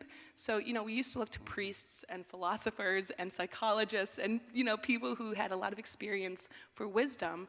And now we're going to people on social media that just are face to camera, speaking with authority, and sharing this really polarized relationship advice. So that's the thing. There's the politics have become more personal, but also our relationships and how we navigate them has kind of caught the bug of the polarization we see in our politics, I think, as well. Yeah. Oof, I heard some oohs and ahs in the room here. And so what input would you give to young people these days about relationships? Well, I should also add really quickly, there is a third dynamic that young people are also navigating, which is the gender divide in politics. And that is another thing that they just have to be mindful of. So the way that we've kind of spoken about it, I think at the cultural levels, we've spoken a lot about young men in the manosphere. There is also a femosphere. There is a community of young women that are also very polarized, and they have their own online presence that's happening. Interestingly, young women have really been the ones to take the sharp left turn. Young men's politics has actually been kind of stagnant. I think they've gone a little bit more conservative, but it's really young women who've gotten more liberal over the past decade plus. And so, anyway, just to say on that point, you're navigating a gender divide. Young women are 30 points more liberal than young men right now. So that's already just the terrain that they're operating in is tricky. And that's pretty recent too, I believe. Yes. Yeah. So, and then it's also the thing that's, as politics has become more personal, it's become kind of trendy. It's become kind of like, it's cool for young women to be liberal. Like, it's cool to assert yourself. And, you know, so there's a lot of messages. I'm very sensitive to this because, again, I was a young woman navigating all of this terrain, so I was seeing a lot of the messaging coming out. And again, very interestingly, to touch on this, and then I'll get to the advice that you asked for, Bill. But as a young woman who was navigating social media and advice on social media, I looked into like what is the most prevalent advice that young women get, and it is stuff like trust your feelings, that if you feel something, you should believe it, which is not great advice. Not true? Not true? No, say more about that. Well, it's just the idea that Bill, if you said something and it made me uncomfortable, well, I'm uncomfortable, so I'm right. You know, I'm correct, and you must have done something wrong. Yeah. That doesn't really teach introspection, you know, to kind of question things, to kind of, it's not a great instinct to teach people, but that is really that's advice that young women get on the internet. Trust your feelings, and also protect your peace. If something Protect your peace. Protect your peace. So if something is offensive to you or it bothers you in some way, you need to block that out. That is not something to grapple with. It goes back to the frictionless relationships. Or, you know, if something's not a hell yes, it's a no. That's another piece of advice that a lot of young women get. So think about that. It's not a hell yes. It's a no. It's a no. So think about that in our long-term relationship. How are you supposed to have a long-term relationship with someone? You know, I love my husband. He's awesome. Does everything he do a hell yes? Like, it's a crazy amount of enthusiasm. But again, it is advice that comes from people that don't have experience, that haven't been in long-term relationships themselves. So then going to what is the advice for young people, I was thinking about like Plato's allegory of the cave is like, you don't really know you're in the dark until you get out of it. I think we're so aware that we're in this polarized environment, but I think the thing that's harder to see as a young person, that was harder for me to identify, was culture is polarized, therefore I should be skeptical of the conventional wisdom that drips down from it. Because as a young person, that's the norm. Like, you're gonna look to culture for the conventional wisdom. You're gonna look to, people in the public eye to figure out how you should be navigating the world. But you really actually kind of have to do the inverse. So you have to be super mindful about where you get your advice from. Your inputs are going to reflect your outputs. I think conflict should be seen as something that, not to eliminate, but something just to navigate, something to learn how to navigate. Obviously, something that we do a lot here at Braver Angels. And then finally, I really want to just remind people that falling in love is so much fun. And the things that are required to fall in love, uncertainty, risk, putting yourself out there, maybe saying something offensive, maybe getting offended yourself in the process. A lot of these things are something that our culture right now is teaching us to avoid. And I want to remind people that that's actually what life's honestly all about. And, again, I've been with my husband for 8 years now, and navigating that has been the most meaningful. It is so much fun. It's such a joy. And I just want to teach people, remind young people that it's not always a hell yes, and it's not always, trust your feelings. Sometimes just chill out. I know my husband. Just chill out. Chill out and have fun. Okay, Yeah. little applause here for So that's a Gabby. bit on the dating dynamics. And then we'll switch to friendship. We're doing Yeah, this sort please. of interview style, and then we'll have plenty of time for Yeah. your comments and questions. Well, yeah, because, so I kind of went into the dating, but friendship is obviously such a big Yeah. piece of the polarization, and there's some unique aspects of friendship in navigating politics, so I'd love to hear a bit more about Yeah, that. so I'll begin with this story at the coffee hour at my church. This was 3 or 4 years ago. A woman told me that she had lost 2 lifelong friendships that week. These were people who she went back to kindergarten with. And they got into, it was online, they got into back and forth on Facebook or whatever, and 2 lifelong friends over politics. Unlike Gabby, who memorized all her points, I have my points right here. So the thing about friendships is that they are based on commonality. They're very much more optional relationships than family, right? And so commonality, history. So I talked about this woman. They go back to kindergarten together. Similar values and interests. You form friendships because you both like to quilt, right? And so differences around things like politics, which, as Gabby says, stand in for so much else now, are a particular threat to these relationships that are built on similarity. And so people handle these in different ways, but friendships are more easily exited. So there aren't as many songs about the breakup of friendships as there are about love relationships, right? So what people tend to do is they tend to either drift away, not speak about it, or they have blow-ups. And the blow-ups happened to my friend at my church. But there's equal or more probably, we just let them go. But I don't know if you've ever had this experience. I have, not around politics, but of a friend who there was just things. We moved to a different part of the country, and there's some things that happened, and I never dealt with him. And then the years go by. The Christmas cards stop, if you do those, and so that's part of what can happen with friendships. And so my input is with friendships, and I'll say this at this my stage of life, that sometimes those long-term friendships are almost as important as family. I think of life, we go through life in a convoy, convoy of ships, okay? And some of those folks, they may not be as close in, but they're there, they've always been there. So there's a preciousness about particularly long-term friendships. And so it's important to ask ourselves if the relationship is more important than the difference. Is the relationship more important than the difference? Because it may not be you would have gotten into the friendship with somebody, but you're friends now. You're friends now. And so is the relationship more important? And the second thing is our, our Braver Angels mantra. Don't try to change somebody. Because what happened to my friend from church, they got into back and forth to convince each other, can't you see you're wrong? That's what happens. That's what happens when the friction increases, the unnecessary friction. There's going to be some necessary.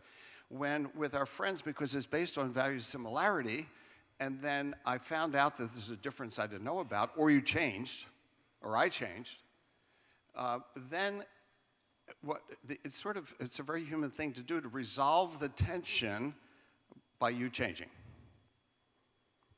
Okay?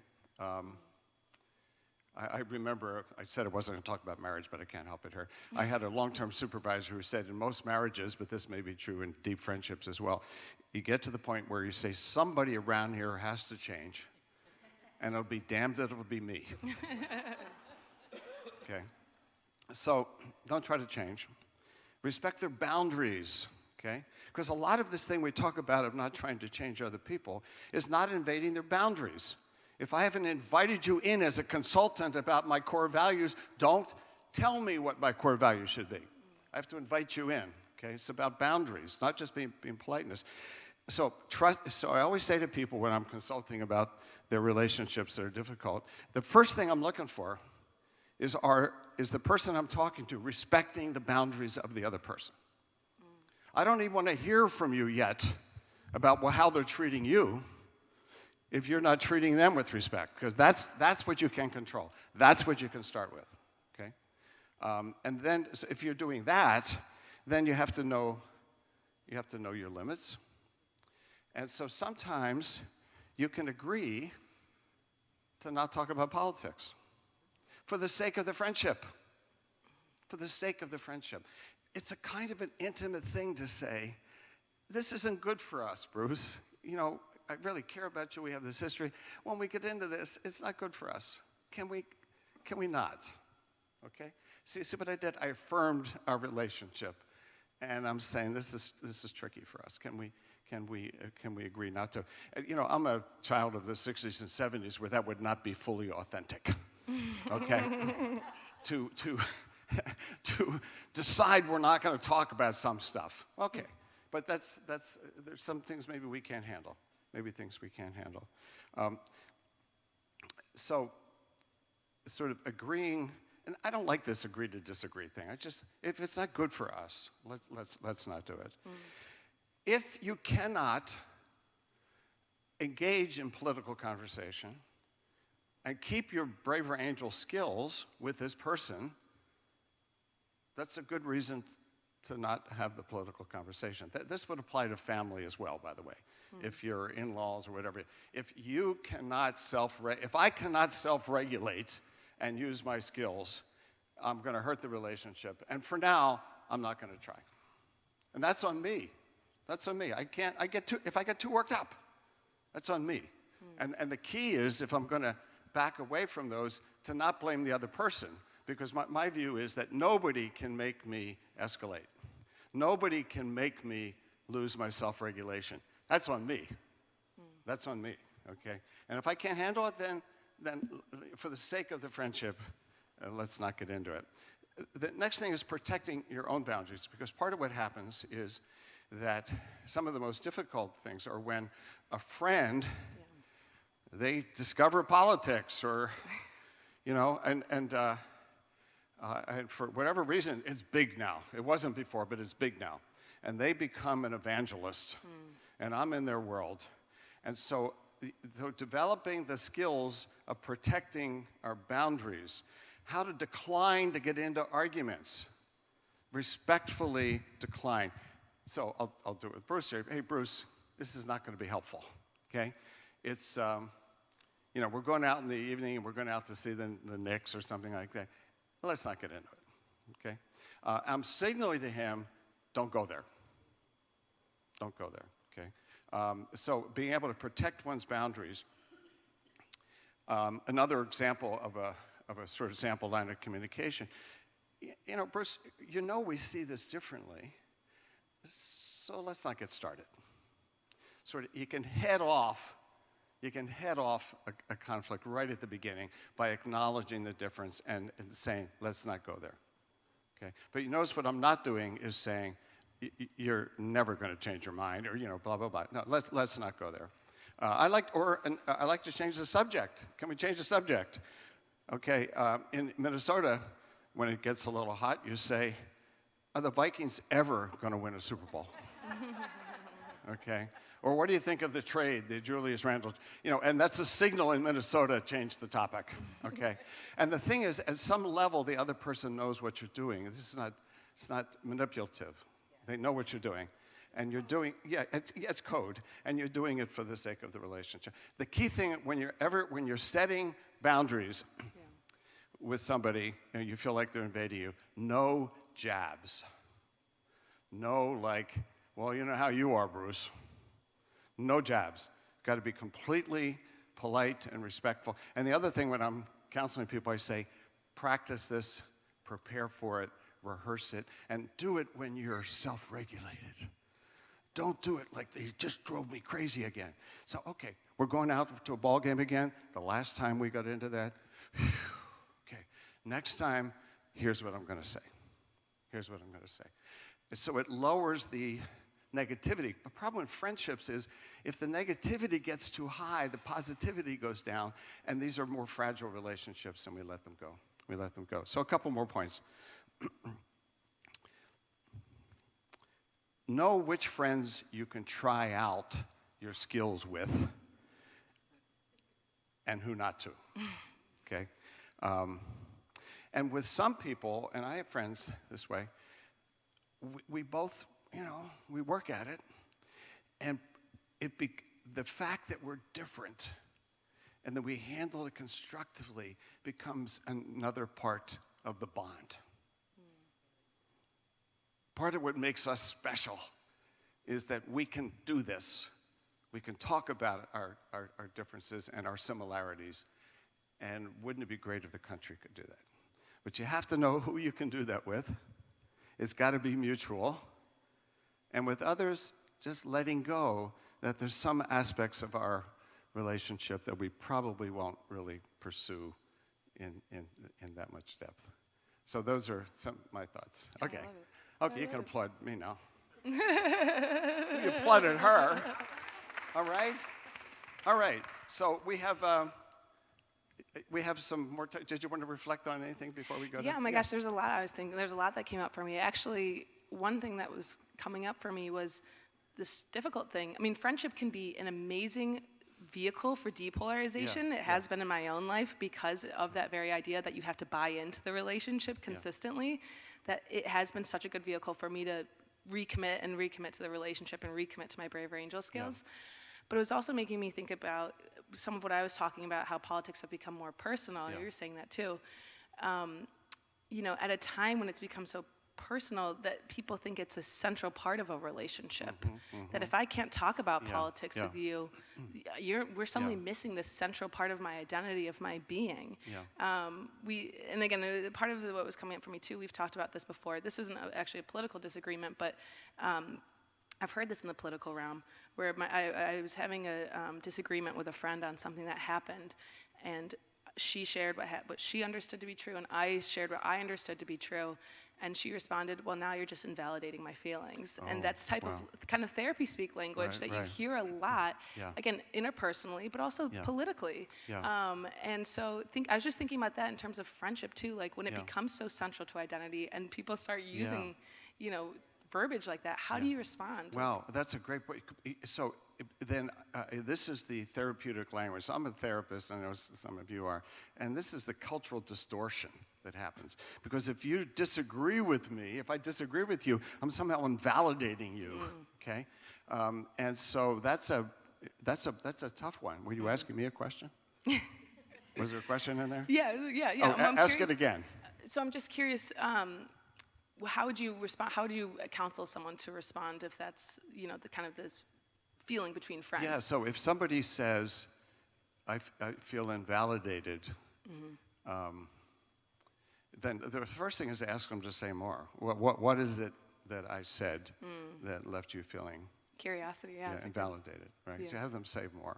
Yeah. And then, and so let's play that out. So how might, so you've said that to me, I disagreed with you about the Iran war or something like Yeah, yeah, that. yeah. And then, so give me your response, the So- invalidation one. So I'm telling you how I felt invalidated. That's right. Okay.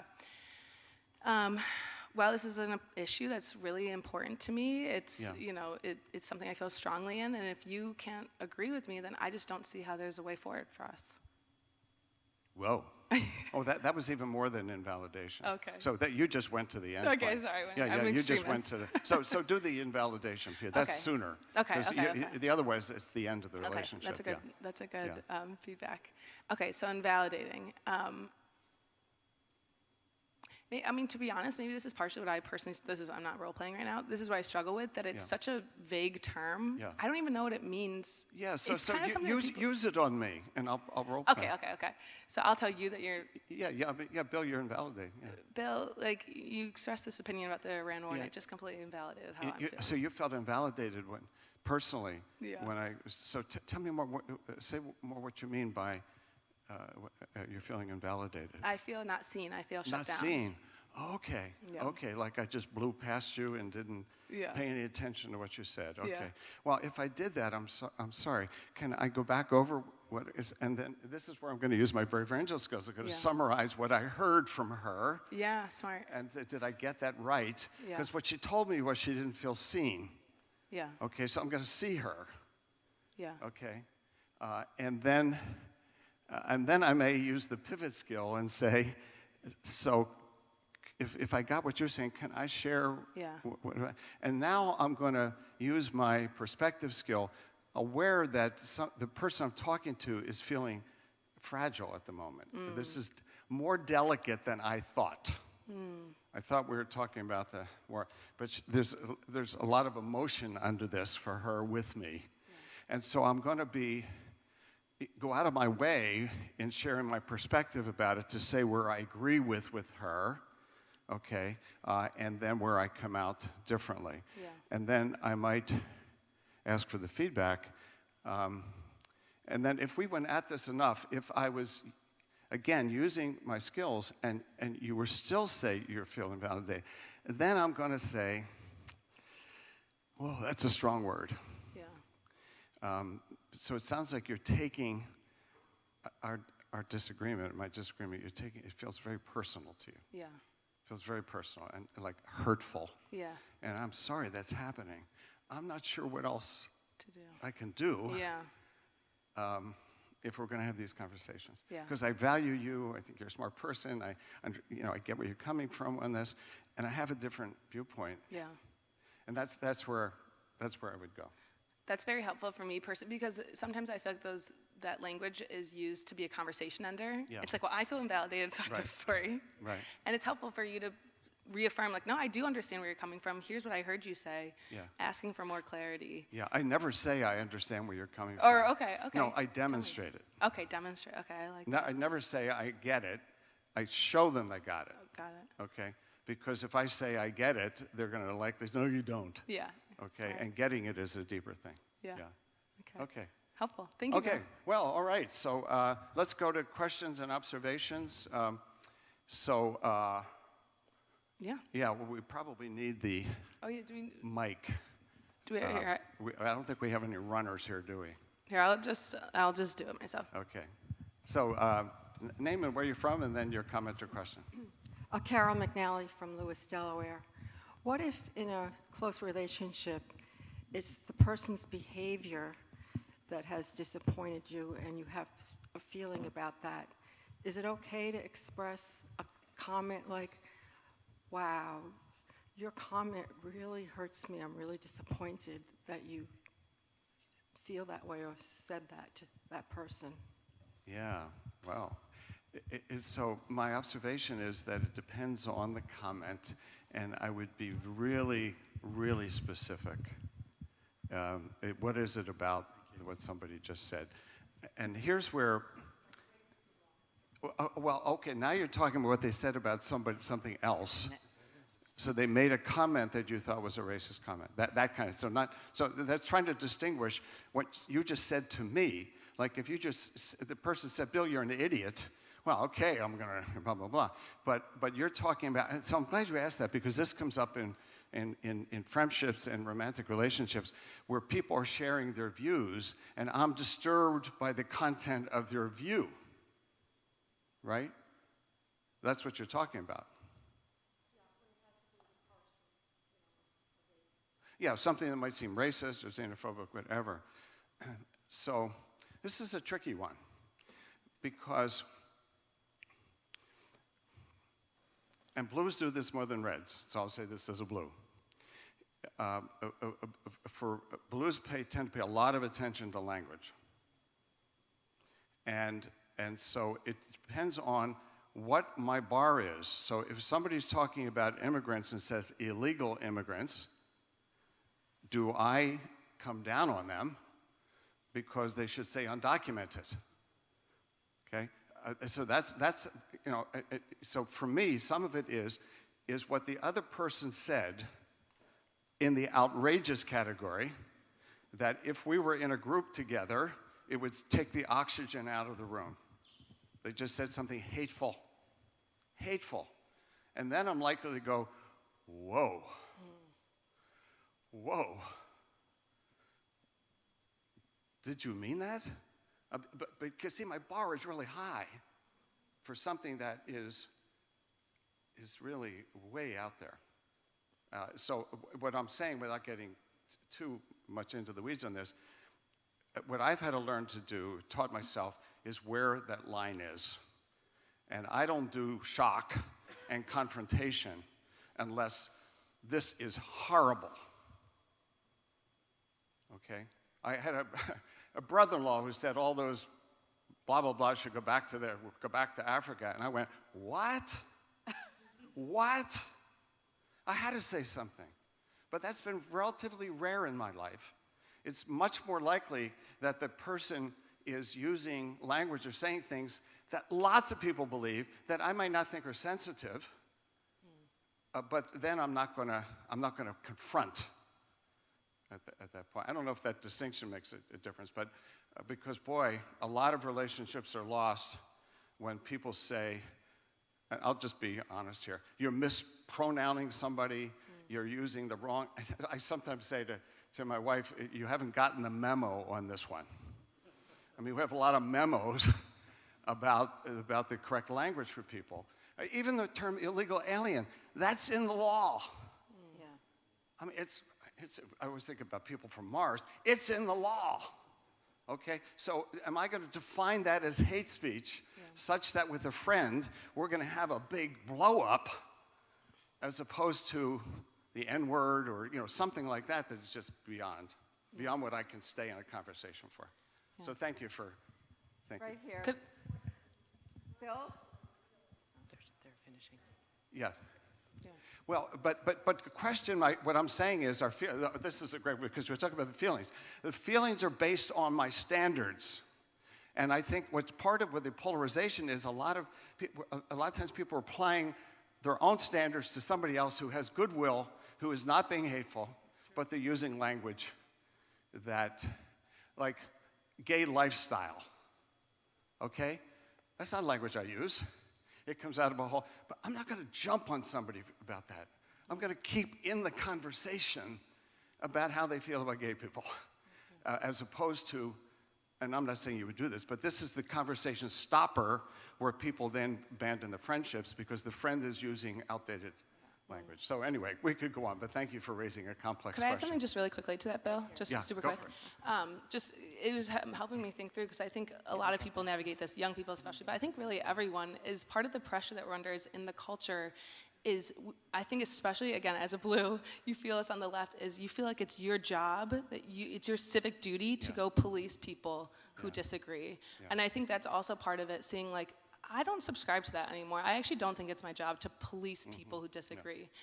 So I think sometimes that's part of it too, is just being like, I don't think that's my duty in this relationship dynamic. And that's not what you were saying, to be Oh, fair. yeah, Right, no, sorry. That was my own Yeah. freelancing, yeah. Great. Okay, somebody else in the back, go for it. So going back to... So your name and where you're from? I'm Mia Whitfield. I'm from the Silicon Valley Alliance. I'm moderator there. So going back to the example you were doing with Gabby, the invalidating feelings, and certainly doing the lap skills and all of that is really important. One of the things I find really valuable in the lap skills is that framing perspective, because if we're coming at it as, yeah, I listened, yeah, I acknowledged, yeah, I know where you're coming from, but you're wrong and this is why, because my perspective is the way it is, as opposed to, I hear you, I hear and I respect that this is the way you think of it, and I think of it differently, and this is the way I think of it, and they can coexist as opposed to invalidating the other person. Yes, absolutely, absolutely. Thank you. So somebody else, or Mike, go for it. Yes, my name is Julian from Denver, Colorado. I have so many questions, but I'll stick to this one. Yeah, okay. How do you know when to confront someone? And how do you know, in particular, not just like, okay, is this beyond the pale or not beyond the pale, but how do you know, will this be helpful or not helpful? And so I think, for instance, is this recorded? Okay. I'll be anonymous then. Hypothetically. Thank you. I think, for instance, of one of my friends who's very, very patriarchal, right? Very conservative Christian, very much like women should only speak, to children and only instruct children, stuff like that. And my wife is very much, trained, like wants to be a pastor, like wants to be a spiritual director, And so when we meet this friend, I'm always like, to what extent can I jump in and sort of push back on this person's belief, versus to what extent is this just going to like ramp up tensions or make them write me off too, whatever it is. Does that make sense? Yeah. You want to go first on that? Oh, gosh. Yeah. You can take the hard ones. Yeah. Okay. Well, one question I would have for you, Julian, would be, I'd be curious how your wife feels. Like that's because there's multiple relationships happening right there. It's you and your friend, and then you and your wife, and your wife and your friend. So there's kind of a couple of different relationships there. Sorry, Julian has his hand up. But Cheryl, do you want to give it back to? Oh, she's pissed. Okay, so this really bothers your wife, and it bothers her to hear him just express this perspective. That is tricky. I mean, to be honest, I'll say from my perspective how I've always navigated that, and maybe it's tricky because it sounds like your wife's friend is a man, and you're obviously a man, and your wife's a woman. For me, whenever I have felt in that situation where someone's saying something I think is like, maybe kind of misogynistic, but that's my own valuation, I usually ask a lot of questions, and I find that is helpful for me, and it also kind of actually regulates my own frustration. Maybe it's because my background's in journalism that it just helps me kind of channel my energy towards asking questions. So a quick example is I used to work on a documentary where we were working with veterans who had PTSD, and they were talking about their time out in the field and how they thought it was unproductive when women served alongside them because it made them more conscious of trying to protect the women instead of fighting the battle. And I was hearing them out, and that made sense to me. And then there was a second person that said, yeah, and I don't think women should be police officers either, because then, if their boss did anything they didn't like, they could just say that he raped them, and then that's the end of it. I was kind of like, well, that's kind of an argument why women shouldn't be in the workforce, period. That's not like a battlefield-specific perspective. That's kind of like whatever. But I just kept asking him questions, and I don't know. It just, again, this is more for me, and this is maybe more for your wife, but it stopped bothering me because I was like, this is just this person's perspective, and it's not one that I find super compelling. I kind of tried to get to the bottom of what was motivating them, and it wasn't something that, I don't know, it stopped bothering me somehow because maybe I stopped valuing that perspective, if that's fair. Well, and it might be hard for you to have an enduring friendship. Yeah. So some of it is you have to decide if the values differences are so high. Yeah. what circle of friendship the person is going to be on. Yeah. Okay, but your question was, when is it appropriate to confront? And I would say, hardly ever confront them about a core value. Maybe confront behavior, if he were to say something to your wife in front of you, would be, hey, Charlie, that was disrespectful, right? That's a different thing. But about his value, my inclination is to go exactly where you are. So we use terms like patriarchal, misogynist, all kinds of terms. There is a wealth, or there is a lot of worries, values, fears, concerns, all kinds of things under that. All kinds of things under when somebody says, like some people are saying nowadays, women shouldn't have the right to vote. If I just take it there, what am I going to say? Well, you're crazy, right? So, I can feel free to say that. But what's under it? What's under it?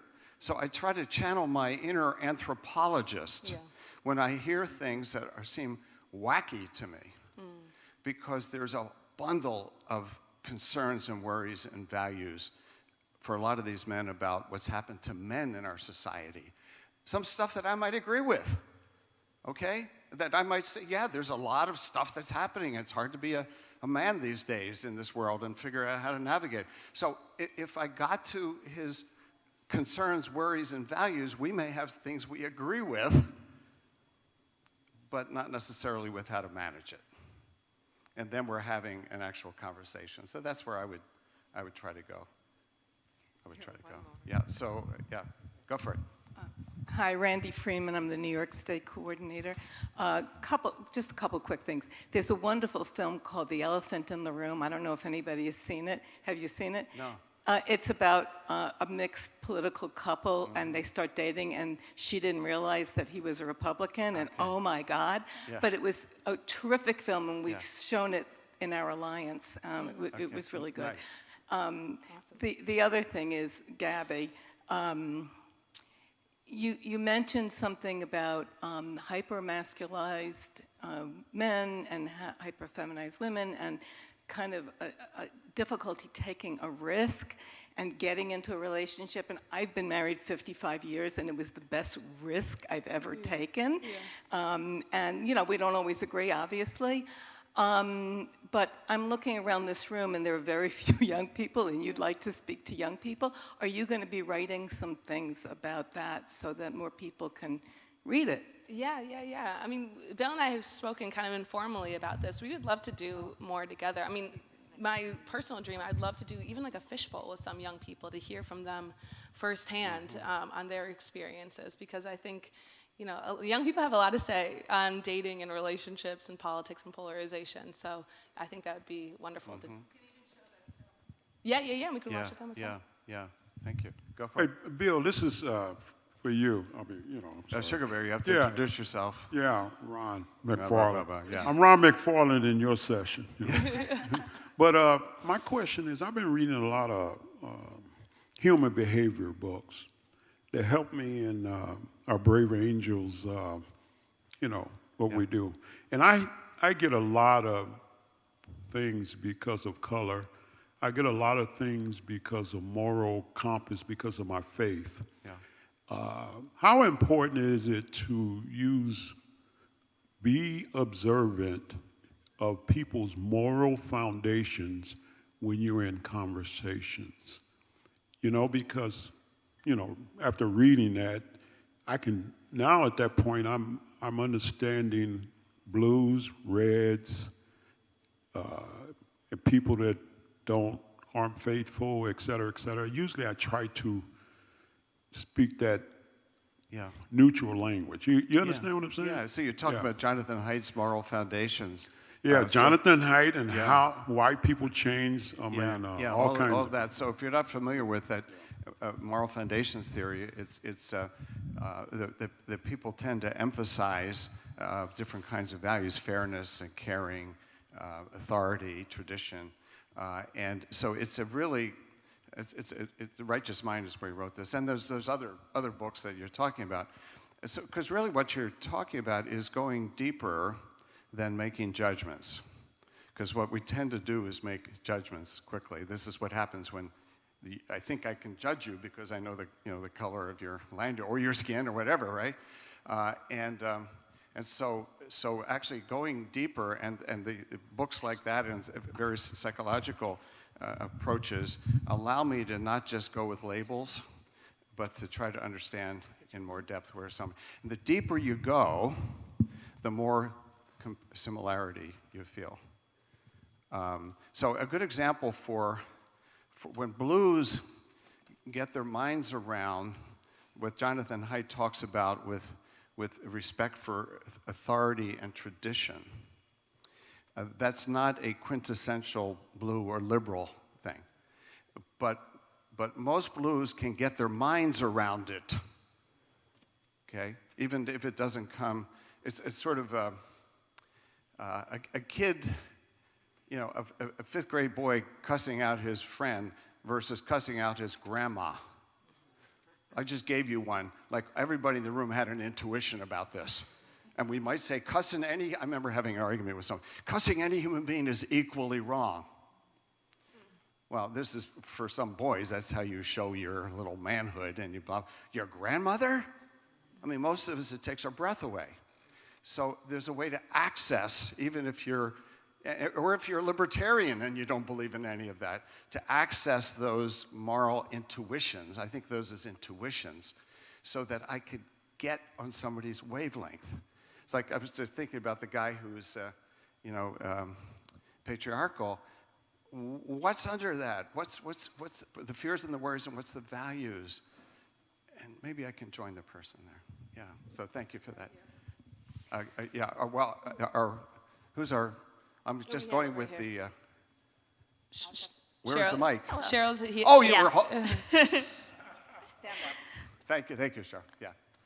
Hello, my name is Madalena. Thank you so much. I'm from right outside of Philly. I was just wondering, so I'll just say briefly kind of where this question comes from, but I've been thinking a lot about how politics is often treated differently as almost like a different level of categorical difference than other differences like ethnicity or race in some ways. And as an example, I'll just share two things that I've been thinking about. So one was based on a one-on-one conversation I had with a woman, an older woman through Braver Angels, who was in rural Washington State, and we were paired together, and she was a red, I'm a blue, and she was saying, something that really perplexes me about your generation is you are so tolerant of everything except politics, except if someone is different from you politically, and that just. And when she said that, I was like, whoa, like I just hadn't even thought about politics as on the same level as those other categories. And then I saw a window sign that said, well, it was on one house in Philadelphia, and it said, one window said, love everyone, and then the next window said, F Trump. And and I was just like, it just took me aback because I understood kind of what they were saying. I understood that they were not trying to be inconsistent. Right. But just reading it like word for word, I was like, wait a second. Like, and so my question is, why is politics kind of taking on, like, why has it taken on this different dimension almost than other categorical differences? And should it? Yeah. Should it have that difference? Yeah, want to go first on that one? Yeah, I'll say, I think there's been a lot of conversation about like decline in religion and stuff like that, and I do think that's part of it for sure. That I think politics has given people meaning and given a place to put your energy. And when things feel like a fight to the death, black and white, right and wrong, you kind of lose sight of, exactly as you said, like that this woman was being inconsistent. Well, she felt like she was fighting for what was right. And so, I think to answer your second question, should it be that important? I would say no. I mean, not that it's not anything, not that it's not relevant, but it shouldn't be our defining ethical, moral code. Yeah. But I do think, when I think, again, I think a lot about my generation, our generation. I think a lot about young women and why are young women especially so politically active right now. And I think a lot of it is, I think it's meaning and purpose. And I think it's also, to be honest, I think, and again, this is very specific to young women in this generation, but I think it's a desire to fit in. Like, when you're told that, like, there's a right side of history and there's a way to conduct yourself in this moment of time, it's really hard to see anything else. The last thing I'll say on it is, one thing I've been kind of like noodling with myself is that I think a lot of young women feel like we're doing something different by standing up and like speaking out. And the thing I've been grappling with is like, maybe we're repeating the things that our mothers' generations did and our grandmothers' generations did. Is we're just taking our cues from culture and acting accordingly. It's just like what we're told to do just looks different than it did 50 or 100 years ago. Beautiful, beautiful. So to pick up on the last part, it's signaling behavior. We're signaling, so the signs are signaling. And the more tribal we get in our politics, the more people signal by what they say that I'm in this group. I'm a true member of this group.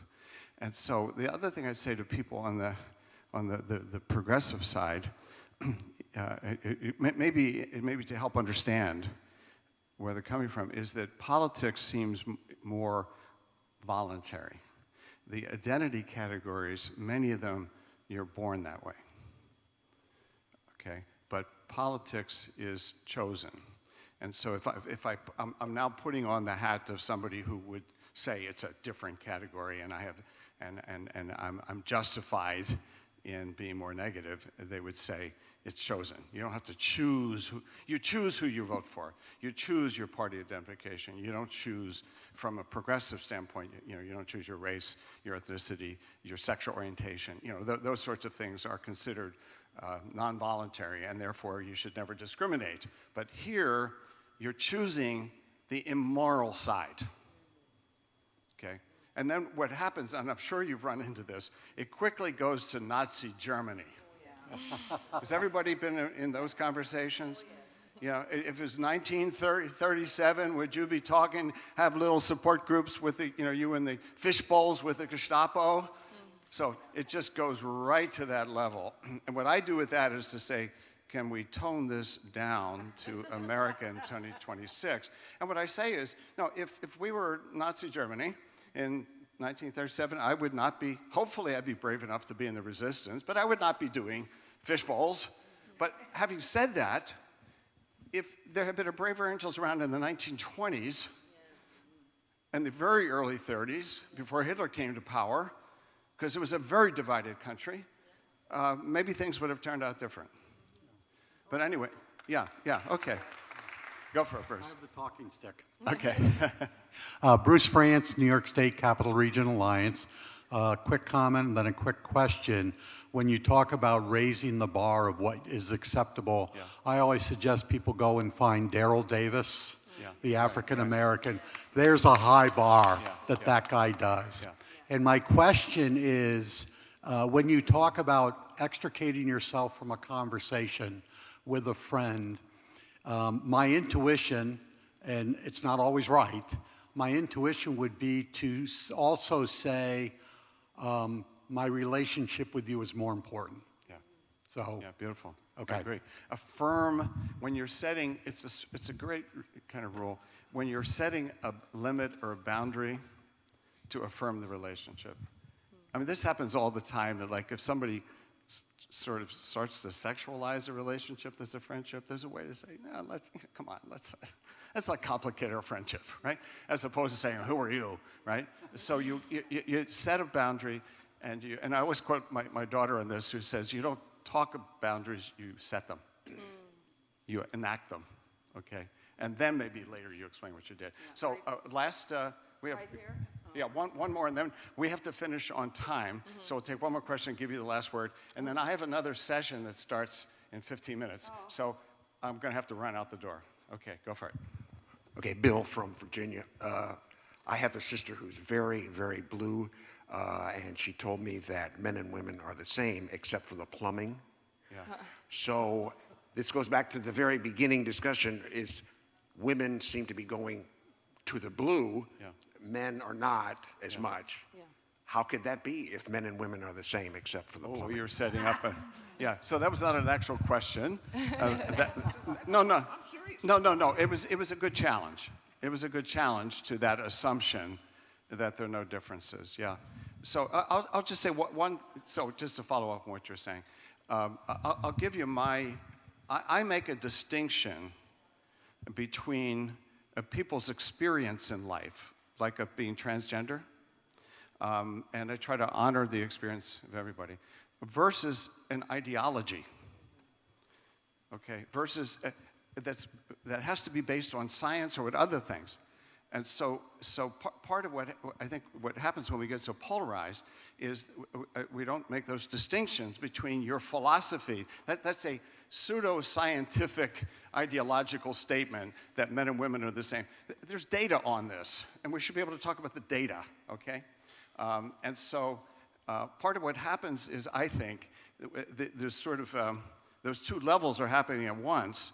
This sort of ideological statements about the nature of reality versus what people are dealing with in their everyday life. And so that's a distinction that I try to make. And I'll challenge somebody's ideology, not don't accept that, or prove it to me, but it's not the same thing as challenging somebody's individual who feels like they're in the wrong body. Last words, and then from you, and then let's finish up. Yeah, I mean, I guess I'll just say, since I started the conversation kind of talking about the state of young people and the water that we're swimming in, if anyone in this room has had to navigate this with friends or kids or grandkids, I guess I would just, my last piece of just advice, I guess, would just to be, you know, this is nothing specific to your child or grandchild if you're struggling in this relationship. This really is the culture that we're swimming in, and it can be really hard to see your way out of it. And so I think, yeah, helping your kids and grandkids think independently maybe is the best thing that we can do for them. But it can be a challenge. But thank you, guys. Thank you. I love your sneakers. Oh, yes. Woo! And your video. Thank you very much. Yeah.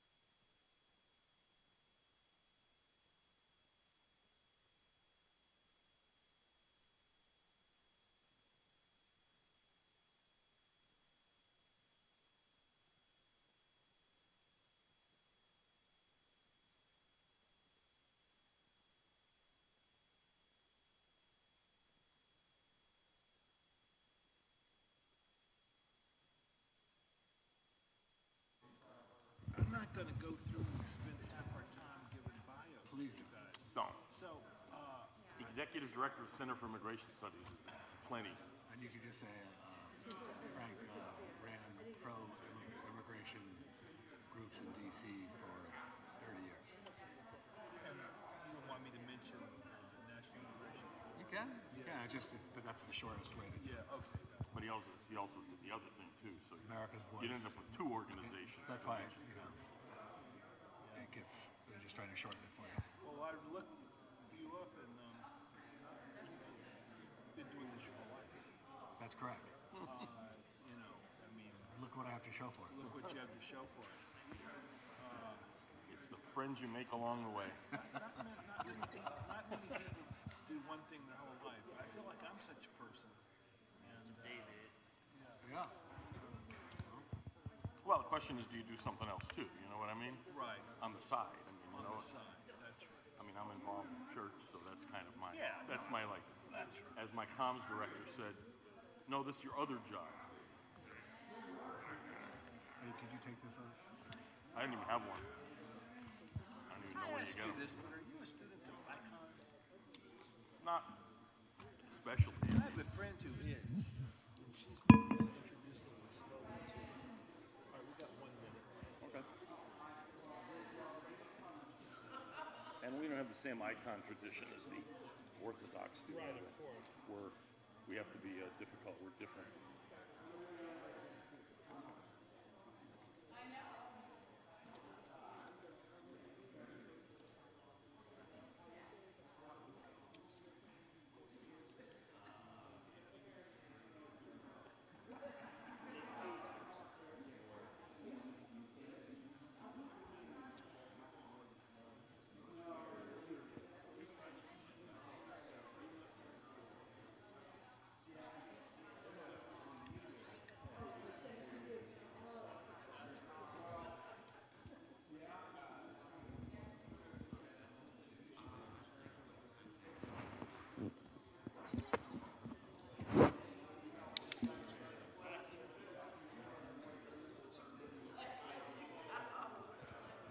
Oh, you don't turn the microphones. You don't do anything with them. They're on, yeah. Yeah, they're on. You don't turn them off. I'll have more flexibility. Tell Vladimir. Or actually, maybe more appropriately. The Hey, bombing folks, will begin in 5 minutes. Hey, Coach, and everybody in that second section, it'd be better, I think, for a conversation the closer you got to us. So if you don't mind, just come down close and sit either on the first 3 or 4 rows would be great if you don't mind. That would mean you too, Brother Jim.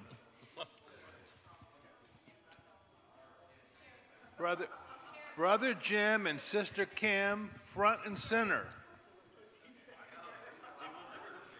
They want the comfortable chairs, that's right, but we need to, you got to pay a price for the, the experience, you know what I mean? Well, he's in charge, so servant leadership. Yeah. You should be concerned about getting overexposed. Right, exactly. Jim? Diego, they're all over the agenda. Yeah, well.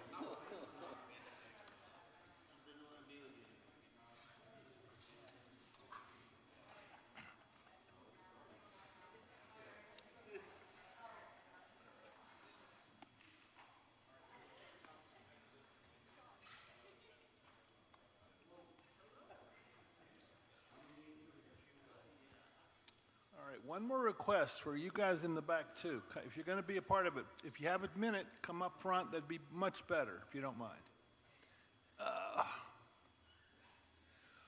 Well, hello everybody. My name is David Blankenhorn, and we are really volume okay? Oh, a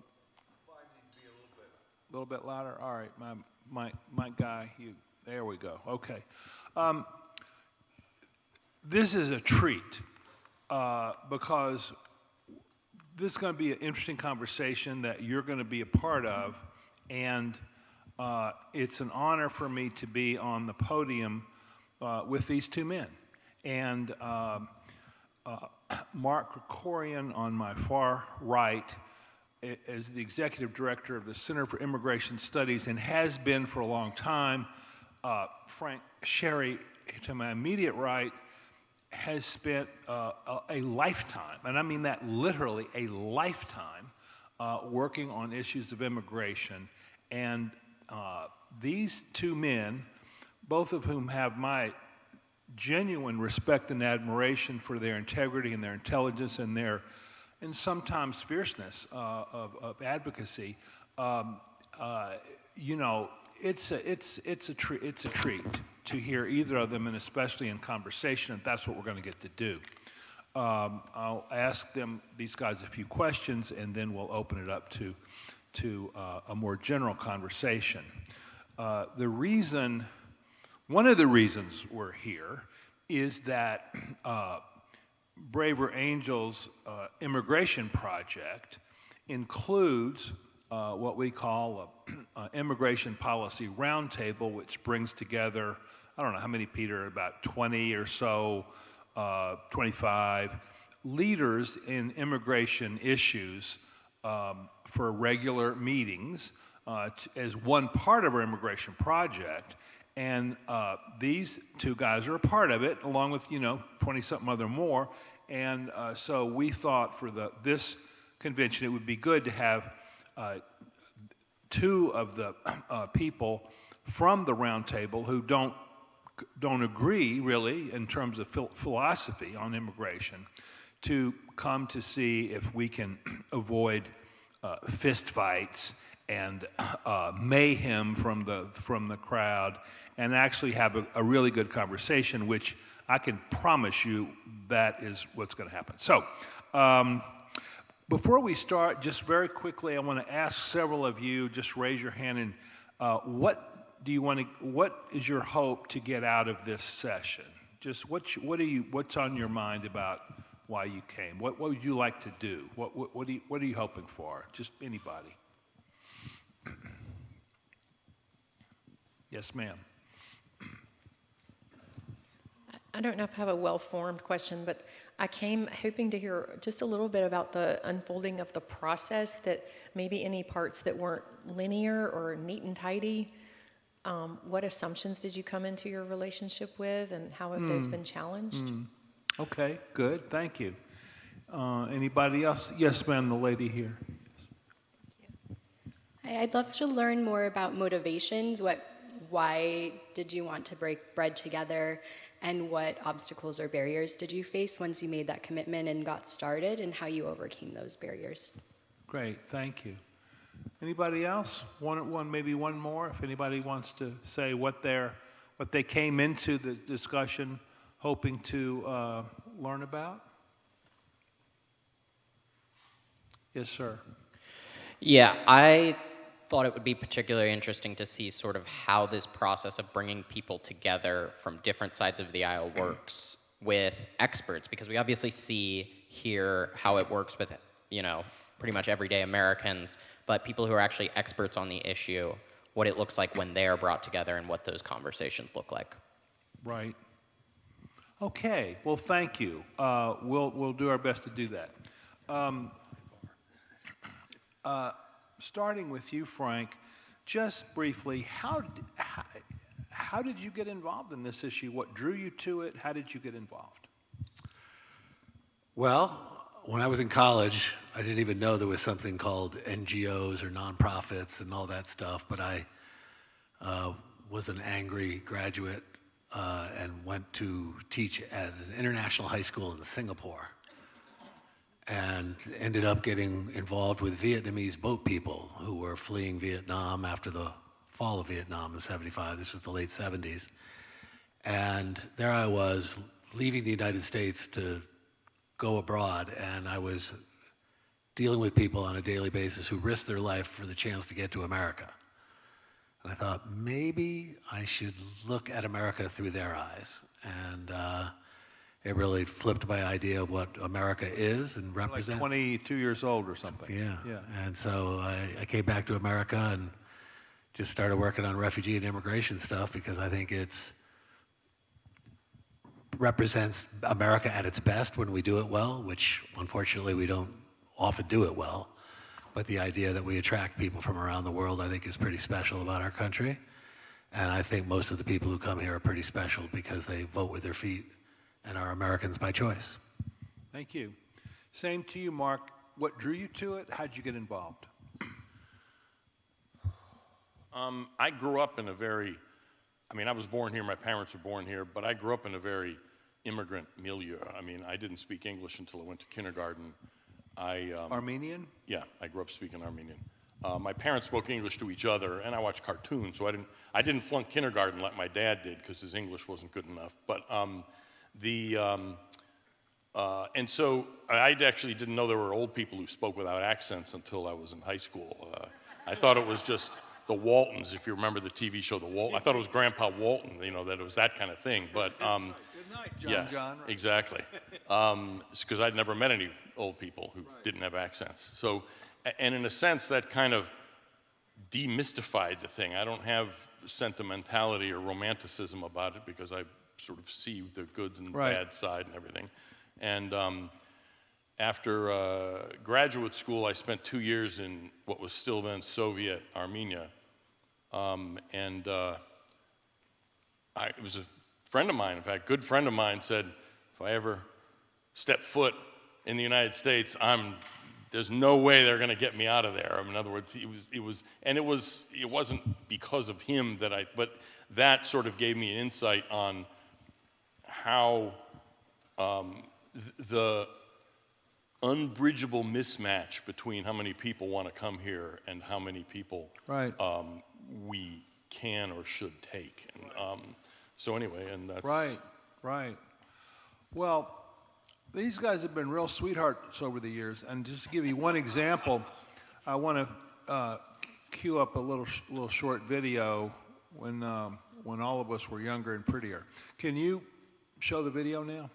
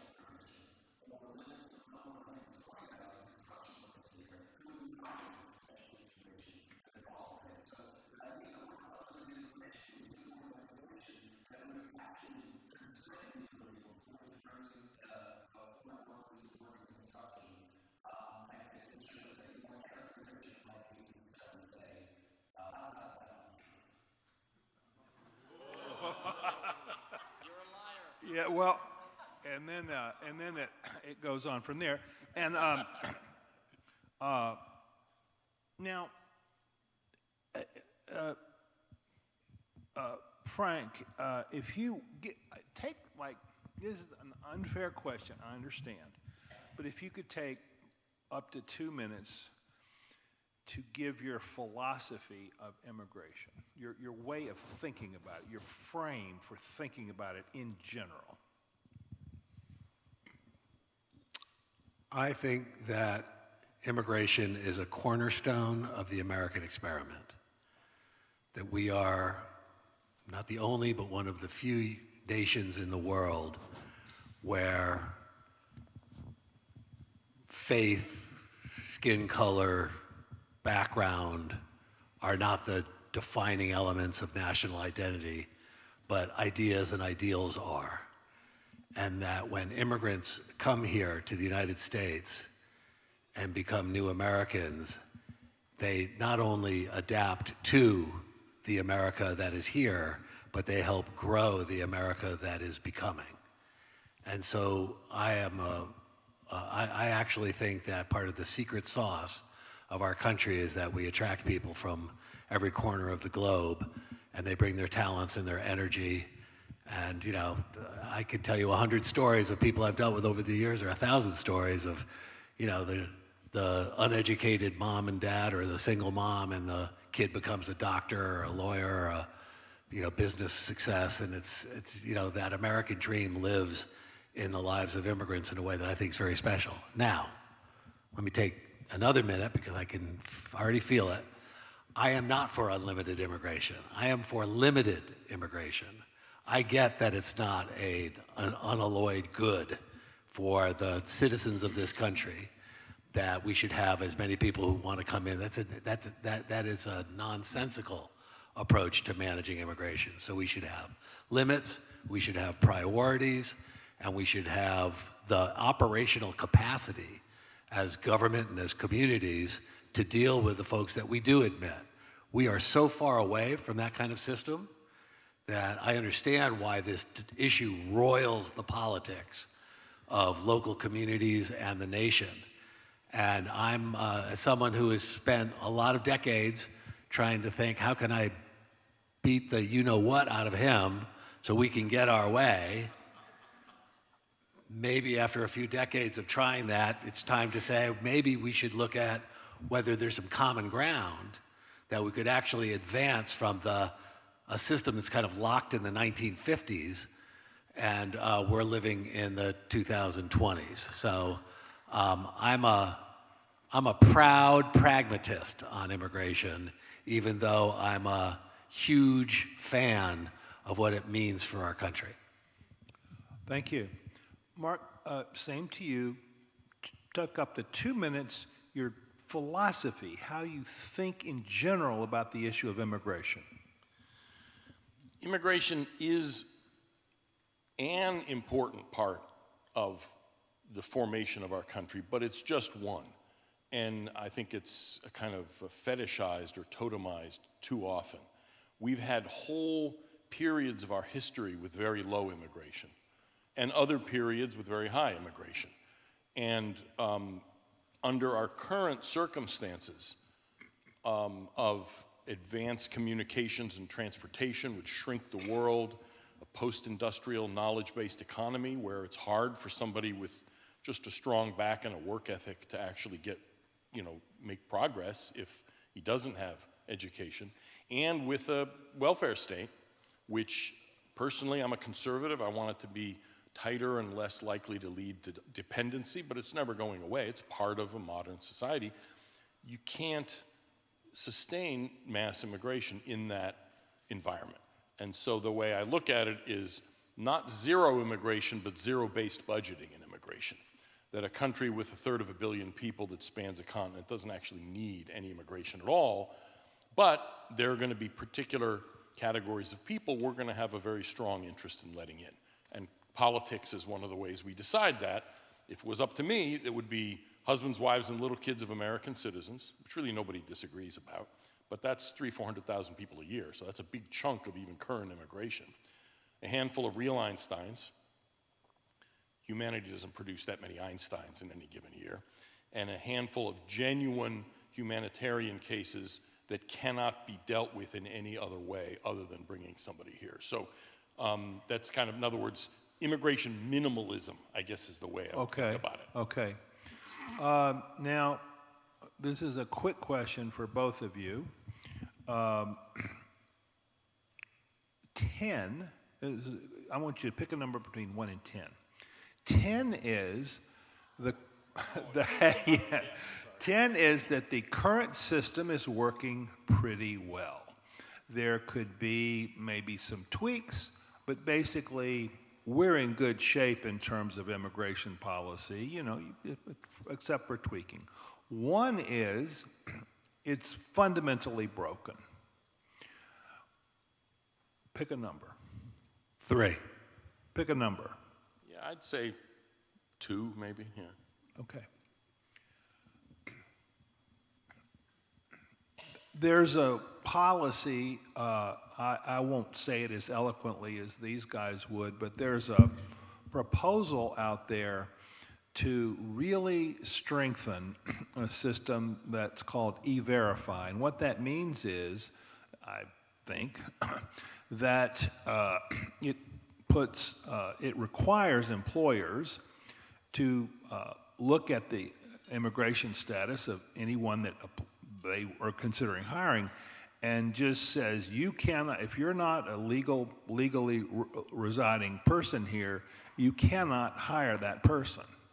And many people feel, and we've discussed this on our roundtable, many people feel that an important component of immigration reform would become much, much stricter about this, much, maybe you might say tougher, on employers who knowingly or casually or without really paying much attention hire unauthorized residents.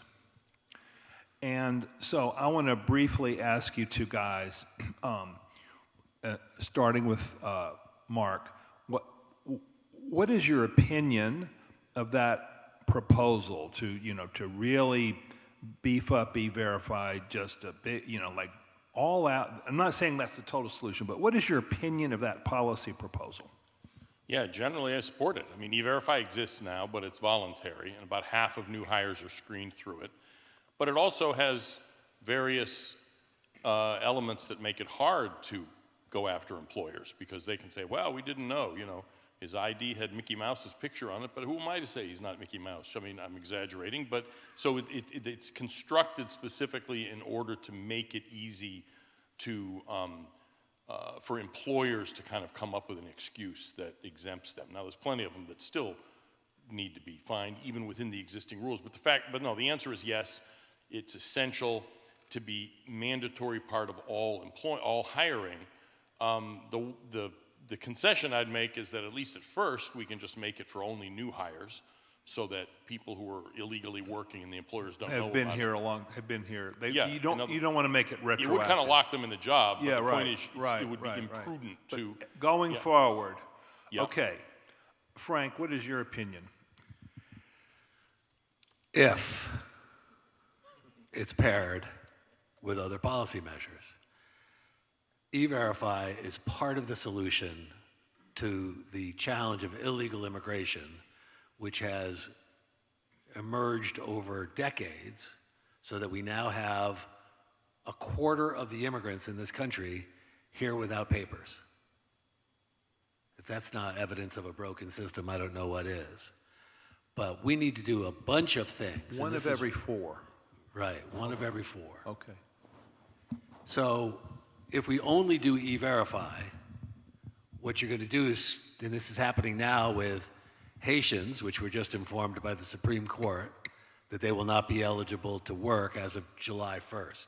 So we're going to have a real-time experience of what happens when you expel hundreds of thousands of people. If E-Verify was made national, even with Mark's concession to only do new hires, over time, you would have millions of people in this situation. They're going to lose their jobs in the hospitals and in the home health care industry and in construction and so forth. And they will either work for exploitative employers who will further undercut the wages and working conditions of legal residents and citizens, or they will try to find another country. Very few of them are going to go back to Haiti, a country that's so dangerous that the State Department won't let Americans travel there. So the question is, how do we fix illegal immigration? First and foremost, we need to control our borders, something that, as a Democrat, I will say Joe Biden and his administration failed at, and that it's crucial that the border continue to be locked down. We need to... Hey, can I just quickly ask, I'm not saying you have to agree with everything President Trump has done to go from the Biden border policy to the current border policy, but in general, what is your opinion of the changes that have been made under the current administration on border? You're going to get him in trouble now. I think that Donald Trump deserves credit for, yeah, I know, it's hard to say. It is hard to say. I give him credit for nothing else, by the way. I don't think having agents dressed as if for war, killing Americans, and sorry. Could you just briefly? I just want to briefly. Because I think this is kind of an important point. Why do you think that a more strict border policy compared to the recent tradition of your party, why is that important to you? Why do you favor that? Well, first of all, I'm of the opinion that as a sovereign nation, the government has a duty and a right to determine who gets in the country and who doesn't. I mean, that to me is just common sense. The question, and there's been no administration that was like, yeah, we want open borders. It's difficult to control the border. It's been challenging, and the numbers have been surging, and there was a post-COVID surge that overwhelmed a system. What most people don't acknowledge is that it's not a simple matter of how many agents and whether we deploy the military, and what's happened is that the asylum system has become the only vehicle for people to try to get in to the United States across our southern border. And as a result, smugglers and people desperate to get to America are using it and misusing it, right, and overwhelming a system, right, which comes with, under current law, all sorts of rights to due process. And so the question going forward is, the Supreme Court will at some point decide whether the Trump administration's ending of asylum, even though it's in law, whether that's lawful or not. Right. I don't think they have a real strong leg to stand on that issue. They just got to win the other day on a policy I do support called metering.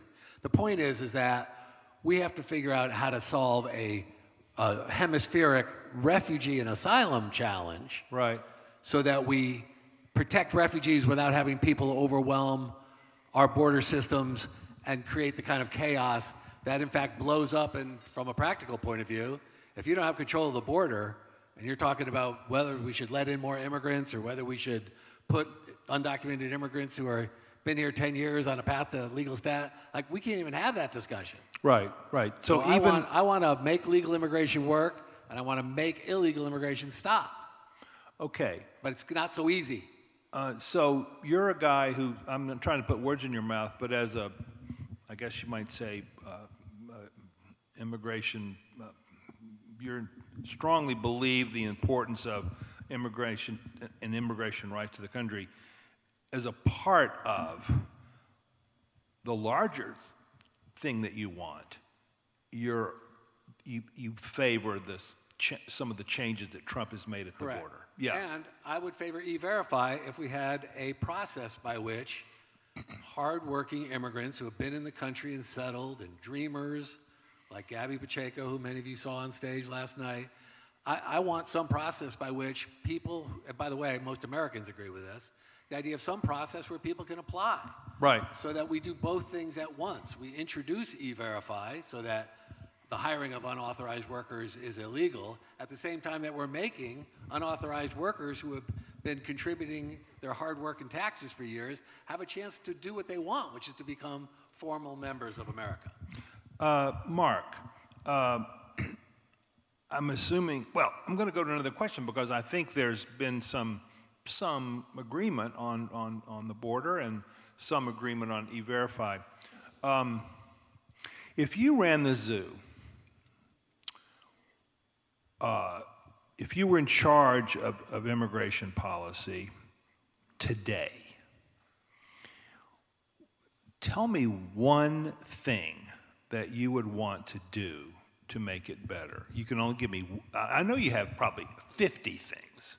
Pick one thing. So I can change the law as well? In other words, I'm emperor and I can do anything I want. You can make a change that you think is going to make everything better. What would be the one thing? I would reduce legal immigration by 50 or 60%. That's got to be, numbers are everything, as I said last night. It's all numbers. Now, I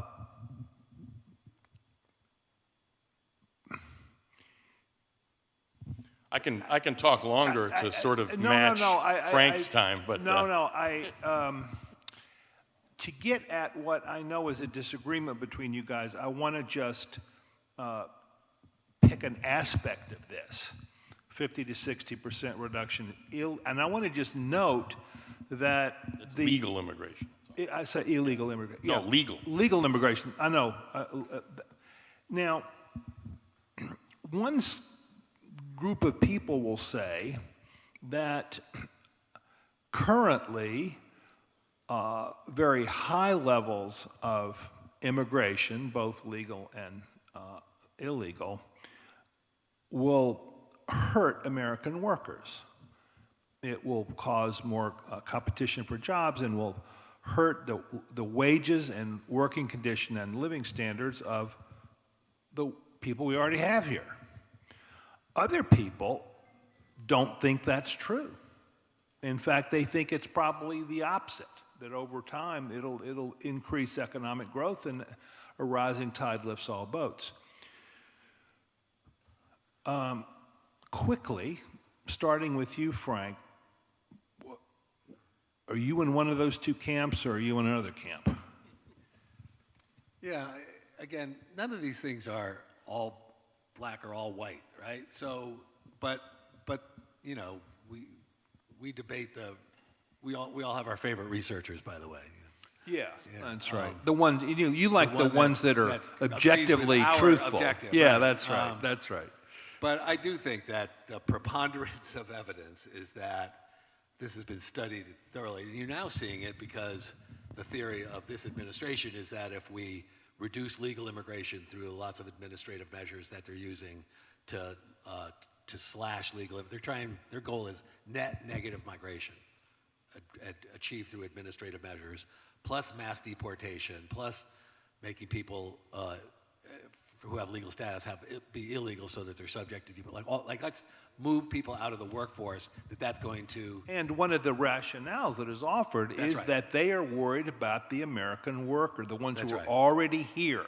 Now, what is your? And the evidence is that it not only hurts the immigrant workers who are losing their jobs, obviously, or taking lousier jobs with more exploitative employers, it hurts American workers, right? So because there's lots of jobs associated. Let's just take agriculture.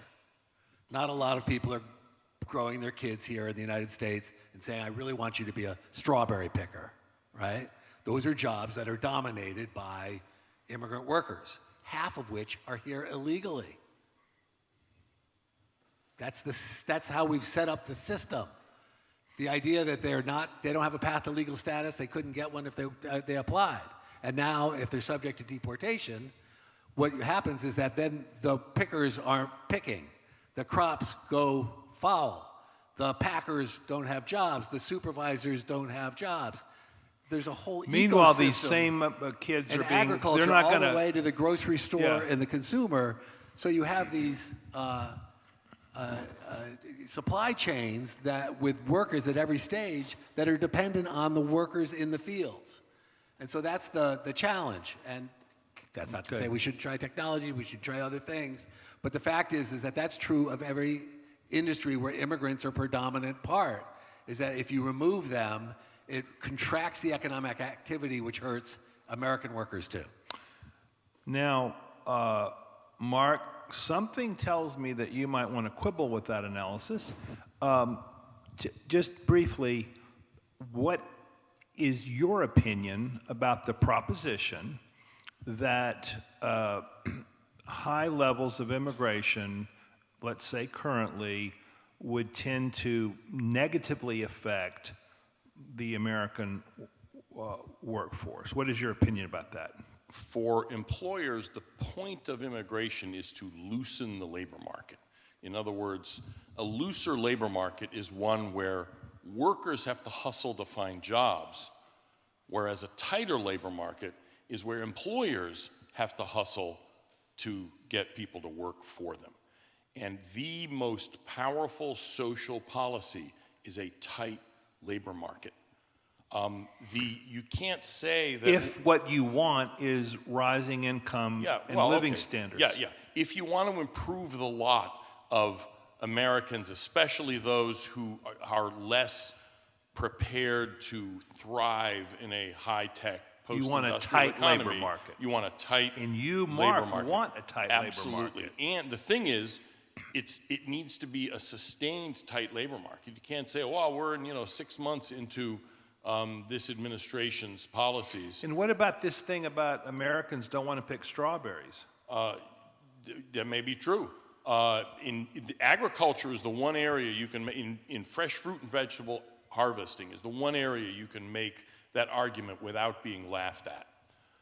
But even there, what we saw, for instance, when the guest worker program that we used to have with Mexico, the Bracero program it was called, from the word for arms, because they were strong arms. Of course, there was a human being attached to them, as I said last night. When that was ended, illegal immigration didn't just switch on. It took 10, 15 years to really sort of build momentum.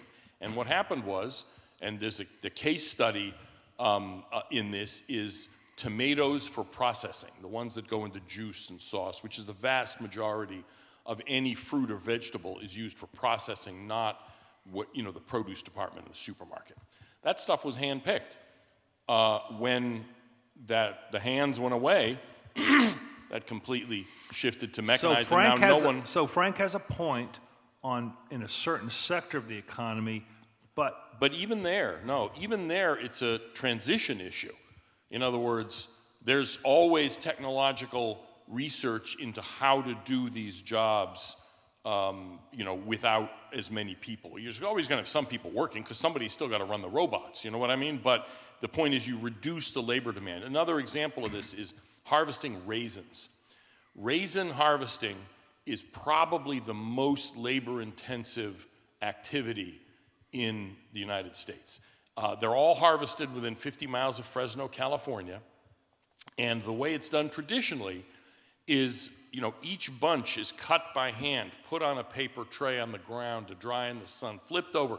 Literally, if you parachuted an ancient Greek raisin farmer into Fresno in October, he would immediately pick same up. thing. He would immediately know what he was doing. All right. There's technology, brush harvesters they're called, that are used in wine grape harvesting. I need to wrap this part up quickly. Yeah. The point is, there are ways of dramatically reducing labor demand. The incentive to do that, though, is weakened when employers have a loose labor market. If you've got 17 Mexicans fighting for each job, why are you going to invest money in a machine? Can I just Quickly. say, area of agreement? I agree we should have a tight labor market. That is the signal to employers that they have to increase wages and improve working conditions. But you are advocating also more a looser immigration policy than Mark. Right, but that's a tight, loose thing. You see, I think it's more of a, we don't have the operational control of the system to have a tight labor market, is the point I want to make. If the access is, do we want more or less, there's no right number. There's a number that the political process and the policy process yields, right? So we can debate 400,000 to 1.2 million and anything in between, but we're kind of making it up. The real question is, how can we structure the government policy and implementation so that this country can say, we're going to let you in, but not you. And we're going to let you in for the following reasons. And we're going to make sure that we're studying it to see, we make sure what are the labor market effects? What are the cultural impacts and contributions? What are the community tensions and reconciliations and so forth? Let's have but we're so far away from that system. Right. So, I hear you. So, you talk to Wisconsin dairy farmers or Oklahoma ranchers, all of whom voted red.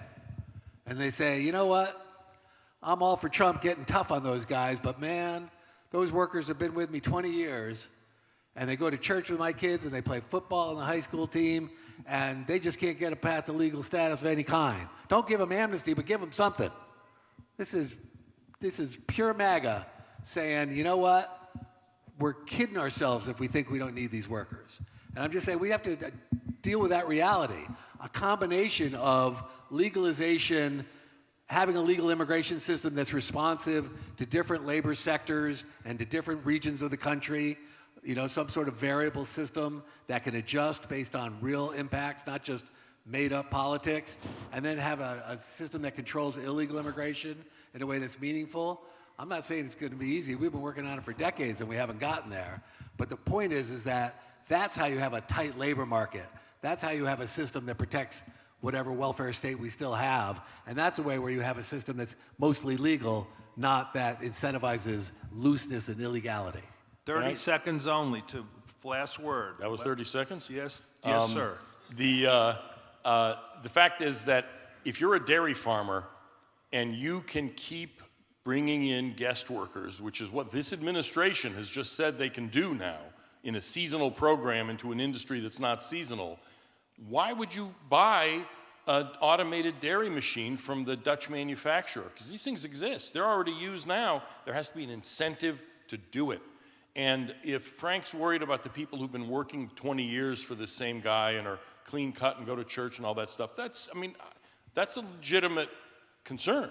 But then how about we pair a limited amnesty program, because anything that lets people stay legally is amnesty, I don't want to play word games, with dramatic reductions in future arrivals, because it's the continuing arrival of people from abroad that causes these industries to develop the way they are developing. Right. If that guy hadn't come 20 years ago to work in the dairy and nobody else had, it would be an automated dairy now. I hear you. We got to move on. We gonna get to breaking bread? Well, I got a deal. I mean, the interesting thing that I'm hearing is, and I've one of the questioners said that you wanted to hear how. I mean, you guys have known each other for decades, and you guys have been public opponents in terms of your advocacy for a long time. So it's not like you just met each other. But on the other hand, at this process that we've been engaging in, you've been sitting down regularly, just like you're sitting down now, side by side, actually talking with one another rather than, shall we say, at one another. And so when she says, how if maybe it hasn't affected you at all, but she wants to know how. So maybe we could just, and I just want to say that call me Pollyanna, but I do see some areas of overlap between what you guys are saying. So just start with Mark, be brief. The effect of the last 2 years of talking, has it changed, affected you in any way, or? There's a couple things, a couple observations on this. First of all, this group of people who are meeting are not actually the actual tails of the spectrum. In other words, You're going to say you're a moderate conservative. Oh, I am a moderate on this issue. For instance, the Cato Institute folks who say that borders, actually Cato Institute and the Chevalier character, the communist, who's going to be in Congress, they agree on immigration that borders should just be like the county line and demarcate who fills the potholes on which side, but they should have no other meaning. Those people aren't at our event. And who's more conservative than you? But see, David, that's the thing is immigration isn't a conservative liberal thing. Restrictionist. Yeah, it's not a... On your side, you're saying that you have, let's say, colleagues that are generally speaking want a more restrictive immigration policy who are more restrictive than you are. Yeah, probably, and specifically where you see the difference there is with regard to amnesty. I'm willing to stomach some amnesty in exchange for actual changes. Just as one quick example for what's been in the news, this temporary protected status, TPS it's called. Temporary is one of the many lies in the immigration Orwellian comment. But okay, we got to go quickly though. People have been here a long time Yeah. I'm willing to amnesty those people in exchange for getting rid of TPS, And- that kind of thing. And there are people on my side who would not even consider that under any But I circumstances. want to ask, and we got to switch to questions. So I just want each of you guys to be very quick now. I want you to quickly answer the person's question, if you want to, about how the conversation of the last couple of years, has it had any effect on your thinking, or how? I've repeatedly over years tried to reach out to people on the other side. Gabby, she said last night, we've kind of occasionally met and talked about stuff, but I have not had any luck and in like getting people to come on our podcast. But now you are having but some that's what I'm luck. saying is that now and so it's not so much as changed my thinking. I think it's actually probably changed the thinking of people on the other side because they're looking at what the result is, and they're looking for a kind of a way forward, which is encouraging, but I don't think I've really changed my thinking on this. Your assessment of the same question, has this kind of conversation, what if any effect has it had on your thinking? Yeah. Well, I was a reluctant recruit for this process. Peter is a persistent guy. Yeah. I think I said no 3 times before I said yes. Because I didn't think it would. I mean, I'd been in the green room with Mark many times, and we didn't seem to agree on whether it was green. Yeah, exactly. Exactly right. So, but through this process, I just have to credit the Braver Angels sort of motif, the style, is that you listen to each other, you grant some grace to your opponents, you emphasize what you agree on rather than what you disagree on. And then at the end of these 3-hour workshops, a bunch of people who have been beating each other over the head for decades have a list of about 20 things that they agree on. And that momentum starts to gather. Yeah. Now, does that mean, oh, wow, Mark and I are going to, join arms and skip off the stage together? No. And he's right. I think more people on my side, if you will, are interested in, my goodness, this thing is, the pendulum swings are getting more extreme both ways. And that is really dangerous for our society and our politics. And we should try to find some common ground and try to do something. We haven't had meaningful legislation on immigration for more than 30 years. So let's get serious about it. Yeah. So the idea of let's at least explore where there's common ground. Yes, people like me were like, if we don't do everything, we shouldn't do anything. My bad. Let's figure out how to do what we can. I've seen that progress. a lot. I've heard people say this a lot, that either I get everything I want or nothing's going to happen. That vigilant, that absolute attitude is maybe lessening in the country, at least in some sectors. Okay, I want to go to, hang on though, Peter. I want to go to somebody behind Peter first. I just want to try to, you know what I'm doing here. Okay. Hi, how you doing? Brian Vogt. You all, what seems clear from the discussion here, at least to me, is that there are, on the policy level, there's a lot of trade-offs that are very doable to make, right? And you have Braver Angels members who get together and identify those trade-offs and the compromises. Immigration is such a complicated issue, and there's so many trade-offs available that it's just ripe for compromise, right? And we had actually a comprehensive immigration reform in 2013, went in the Senate, died in the House. And so the question I have is, it seems that it's not as much about finding those right trade-offs. It's about the inability of our political system to move anything like that forward. Okay, So, thank you. And I want to say, let's start with you, Frank. Yes or no to what he said, that the substantive grounds for compromise are there, but the political environment is impeding that. Yes, no, maybe. Yes. Yes, no, maybe. No. And I say no because using the example of the 2013 bill is the exact opposite of the kind of thing that you're talking about. I don't want to get into 2013. No, I understand, but my point is piecemeal compromises are possible. I, a decade ago, wrote about, say, the DREAM Act and how that could be a compromise if packaged with other things.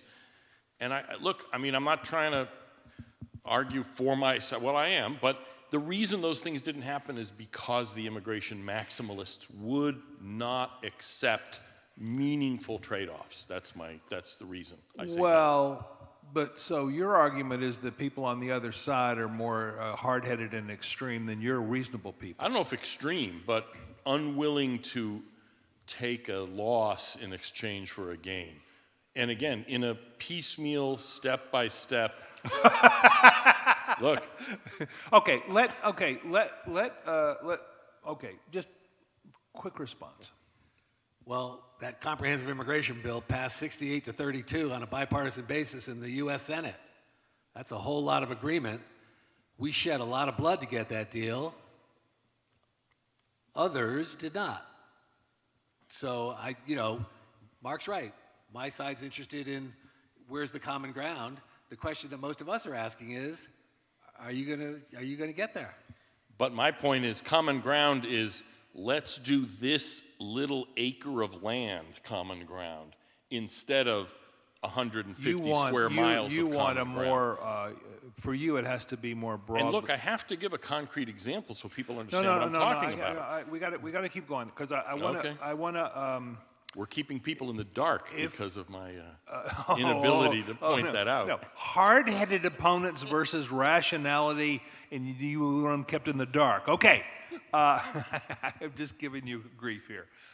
Let's go to Peter Scarry, the chair of the Immigration Policy Roundtable. Yes. Is it on? Yeah. Thanks. Well, I'm going to push back in a direction I don't often push back in.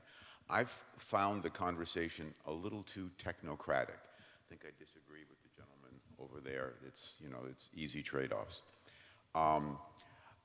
And what elucidates this for me is the question of the responsibility, and I think this is on the minds of a lot of Americans, the responsibility for why we have the millions of undocumented in the country that we have. It seems to me that it's worth paying attention for a moment to parsing out that responsibility. The usual tendency is to put it all on the undocumented. They broke the law, they came here illegally, bad on them. Right, and the outcome of TPS is not exactly an example of what I'm talking about, but it's implicit and floats around in the same point.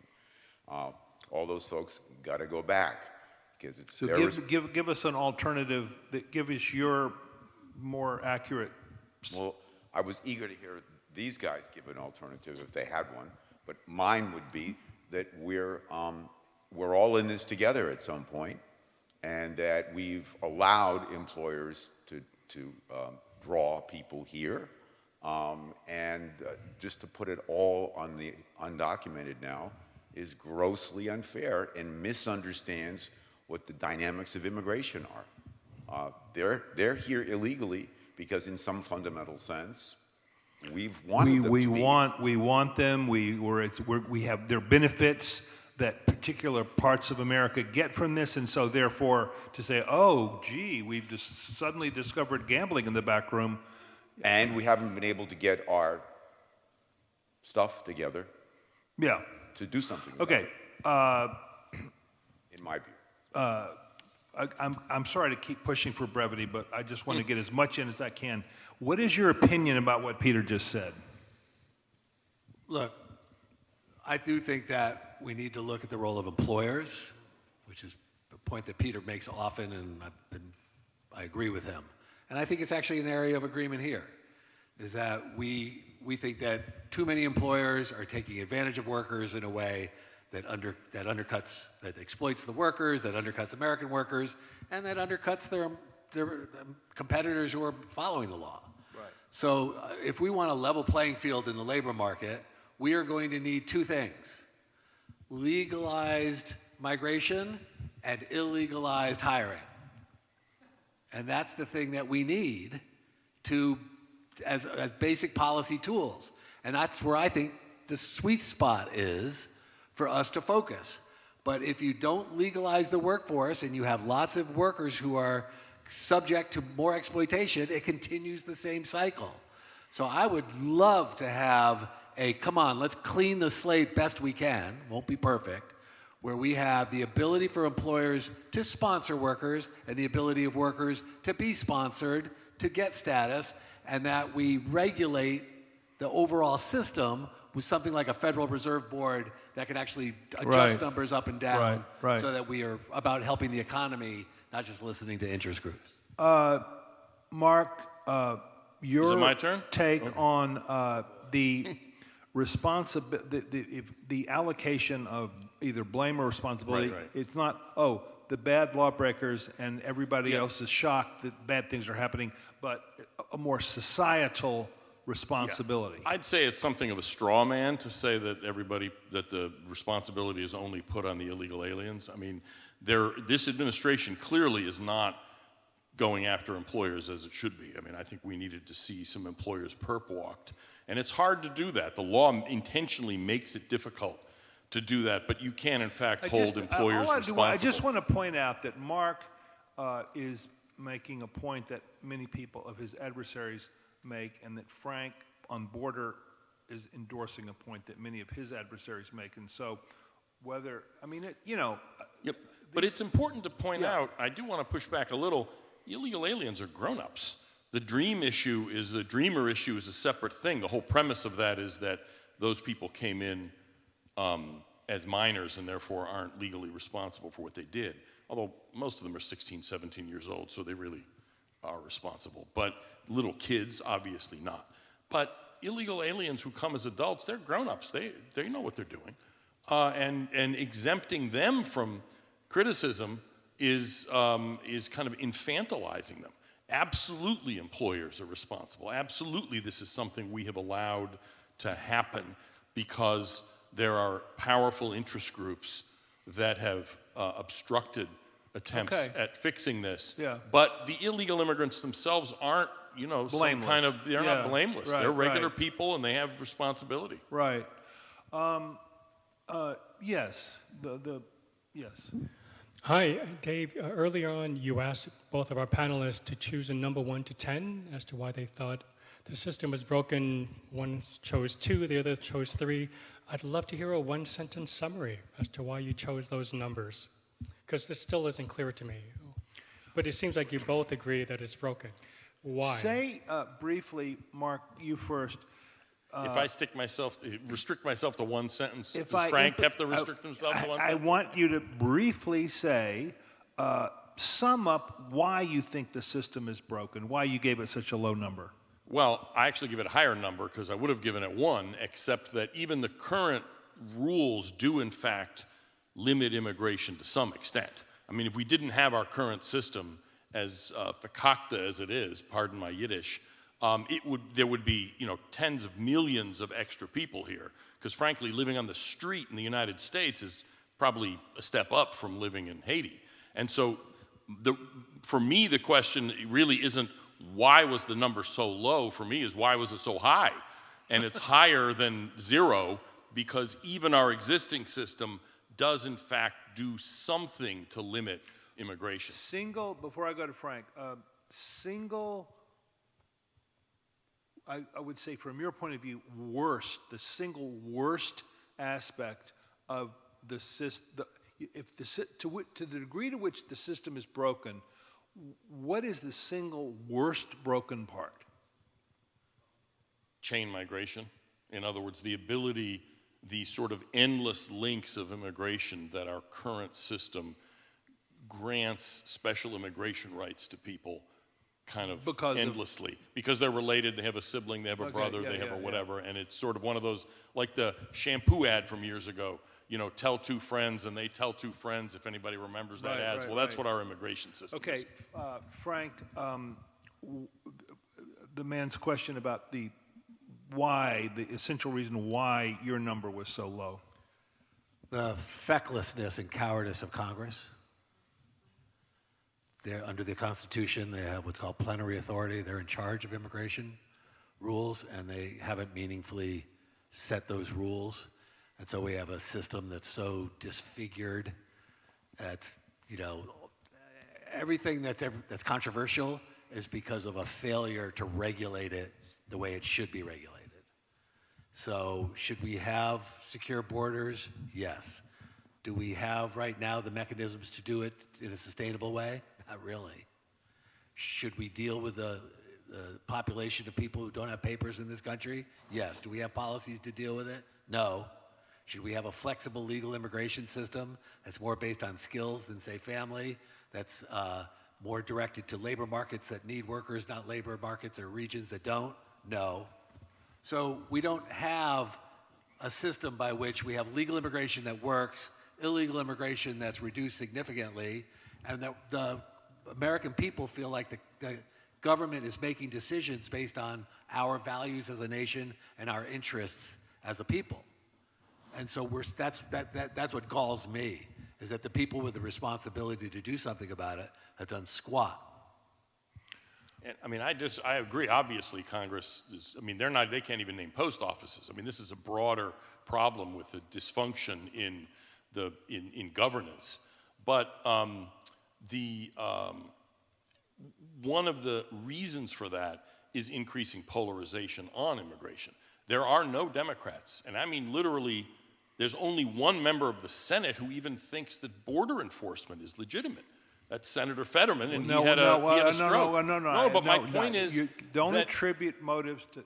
But in Congress, no, I'm talking about Congress. Okay. In Congress, there is nobody. It has become a litmus test issue at the sort of level of electoral politics, clearly strengthened with recent elections, that immigration enforcement is ipso facto immoral.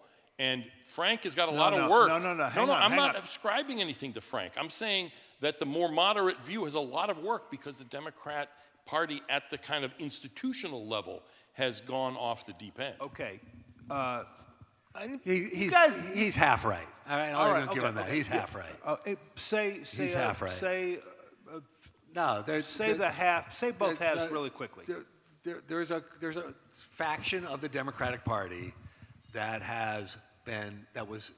reacting to Trump 1.0 in particular was increasingly hostile to the idea of more border enforcement and more enforcement generally. That is not true of members of Congress. Just remember, there was a bipartisan border bill in 2024 that Democrats were prepared to support, that Republicans were prepared to support, and then a certain presidential candidate said, no, don't do it. I want to run on the issue. Don't solve it. And that's what happened. The bill got tanked. So there's a lot of politics and polarization, Mark's right, that has affected this issue. But at this point, I do a lot of speaking to Democrats. There is a tremendous interest in border security. There's a tremendous interest in actually having a prioritization of criminals for removal. There's a tremendous interest in doing away with sanctuary cities if we have a functional system whereby people are getting legal status rather than getting deported because they don't have a taillight that works on their car and they're getting picked up. So there's lots of room for agreement. There is. But this polarization, which I believe my partner here just engaged a bit in, if I'm not mistaken, that perhaps we should be braver angels. All right. And emphasize what we agree on. All right. So unfortunately, we're out of time, and maybe we can continue informally afterwards. But what I want to say to you guys, and I really mean this, I've gotten a lot out of getting to know both of you, and I think you're men of real intelligence and integrity, and it's been a real pleasure to have a chance to work with you, and I really mean that. And I don't know if our joint project will, yield make anything. the world a better place, but I think in some of the other, Teresa and Diego and Peter and Jim. I think you all are doing some. I think we're doing something creative here, and I'm very grateful to both of you guys. So let's give all the a number of the people who are on the round table are here, and I think they all deserve a round of applause. Thank you both.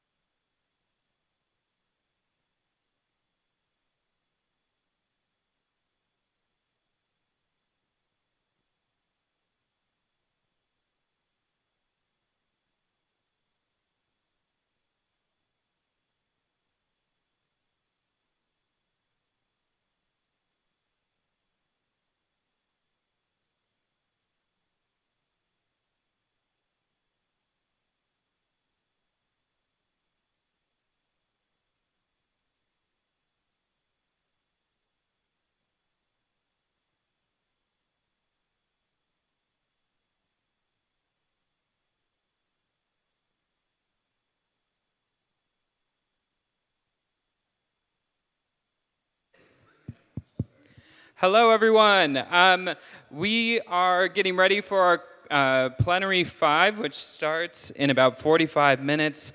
This is a big, exciting plenary with a performance, so we are going to be resetting the stage. Thank you for your patience, and please allow for the work to be done. All right, yes. If you are band members, go ahead and come to the stage. We're going to get the stage set as quickly as we can. For choir members, let's all come to the front here, and we'll talk through how we're going to stage that together, okay?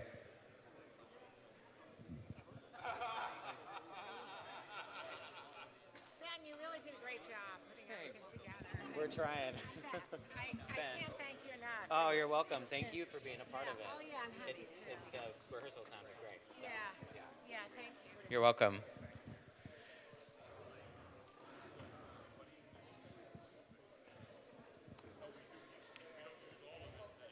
So band members can go ahead and come to the stage. And soloists, why don't you come up to the stage too, just so I can see the difference between the number of folks that we have that are just choir. Choir members, can you stand in your sections at the front of the stage, please, for me?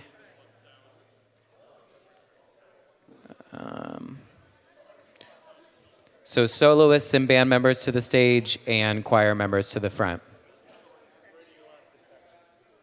Let's do just as you were in the rehearsal room, so we'll do lows here, altos here, highs here. Actually, we're just going to have a little check-in with each other. So gather close. We're staging something for the next plenary. Yep. Question, if you are out in the house, do you still feel pretty confident about singing your part, or is it useful to be close together in order to hear other people? Close to each other. Close to each other? You know what? Then I would rather you just all be on stage with us. I think we have plenty of room, so let's have you guys come onto the stage.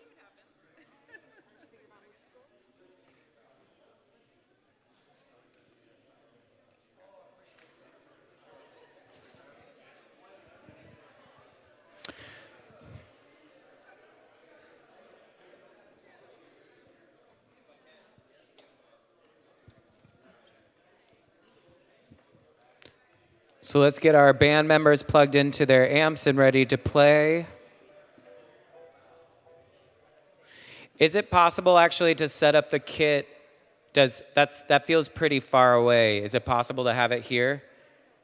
Oh, okay, great. Thank you. So,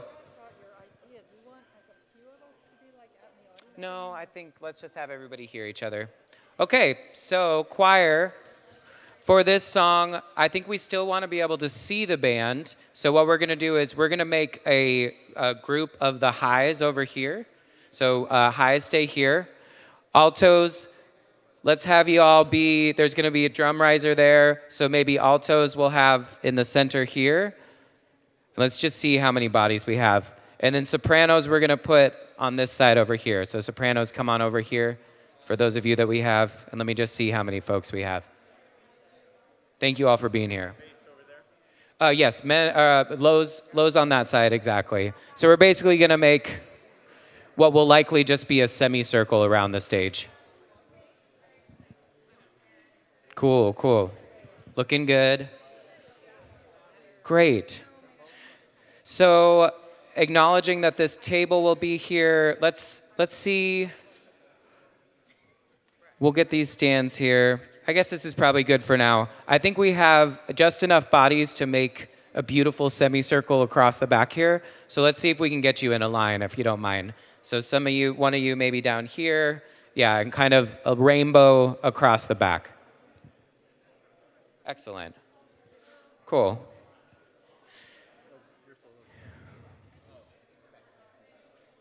Yes, you are a soloist, that's right.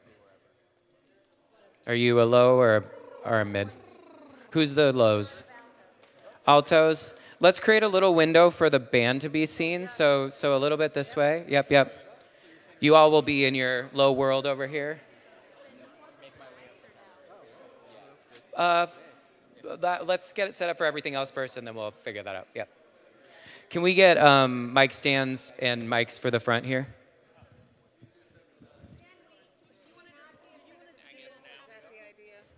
I think that's okay. Yeah. This is the very end of the. We'll probably adjust it when it's not the closing plenary, but for now, yeah, this looks great. This looks beautiful. I just want to be able to see y'all. This looks good. This exactly rounded, perfect. You're a rainbow. You're a beautiful rainbow.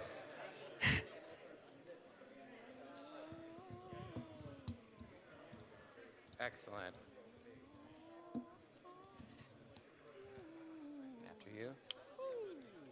And if we can get as many vocal mics across the front as possible.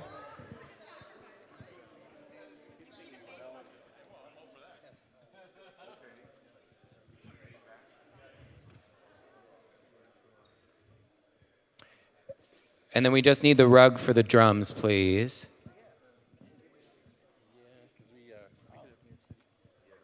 How are you all feeling? You're plugged in? Okay.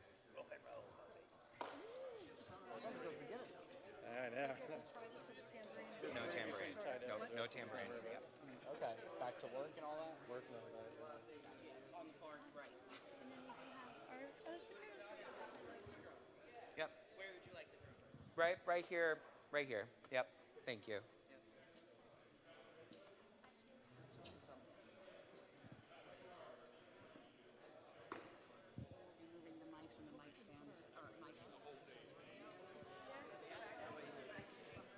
Can we get one more boom stand for the front, please?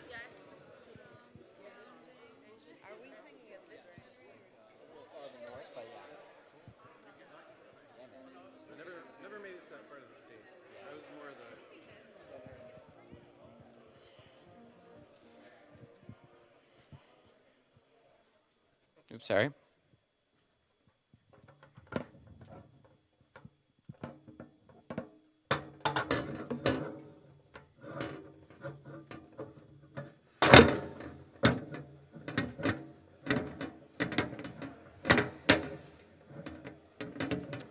We need one more boom stand for the front, please.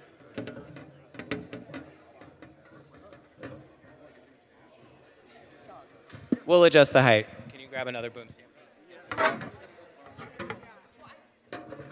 Can you all take these from me?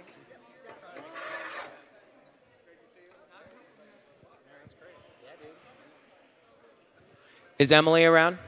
Will you grab another music stand for us for the front here? Okay, as soon as we have sound, we're going to run the song. We're getting drums set up. We're almost there. Is Josh and his video team around? Okay.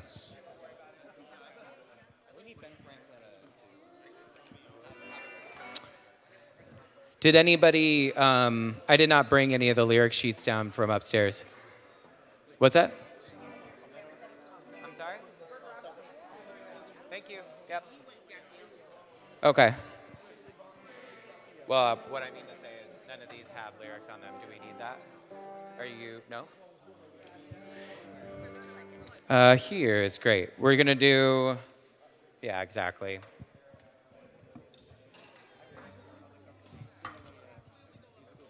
Does everybody who needs lyrics have their lyrics?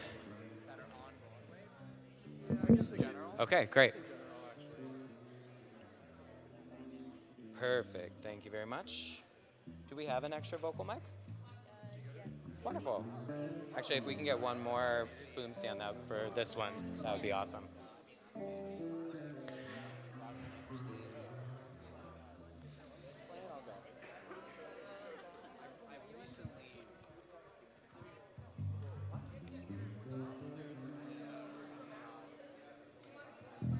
Mark, what is our hard stop?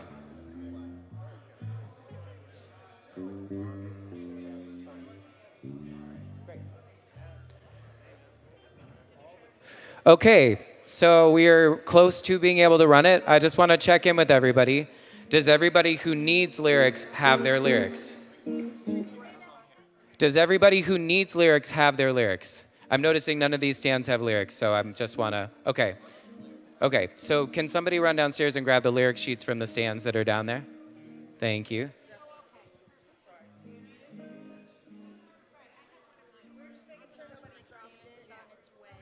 Excellent. Nope, I think we're looking good. Yeah. I have this one, and she's bringing it up.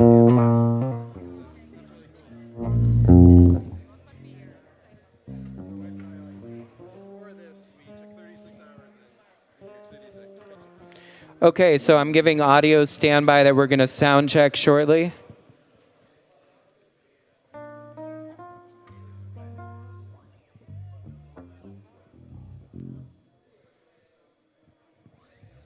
Pretty close? Okay. May I grab the shaker from you? Awesome. Thank you. I guess I'll go back and run grab the music stand. Oh, is your music on the stand on there? No, I have my music. Okay. You just need a music stand? Okay, I'll grab one for you. That can go to the front. Thanks.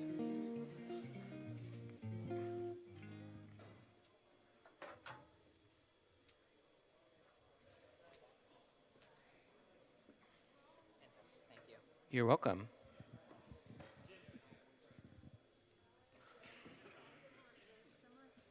Yes, Glenn, do you have the folder of lyrics?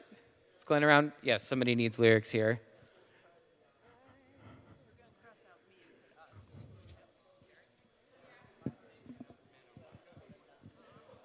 Can you all scoot a little more this way just so I can see Joy? Can everybody stand a little bit closer together just so we can get the band in the clear, actually? So can I have the low or the highs create a little bit of a window so that we can see Izzy? We can see Joy, great, Connor, Rodrigo.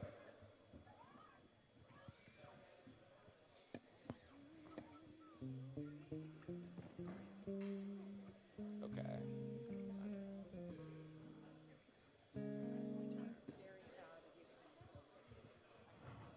Okay, so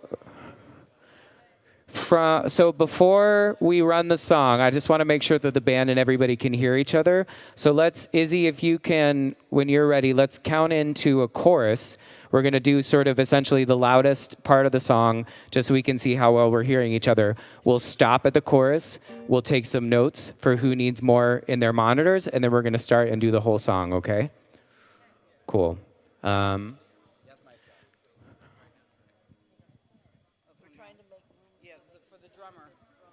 Yeah, so actually, yeah, great. So you guys got to push that. Or you can go this way, or somebody can go this way.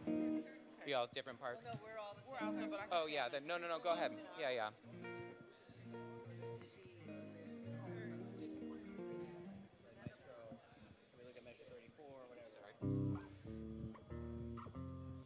Were we able to get the lyrics from downstairs? Excellent. Okay. Izzy, let me know when you're ready. The chorus, we're just going to do a chorus to hear the onstage sound, okay? All right, everybody, stand by for a chorus. And you go ahead and count us in. Stand by for chorus. Here we go.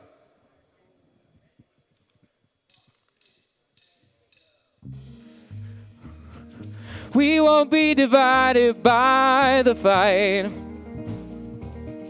From now on, what's waited for tomorrow starts tonight.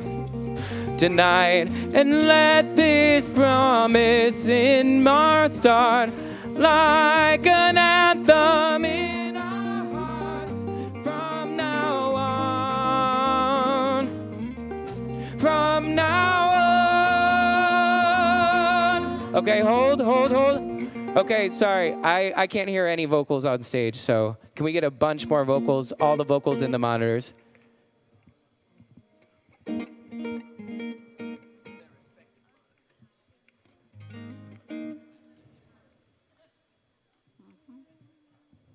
Hey, hey, hey, hey, still need more. Hey, hey, we know all the monitors are on, yes? Hey, hey, hey, hey, hey, hey.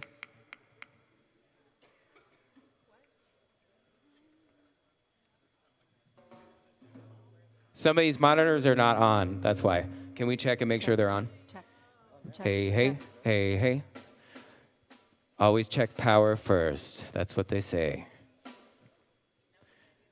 Great. Okay. Cool. Check, We're going to check, try that chorus check. one more time again. Just know, Check. so we'll do the pickup. So I'll do it once Izzy counts us in. Let's try it again. From now on, more vocals in the monitor. We won't be divided by the fight. From now on, what's waited till tomorrow starts tonight. Starts tonight. And let this promise in me start like an anthem in our hearts. From now on. From now on. Hold. Still, hey, can I get more of this one in the monitor? Check. Not hearing it yet. Check. I think I'm hearing house, but not monitor. There we go. You're getting it. Check. Can we check this mic? Check. 1, 2. Okay, great. Check. 1, 2, 3, 4, 5. Next 1, mic. 2, check. Can I get a little more of that? Check. 1, 2, yep, that's good. Check. 1, 2. A little more here of this mic. Thank you very much. 3, 4. Thank you. Excellent. Y'all are doing great. Thank you. Actually, sorry, I lost this again. A little more of this again. It keeps, for some reason, ducking. A little more of this one. Check. There we go. Okay. Band, how are we feeling? Can you hear yourselves? What do you need? We know those monitors are on. That monitor's on. Have you checked it? Okay. Can we get more piano in this monitor in the back, please? Oh, I see. It just got mic'd. Okay. You getting yourself? Cool. Actually, we could use just a little bit of piano in these monitors too, if you don't mind. Check.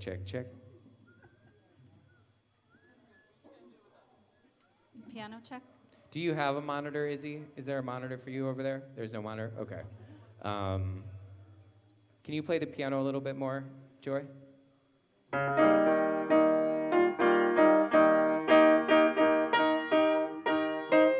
So far, nothing out of the monitors yet.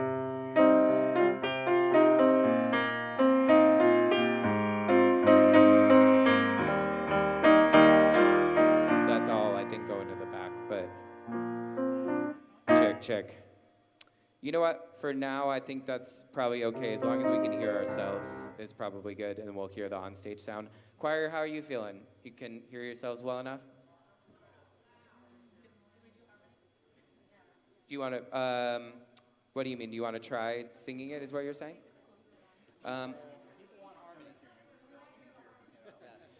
I see. You know what, then? I wonder what the cleanest way to do this. You're a high?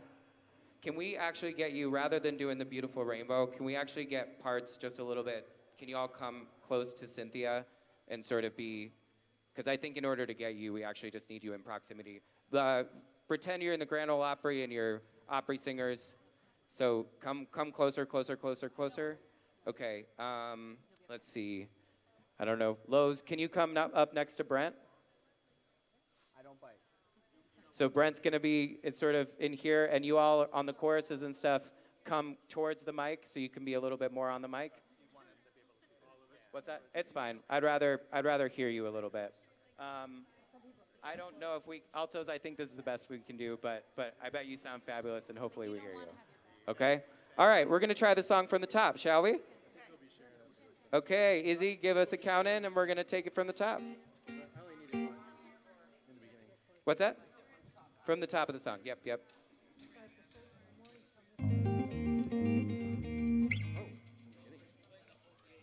From the top, yep.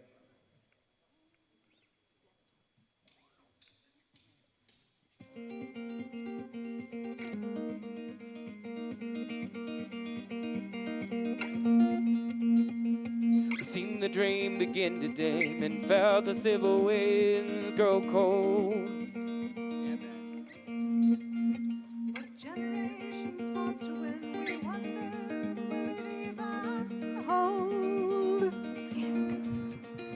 Yet from the rubble, what remains is what was always true. The trust we've lost can be regained, 'cause I'm building it with you. From now on, we won't be divided by the fight.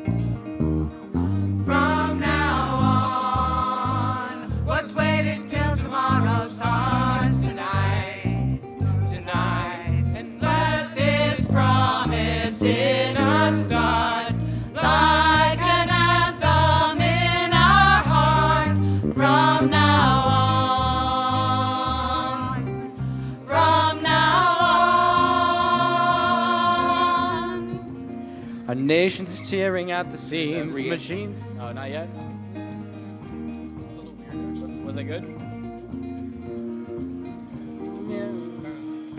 The nation's tearing at the seams. Machines of anger stoke the fire. This isn't what the founders dreamed, a land divided, split down to the wire. Their lives, their fortunes, they once pledged their sacred honor to one another at the edge. I'm pledging here to you. From now on, we won't be divided by the fight. From now on, what's waited till tomorrow starts tonight. Let this promise in us start like an anthem in our hearts. From now on, from now on, from now on. And we will come back home, and we will come back home, home again. And we will come back home, and we will come back home, home again. And we will come back home, and we will come back home, home again. From now on, we won't be divided by the fight. From now on, what's waited till tomorrow starts tonight. It starts tonight. And let this promise in us start like an anthem in our hearts. From now on, from now on, from now on. And we will come back home, and we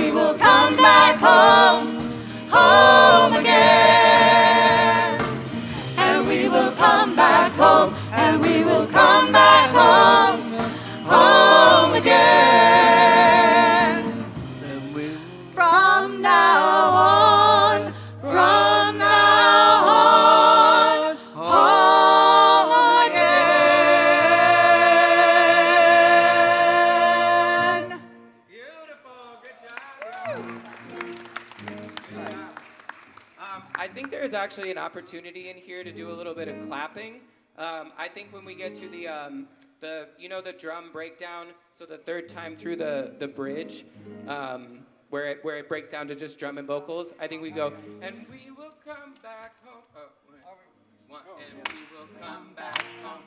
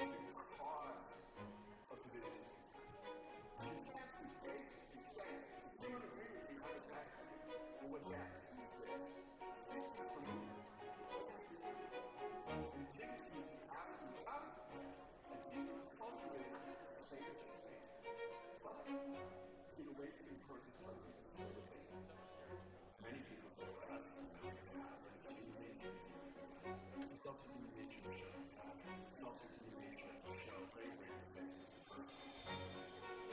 We ask people to pledge them to do more to treat others with dignity, contempt, so if you're educated, if you're an electrician, if you're a business manager, remember, the movement starts with one person at a time. It grows.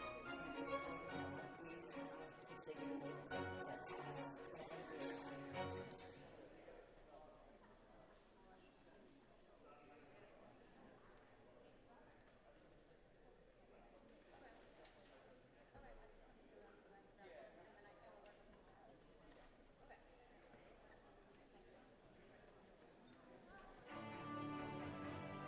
Politics America is made up of everyday citizens from across the country working to diverse group of causes with different backgrounds and different party affiliations.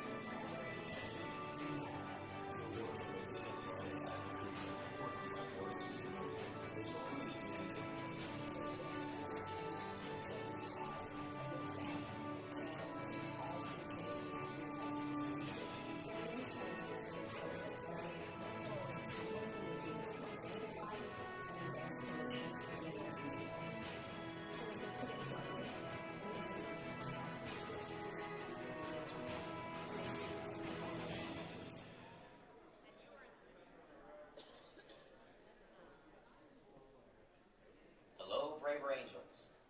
What if we could get thousands, hundreds of thousands, or even millions of people across the country, across divides, to talk with each other in live, courageous conversations? I'm John Gable at All Sides, and we've been testing and building a platform to do just that. Introducing All Sides Roundtables. All Sides Roundtables makes transformative conversations across divides, across the country, simple, for small to large, to huge groups. It does the heavy lifting. It handles registration and reminders for you, sorts participants into small, balanced breakout groups, and guides people in a listening practice so that everyone is heard and appreciated. We can even analyze the conversations to provide valuable insights for everyone. Want to use roundtables? We're giving everyone at Braver Angels a free All Sides membership to use roundtables and other premium tools and content. Just go to allsides.com, Braver Angels, to learn more and sign up. It's time to bring courageous citizenship to the entire nation. Let's do it together. Thanks.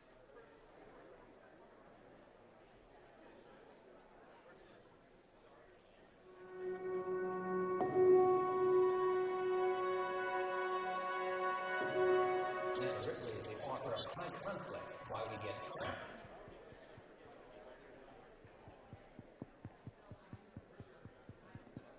Check, check. Test. You got it? Hello, everyone. How is everyone doing? Staying dry? Welcome to our last plenary session. We're going to try and get a couple highlights for the next 10 minutes or so, or until Mark shuts us off. But I think it's important to continue to hear from you all before we start. Yeah, right. So we want to know what is your number one takeaway from this entire convention, right? I want to see a lot of hands out there. Who's first? Who's excited? Okay.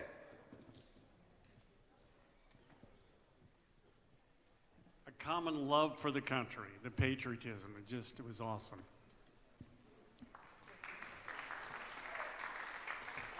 Thank you. Next. Where are other mic runners? We have one here, so two? Yeah. All right, who's got it. another hand up Perfect. for?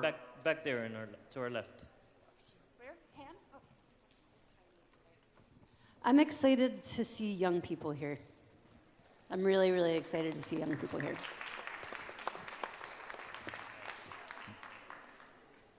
Awesome. We have one hand back there in the middle, and right here to the right.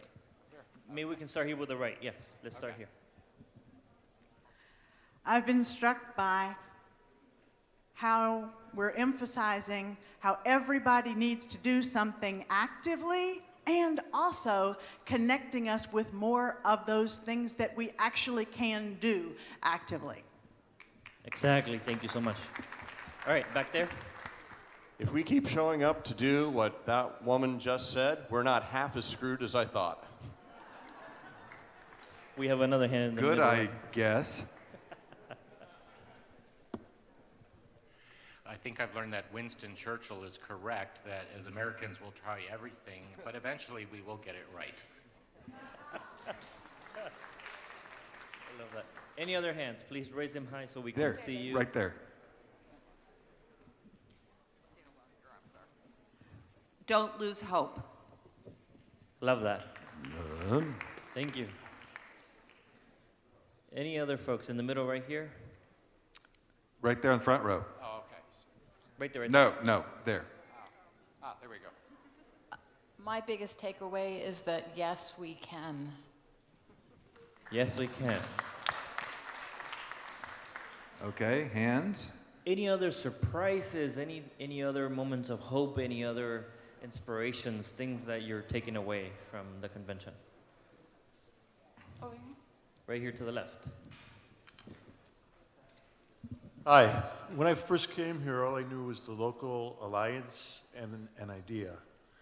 And now that I'm here and I see what Brave Angels is all about and the partnerships and everything involved, I am really convinced that this is something serious, that this is real, and that there's an opportunity here to really make significant and long-lasting change in this country. And I'm so appreciative to all of you and everybody that I've met here. Everybody here is my friend and my family. Everybody's been so nice and so cooperative and so enthusiastic and so uplifting. I'm leaving here on a cloud. I really appreciate that. Thank you. Any other first-time impressions, first-timers impressions? We have questions back there.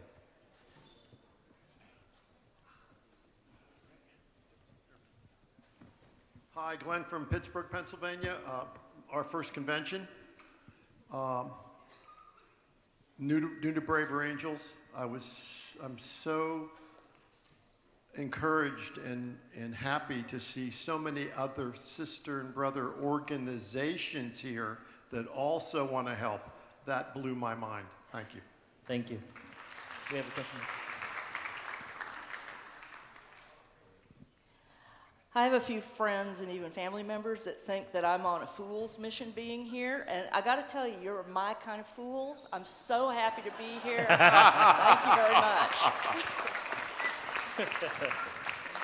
Speaking as a baby angel, I'm just blown away at how many different ways there are to approach the same type of thing. So not every approach will work for everybody, but we've got so many different programs that if this one might not work, but this one might. So I feel like we have an onslaught of options and opportunities to help make a difference. That's super. I love Baby Angel. Put it up high. He needs to see you. We have one here in the front. Okay. Did you have a hand up over here? Oh, I'm sorry. All right. Hi, I'm Alan Cohn from just outside of Cleveland, Ohio. Definitely a first timer, and this conference exceeded my expectations. It's been exhilarating and inspirational. Thank you. Back there. My name's Deanna Ross from Monterey, California. This is my third convention, and this time I've learned that the work is definitely work, but it can also be really fun. Yeah, it can. Thank you. Jordan from Maryland, and I just find this whole convention to be like the coolest political club I've ever seen. Hey, Diego, let's ask you. Let me ask you, what's your biggest takeaway, Diego, from the convention? We'll get more questions here. I think, and I'm going to ask my brother who just went, actually, him and I had a conversation earlier. And something he said, you know, it resonated when you said that you're getting a lot of pushback, to not use another word, from folks from your side of the aisle for engaging on this issue. And I think, I don't want to speak for you, but I think for us, co-chairing, when the invitation to co-chair the convention came up, of course we're excited. But I'm going to have to, I would be lying to you, Jim, if I told you that I wouldn't be worried about some things that friends of mine would say, right? And that's something that resonated with me when him and I were speaking. But I think, to use Maury's now famous words, right? This is what courageous citizenship is about. You lean in. You provide an example, a different kind of example in doing that. So I appreciated that conversation we had. I think it's real. Sure, right? I shouldn't have to worry about what the rest say, but sometimes those things can be hurtful, right? And that is unfortunate. But I'm proud to be here, and I'm proud to be here standing next to you. And I'll just say, Diego's 100% right. We're here to be peacemakers, make peace, change the political atmosphere. Not everyone in America is ready for that, if you haven't noticed, right? Not everyone's where we are. We have to bring more people to where we are.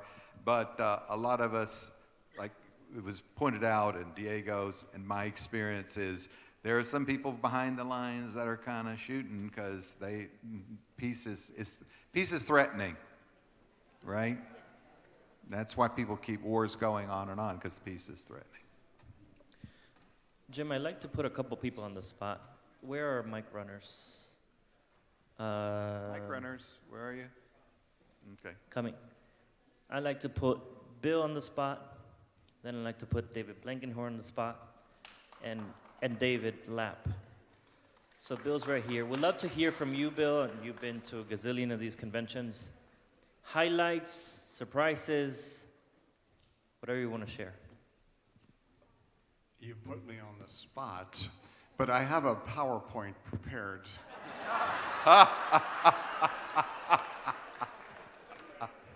Well, this is number 5, and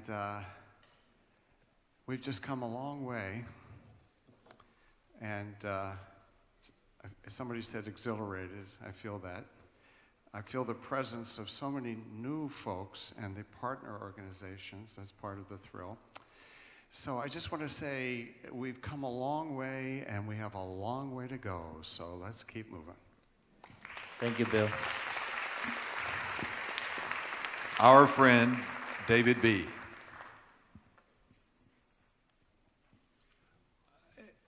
Well, if I could just speak personally for a moment, I stepped down as president of Brave Angels about a year ago, and so for me, it was like, well, gee, I'm sure they'll mess up now. I mean, after all, look at what I was able to do, and my unique gifts and skills would be missed, and what a dangerous thing is going to happen. Actually, there is a little bit of that. I mean, some of you have left positions before after being there. There's a natural human tendency to think, oh, gee, they're all going to miss me. And what I have learned over the last year and has kind of come to my top of my awareness now is that, first of all, that's not true. And second of all, the fact that it's not true is a really good thing, because that means that this organization and this movement is like, it's not exactly like a helicopter, but it's like an airplane that's going just like this. And from my leaving, if I could just be personal, to now, it's just continuing that upward thing. And that's beautiful. Thank you, David. So we'd love to hear from David Lapp. He's back there. Run a mic over here to the left. Give it up too. for our mic runner.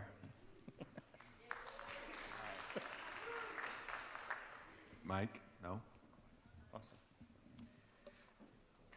From the beginning of Braver Angels, I've been, from that first workshop that we did, Bill talked about the anxiety and the fear that we brought into that workshop. How's this going to go?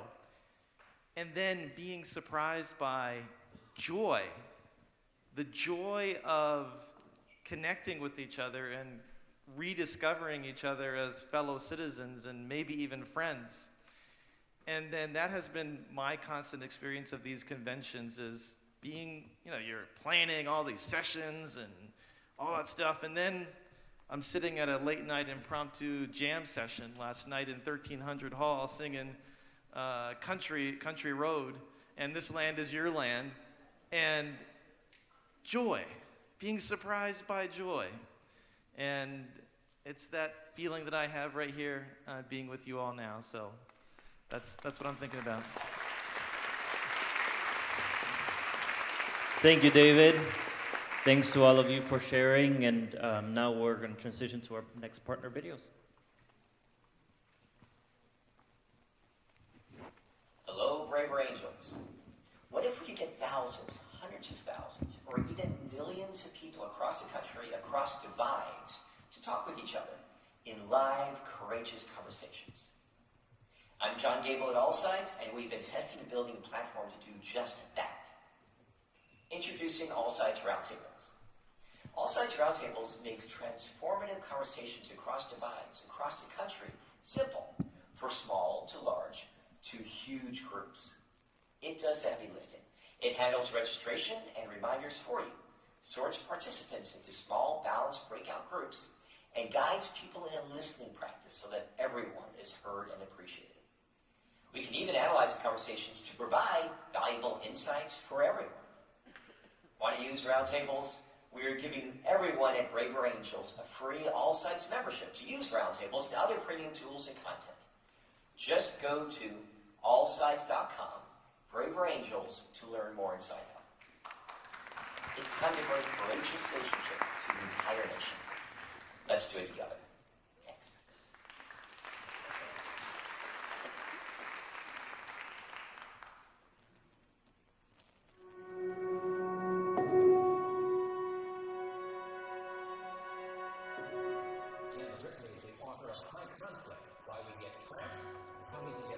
She is a best-selling author, investigative journalist, including Time Magazine, where her team won 2 national magazine awards. Conflict is the best shortcut to transformation. But it needs to be good conflict. Amanda's co-conspirator in all this is Ellen. She is herself an award-winning producer and journalist who thoughts through storytelling networks. How do you decide? How do you and your peers decide what you want to focus in on? These are parts of the problem to your influence. Between the two of us, we've spent about a decade following people who understand conflict. And what we've learned is that conflict is not the problem. You need conflict to push. Good conflict will offer you an entirely new way of thinking about conflict. The question is, how? The first and maybe most powerful tool we have come across in our own experimenting with this is to investigate the understory. So the understory is the thing that conflict is really about. The firestarters are the tripwires. Firestarters are those invisible drivers of conflict. We use something called looping. I am not exaggerating when I say it has changed everything. I see value in looping with everyone. All of these things are giving us clues to the understory. And I learn something from you every time you are in any room. All conflict, it is not the same.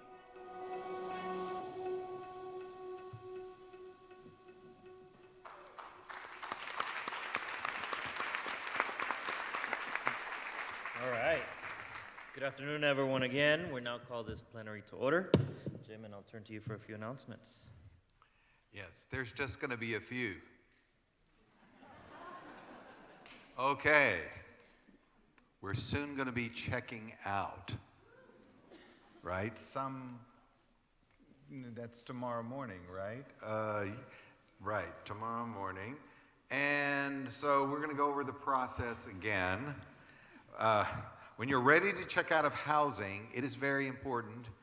The text says very, very important that you put your 2 room keys back in the envelope, the brown envelope that they came in.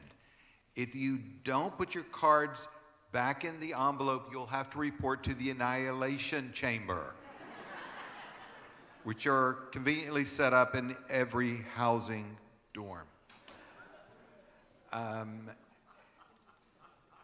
You think I'm kidding.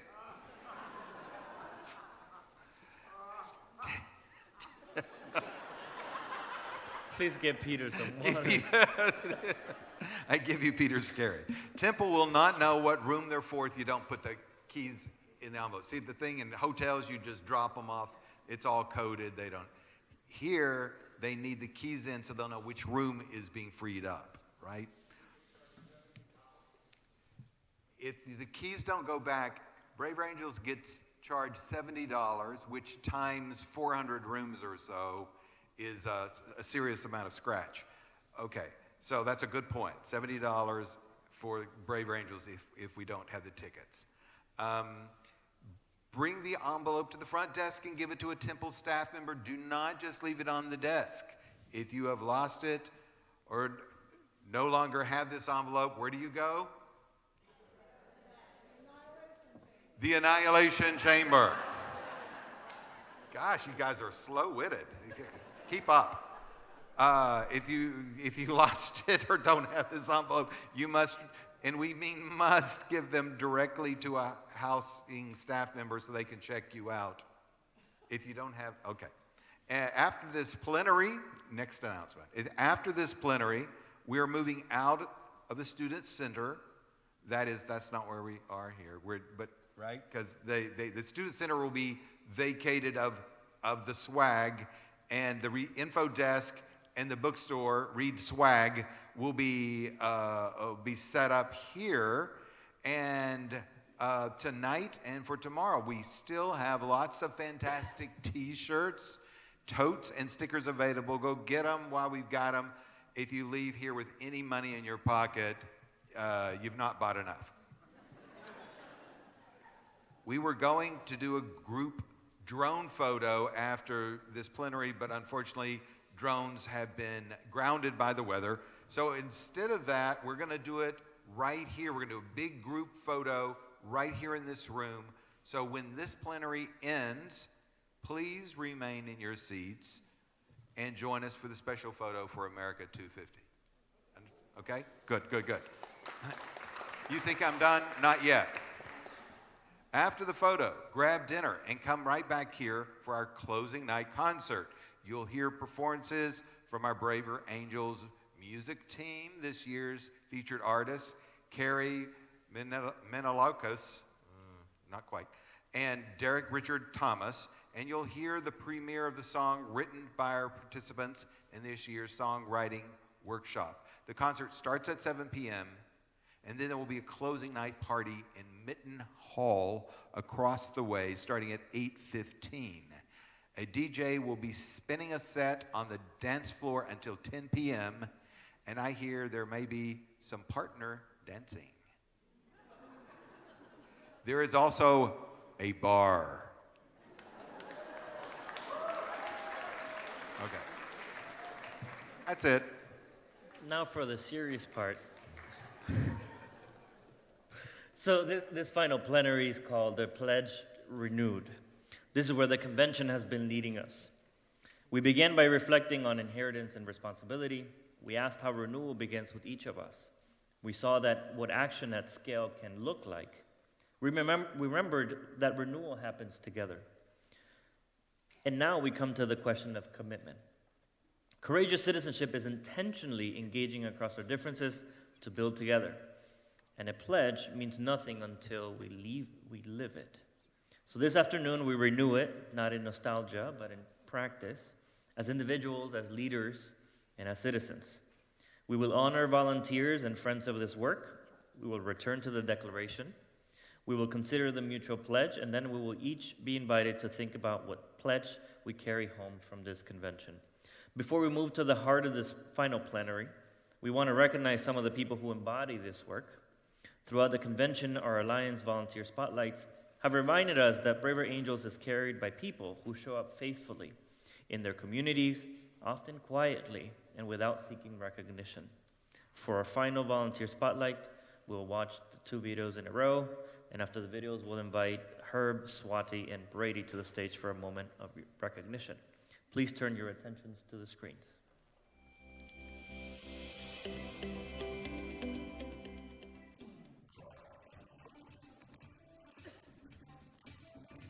Hi, I'm Herb Blake. And I'm Swati Srivastava.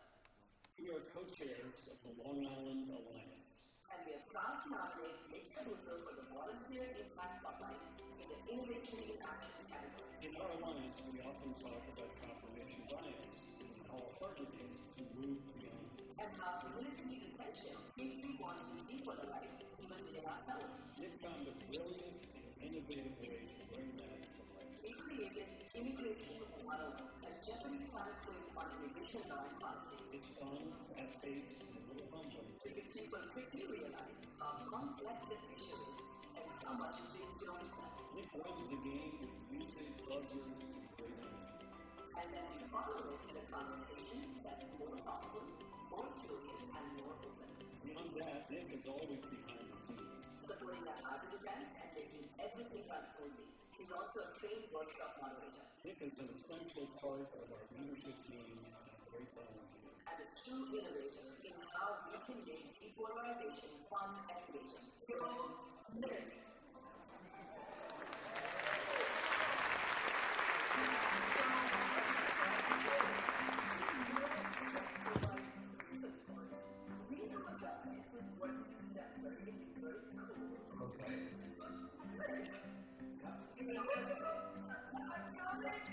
That was great. That's very exciting, really. I'm stunned. It's absolutely, very humbling. I was not expecting anything at all. Thank you. Hello, Braver Angels Convention. My name is Nick Caruso, and I am so pleased to be a recipient of this Innovation in Action Award. I first want to thank my 2 Long Island Alliance co-chairs, Herb Blake and Swati Srivastava, for committing our alliance in this common ground integration effort. In our first workshops, we realized that there was a lot of confusion over how the immigration system works, which made it difficult to have productive conversations and to find that elusive common ground. So using VA's Immigration 101 program as a foundation, I put together a Jeopardy-style game show in the hopes of making the topic both fun and memorable. Since the original idea, we've run the program twice, and we've had an unbelievable response to it. My hope is to keep refining the program as we go and to spread it to other VA alliances. I could not have done this without the hard work of so many others, and I love the idea of giving something back. So thank you again for this honor, and keep up all the good work.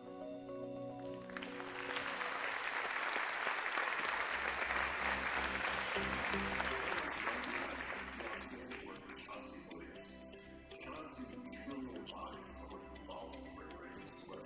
He continues to work on community and to expand the reach of our work and drive innovation.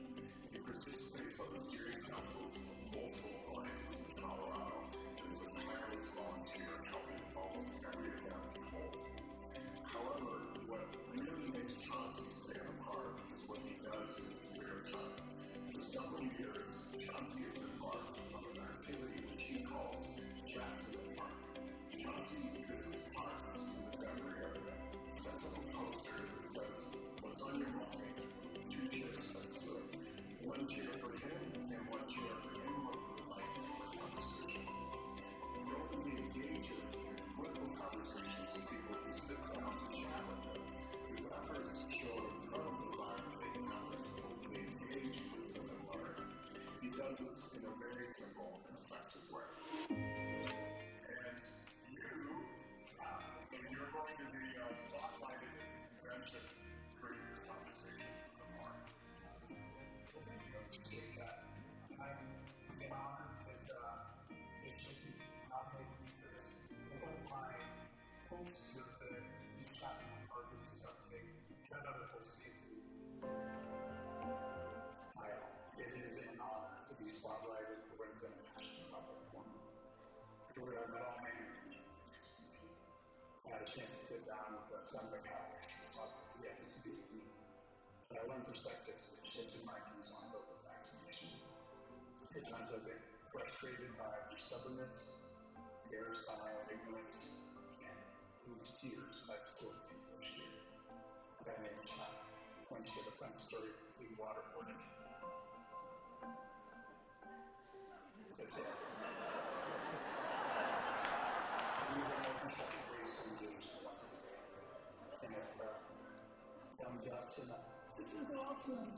But I sometimes get an indication there's an untapped need out there for the ear of an anonymous stranger who's just willing to listen, willing to share, especially on the topics that matter most. Thanks again. Stay courageous, and maybe I'll sit down in your chairs today.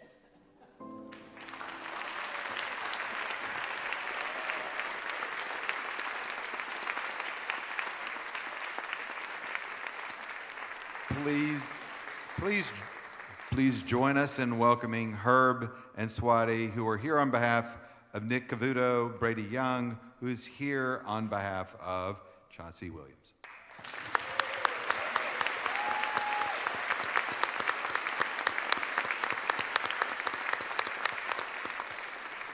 Thank you, Herb, Swati, and Brady. So now we'll invite to the stage Steve Saltwick to the stage to present this year's Friend of the Field Award. Please welcome Steve to the stage.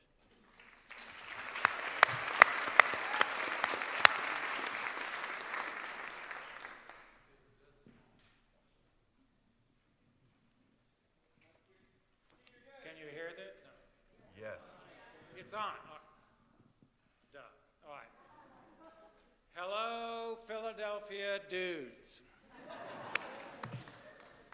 It's my honor to present a different kind of award.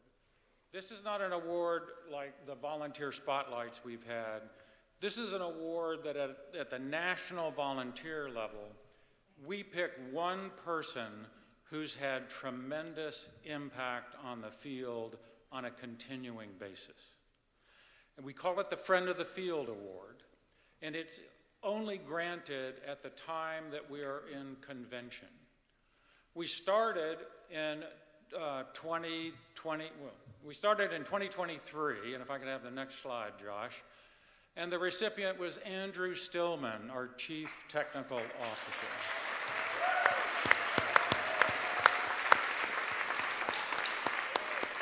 If you know Andrew, you know how hard he works to support the field. He also has an unbelievable talent of teaching dogs to sail.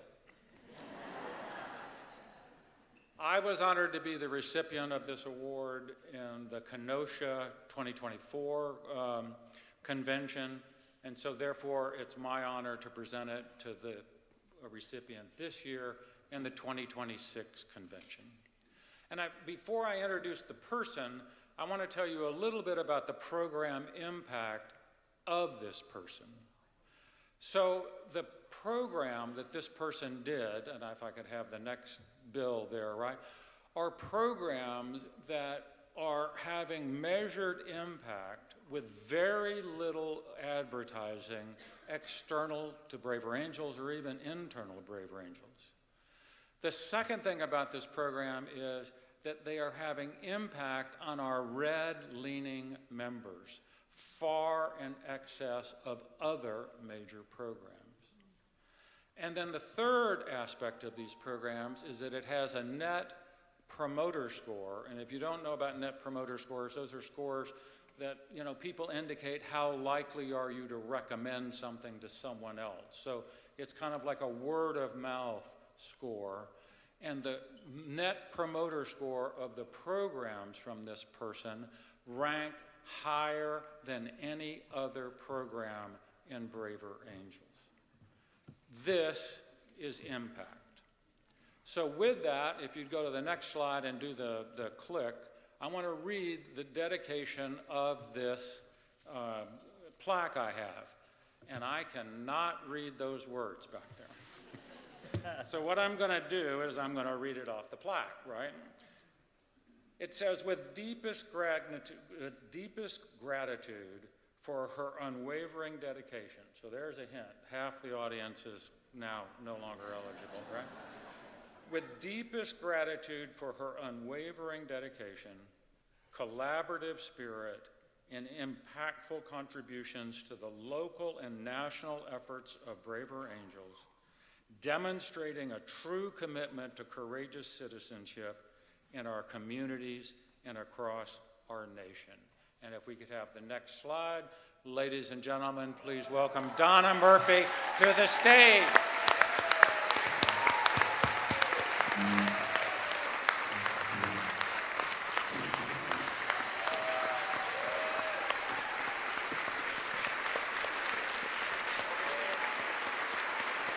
Thank you.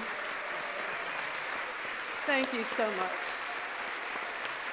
It feels good to be appreciated. Thank you.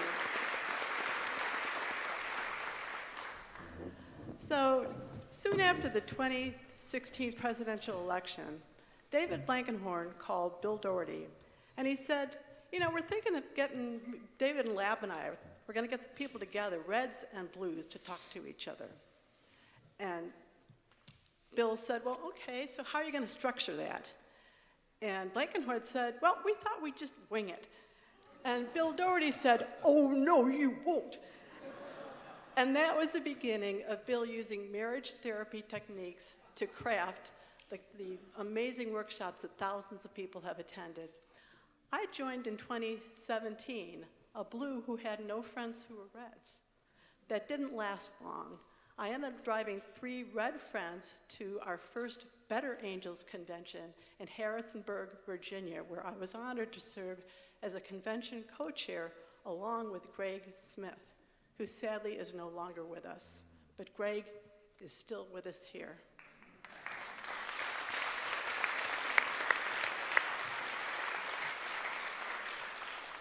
After 9 years of volunteering, I'm stepping away to devote my energies to my first love, investigating the Shakespeare authorship question, spurred on by my foundational influence, Nancy Drew.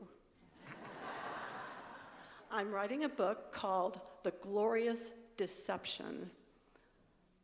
Francis Bacon, Christopher Marlowe, and literature, theater, and Freemasonry during the English Renaissance. It's fascinating stuff. Many, many thanks to my husband, Tom Murphy, who supported me in every way. And yeah.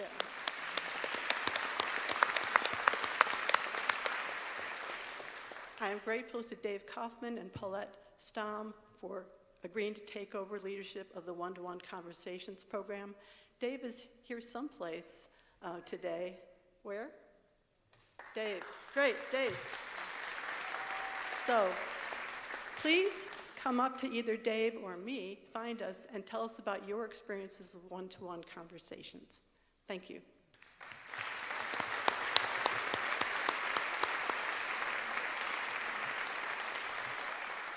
Okay, thank you, Steve, and congratulations to Donna Murphy. We now invite Mari back to the stage. Come on, Mari.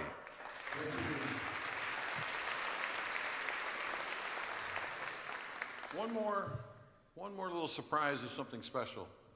Sometimes you walk through a door that opens and you don't know what's going to happen on the other side.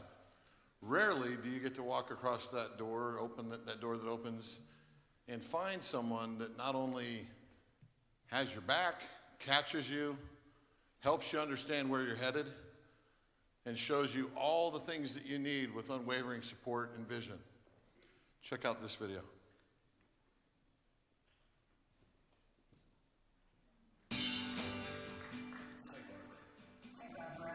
Barbara, I did not want to make this video. I've told you a couple times now, I'm not ready to see you leave.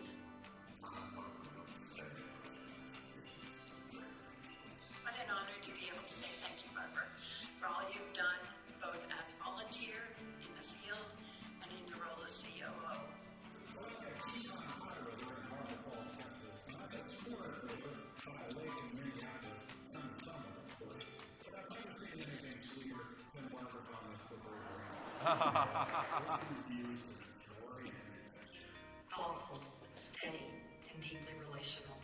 All words that I use to describe you. I've been inspired by your calm, steady leadership. From your career, you brought unmatched wisdom and grace to Braver Angels. You are all too cool, and you always have this grounded in the bigger picture. It's about bold energy from Barbara, leadership, calm energy, and ability to solve problems. I've learned a great deal, and I'm proud of the work that we've done together. We've really got that Midwestern, calm in the eye of the storm thing down. You have been such a guiding light for me. You always lived by the Braver Angels way, have a steady presence about you, and have great stories and advice about your travels. I've observed and admired how you apply the Braver Angels way inside Braver Angels. How you manage dozens of items with the grace of a professional gentleman. How you make each person you speak with feel fully seen and heard. What I appreciate the most about you is how you lead with genuine care for people. In a world that prioritizes urgency over humanity, you model a different type of leadership, one that's compassionate and grounded and deeply human.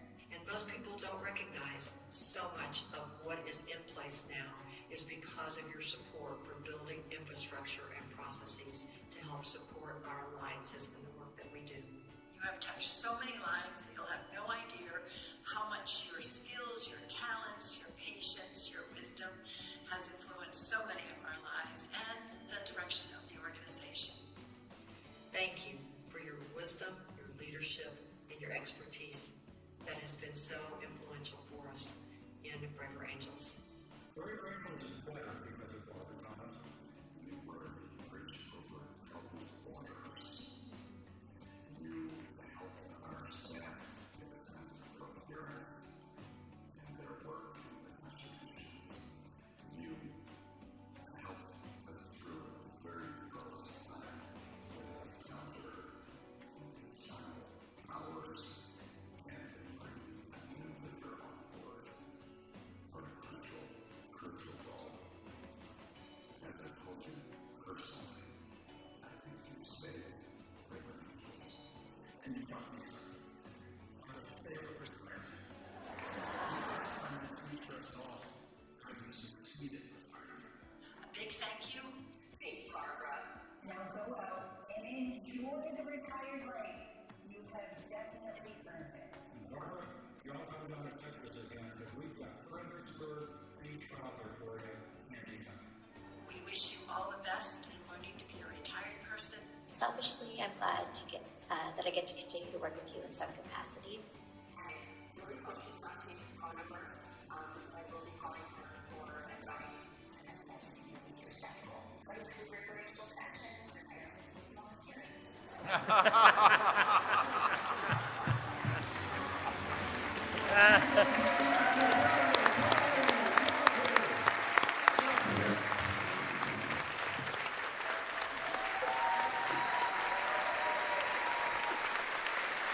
We didn't give her a warning on this.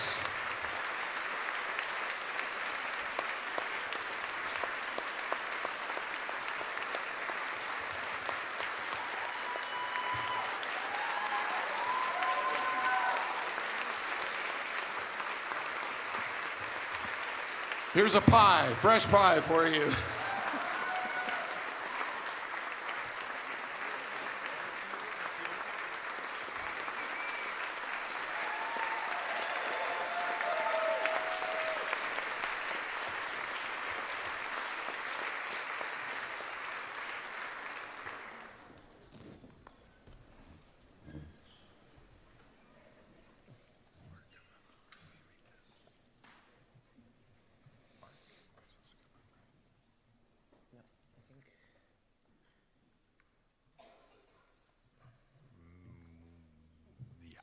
There he is. Hello, everyone. Thank you for an incredible convention. I'm up here because I'm going to be presenting a video. The theme of this convention was 1776, or it still is, 1776 to 2026, a pledge renewed. Here we are in Philadelphia looking back at what happened 250 years ago, and one of the programs that we've been doing throughout this convention was recording the Declaration of Independence with you all. Many of you signed up for this activity, reading the full declaration with Joe Fidel, and he has now made it into a video that we're going to share. I'm going to read a note from Joe. Thank you to Braver Angels for allowing me the opportunity to work on this project. It has been a true honor and pleasure.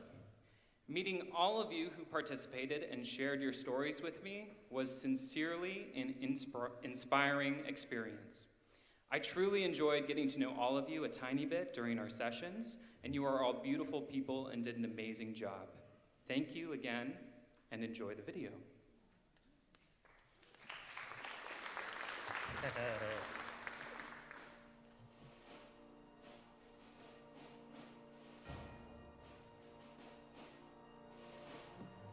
Behold these truths, being self-evident to all men of free will.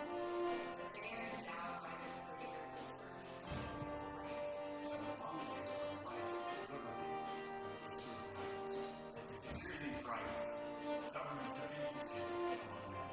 Deriving their just powers with the consent of God. That whenever any form of government becomes destructive of these ends, it is the right of the people to alter or to abolish it. To institute new government, laying its foundation on such principles and organizing its powers in such a manner as to them shall seem most likely to effect the safety of the peace. Prudence, indeed, will dictate that governments long established should not be changed for the right and transient causes. And furthermore, all experience has shown that mankind are more disposed to suffer while peoples are suffering, and to right themselves by abolishing the forms to which they are accustomed. But when a moral train of abuses and usurpations pursuing very the same logic, the instances are attempting to render absolute despotism. It is their right, it is their duty to throw off such a government. Such has been the ancient sufferance of these times, and such is now the necessity which it is ready to bend to alter the former systems of power. The history of the present King of Great Britain is a history of repeated injury and usurpation. All having in direct conflict with the establishment of absolute tyranny in these states. To prove this, let the facts be submitted to the in every stage of these oppressions, we have petitioned for redress in the most humble terms. Our repeated petitions have been answered only by repeated injury. Hence, its character is thus marked by every act which may define a tyrant is unfit to be the ruler of a free people. Nor have we been wanting in advancing this work. We have warned them from time to time of attempts by their legislatures to extend the unwarranted jurisdiction over us. We have reminded them of the circumstances of our immigration and settlement. We have appealed to their need of justice and equity. And we have conjured them by utilizing the company which would never be ever imagined. They take the death of points of justice and equity, who must therefore act as a necessity is the basis of our salvation. Behold them as we hold ourselves. Enemies of the poor, enemies of the rebels. We, therefore, representatives of the United States of America, the general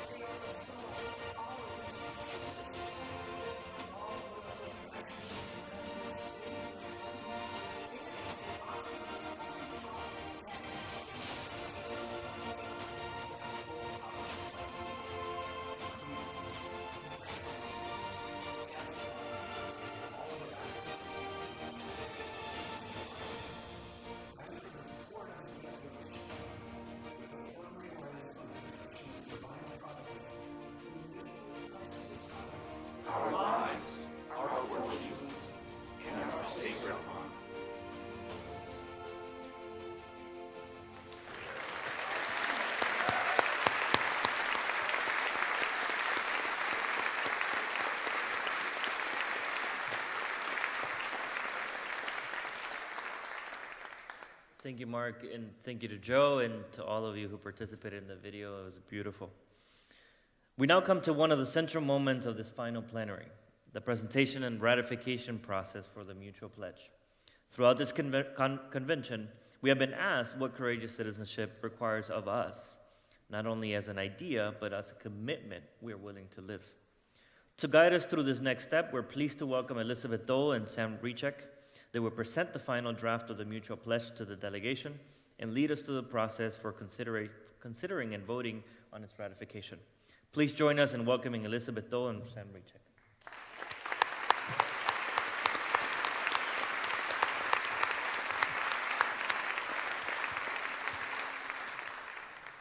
Hello, everyone.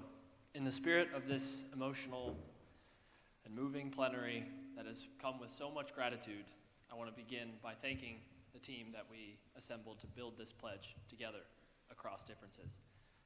So when we assembled this team, Elizabeth and I were thinking about a lot of different ways to do it, and we tried to pick a team that was an accurate cross-section of Braver Angels. Red, blue, dedicated, long-standing volunteers and fresh interns. Young people, college students, retirees, partners, people who are new. And so when I call your name, I'd like to stand and have you stand, and we'll acknowledge the different members of this team that helped draft this pledge. And then there were, of course, a lot more people involved, but you'll hear about that in just a second. So I'll start with someone I was just seeing. So Steve Saltwick, please stand, member of the team.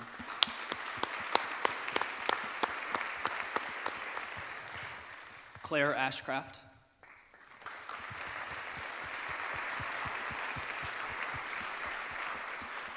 Alana Vaney.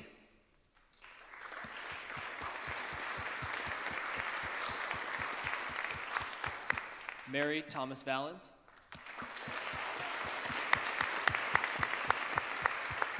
And Mia Doherty.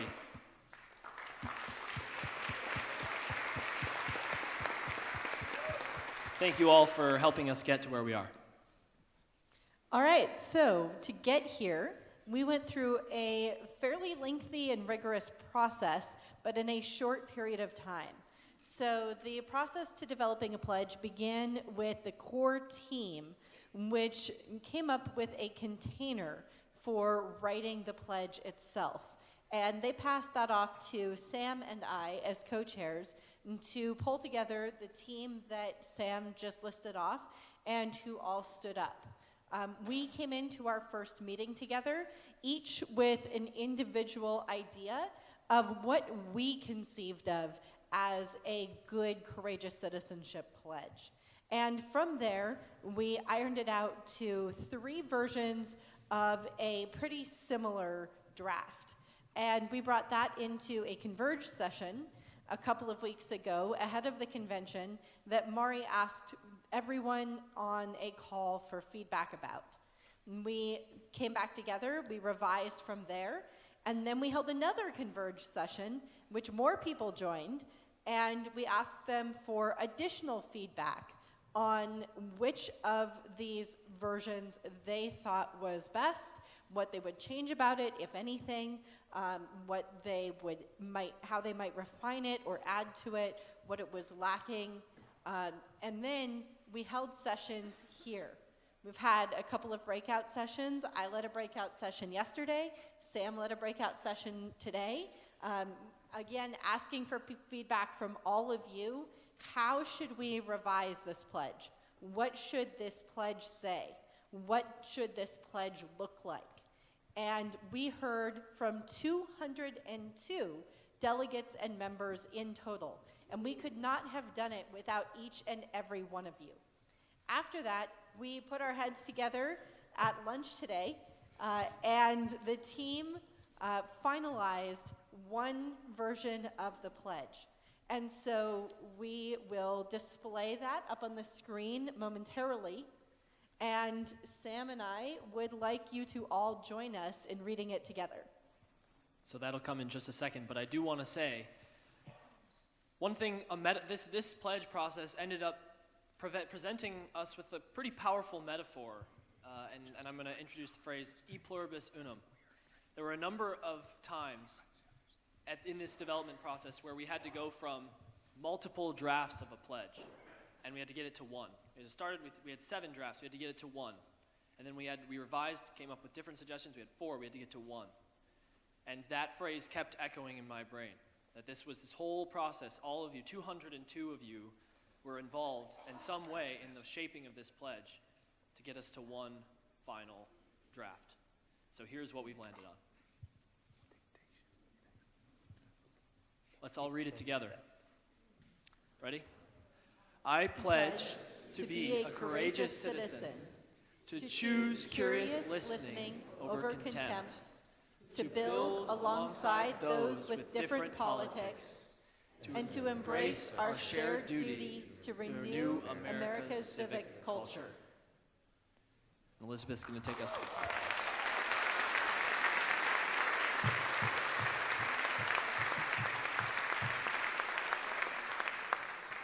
So at this point, we have completed revisions, and we are going to vote on this language as proposed. We're going to use modified parliamentary procedure. Don't worry, it'll be really, really easy. So I am going to need someone from the audience to make a motion from the floor. Make a motion from the floor to approve the language as proposed. And once that motion is made, and then a second volunteer, a second delegate from the floor seconds that motion, I will ask for everyone who wants to vote yes to approve this pledge to say aye, and then, or yay, and everyone then after that who would like to oppose the pledge can yell nay. And this will be a voice vote, so I will call the yeas or the nays as I hear them, unless there's very serious division.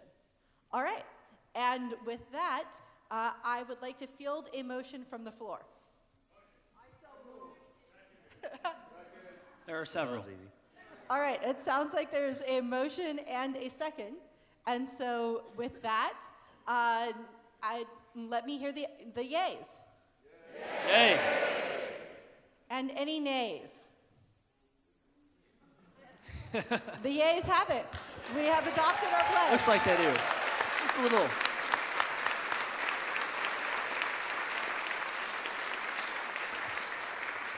So we already had the chance to thank Andrew Stillman, but I guess I get to get my little thank you in, because what we were able to do here, Andrew designed a tool that will allow us all to sign with our finger individually, personally, to have the same signing experience. But this is just a demonstration of the capacity that we have now at Braver Angels to build complex tools really easily. I just kind of spat out this idea.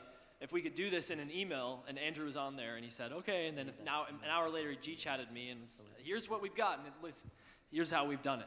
Okay, so please scan the QR code and take a second to sign your name to this pledge. If the QR code isn't working, go into your search bar, and you can very easily get there, pledge.braverangels.org, especially because as we sign, we're going to watch a video of some of our partners and friends helping us understand the kind of commitment we're making.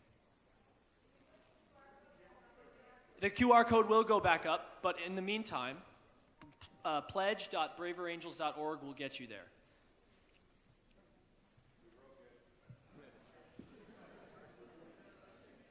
So we're looking, if we're putting the QR back up, it's the box in the upper right. Will get us to the full screen mode. But I think that the tech team is trying to move to this. There we go. All right. Grab the QR once again.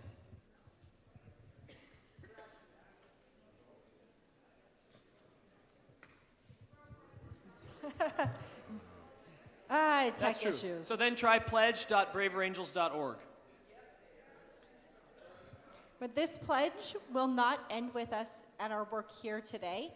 We will take it from here and we will integrate it throughout Braver Angels so that none of us forget what we have done here today. Thank you all so much for your time and your effort that was put into this pledge. All right. Back to you, Mari.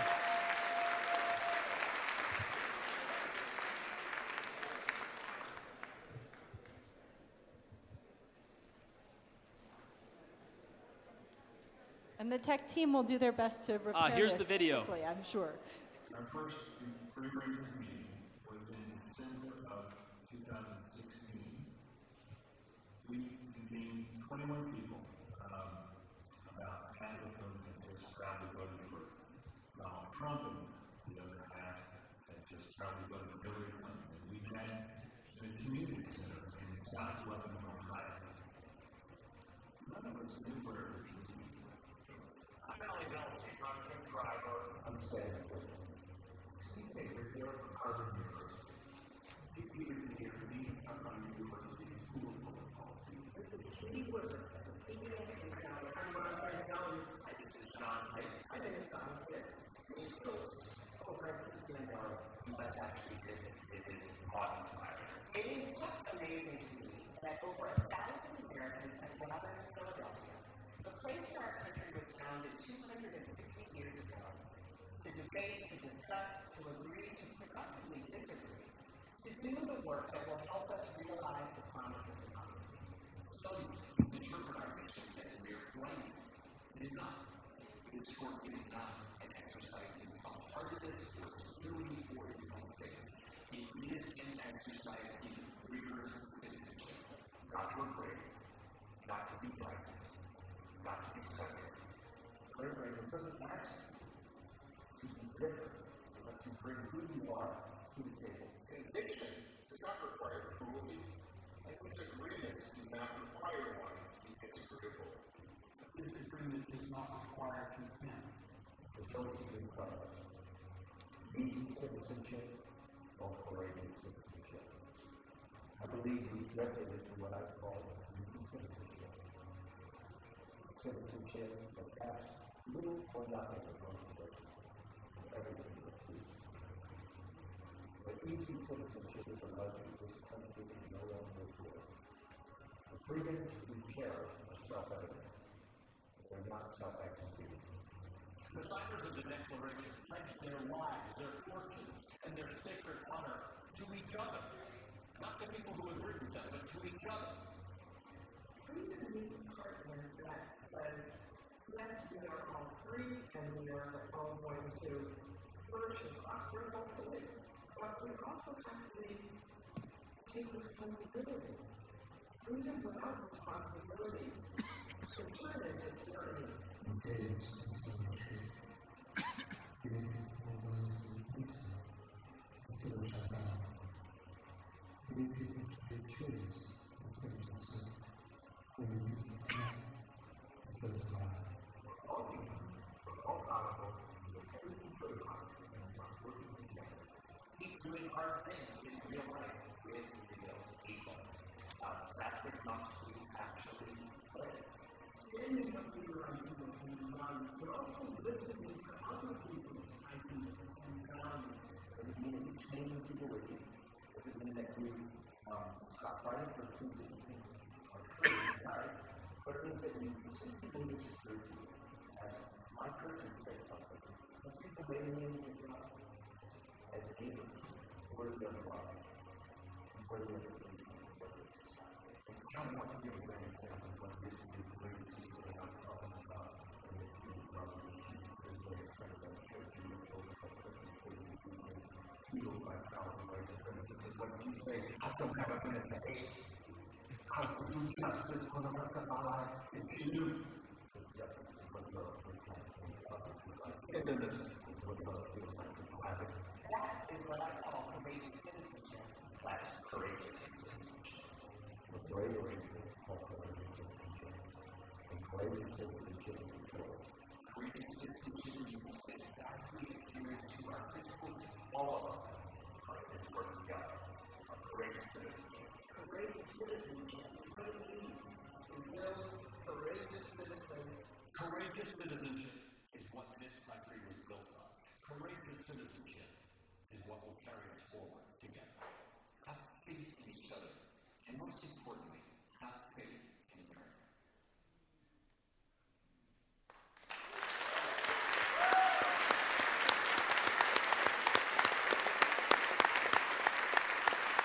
I don't know about you, but those are some good friends to have.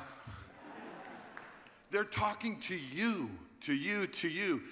We didn't give them, say, hey, beg them to do this. We contacted and they said, yes, we want to say this. And we have 23 on our advisory council so far. We will get to 50 for the unity of our country and 50 for Braver Angels to stand for us, represent us, and help you see yourself in them, and then the rest of the country see that we are doing this work together. Thank you.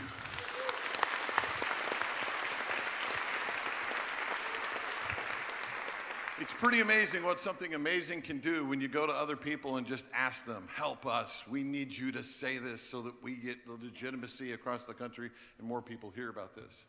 Now, one of the risks of doing something that's with technology and on the fly and everything else is that there were a few little hiccups on the technology. Some people came up to me and shared, we'll get those fixed. We'll get those fixed. We're going to take this pledge.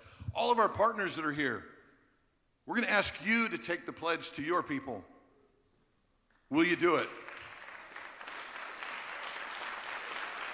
We're going to get the pledge out to all of our members. And you know, we have an anniversary coming up in December. We're going to push as hard as we can to get as many Americans to make this pledge.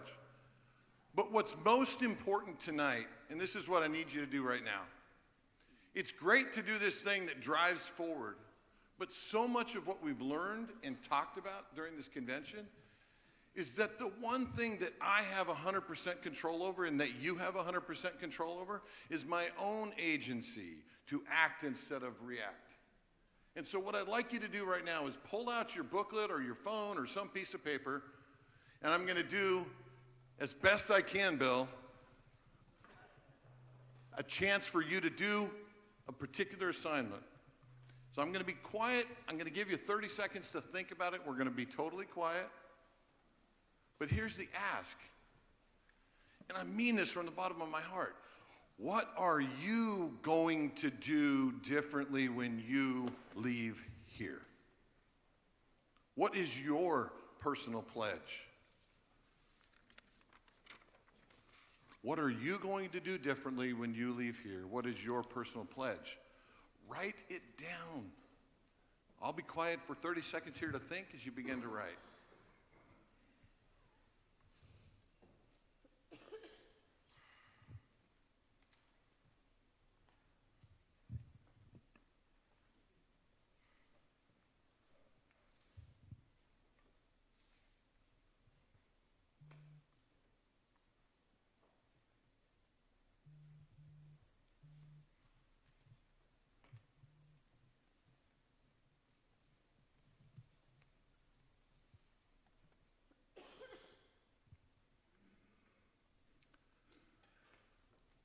Okay, as you get some notes down, it's probably going to take a little bit longer for you to think about it, but I want you to turn to the person next to you. This time to someone that you know. Someone who you care about at some level. And with each other, share what you're comfortable sharing and make it as real as possible as you can. Now, I don't own a whistle yet, and Bill would not let me ever use his. And I have a microphone, and he doesn't right now, so I can say that. I'll let you know when we're done. Talk amongst each other for a good 5 minutes. Work on it together. Make it something that's real. Ready? Go.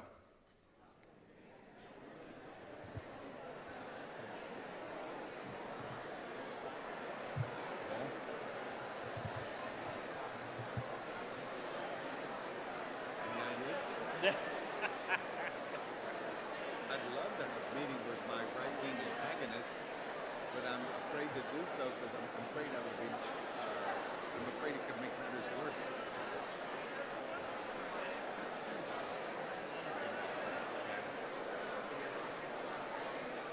It's like me going to United with Rainbow. Just gonna be circling. I mean, that's the. I think it's focusing on the ones we already have on the table. Right. Strengthening those relationships. Making sure that the process we have is strong and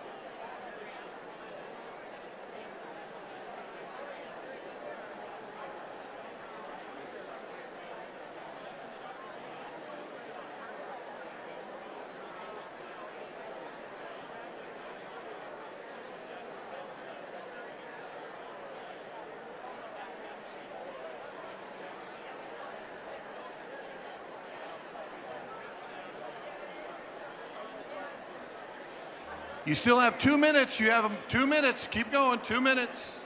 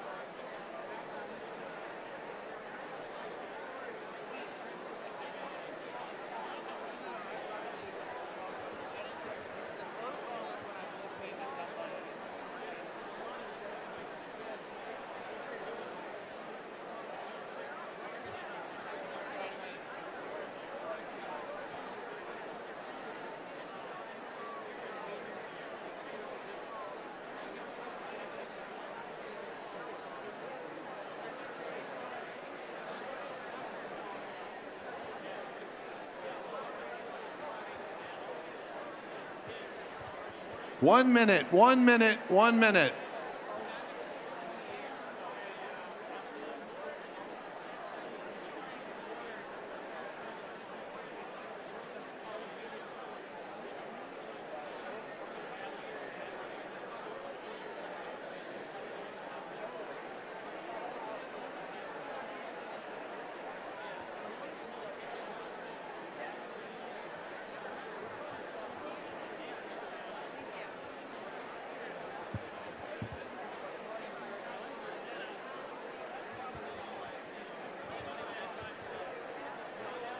Okay, if you can hear my voice, clap once.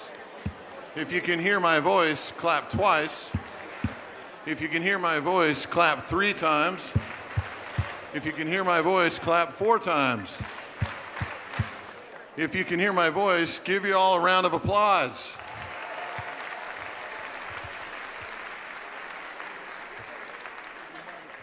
Why do we do that, and why do we move and take this? We're not just trying to fill time, folks, I promise. It only matters if we do it.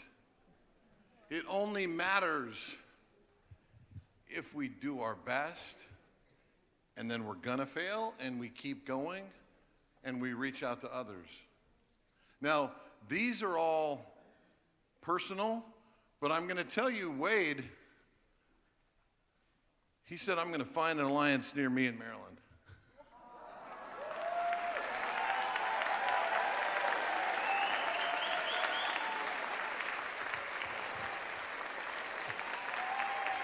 And I'm all, where's the Maryland? Where's the Maryland team?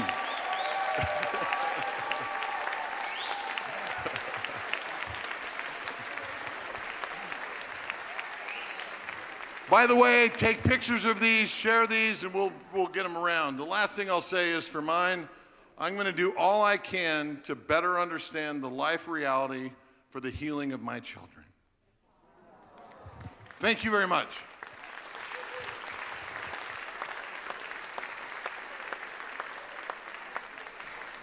Thank you. Okay, thank you, Mari. Okay, we've just considered the mutual pledge and approved it. And we have each been invited to think about our own pledge, our commitment we will carry forward for this convention. And now, as we move toward the closing of this plenary, we're going to hear an inspirational word from our own John Wood Jr. Come on, John.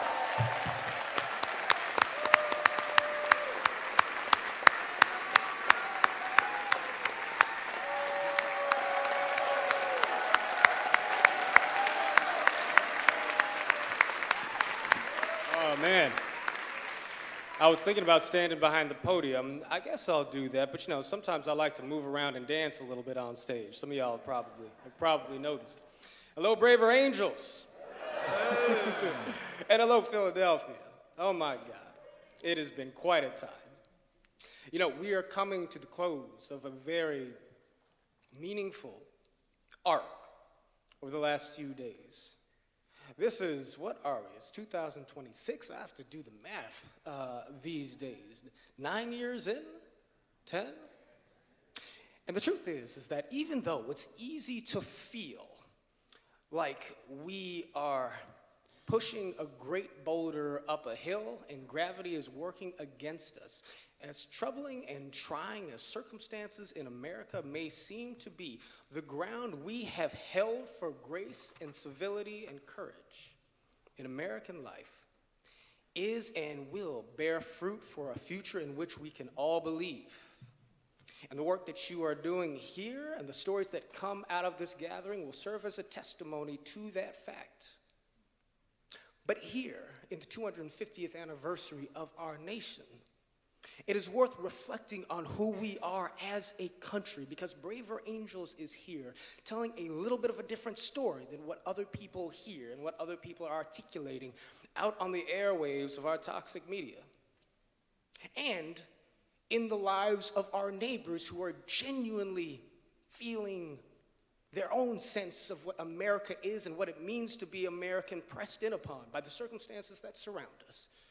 See, for many people, we look at America as a nation that was born in the midst of a deep sin and corruption, that we have to struggle and wrestle with a history of white supremacy that has led to a depth of despair over historic and even contemporaneous inequality. This is the way many people feel about the American experience. There are many others who feel that America, properly understood, is a Christian nation rooted in a certain specific cultural heritage, and that the forces of modernity are pushing us away from our ancestral roots. And there are many others of us who feel that America is an idea, a place that celebrates freedom of speech and reason, and that our historic liberal values are under attack by the forces of populism in America.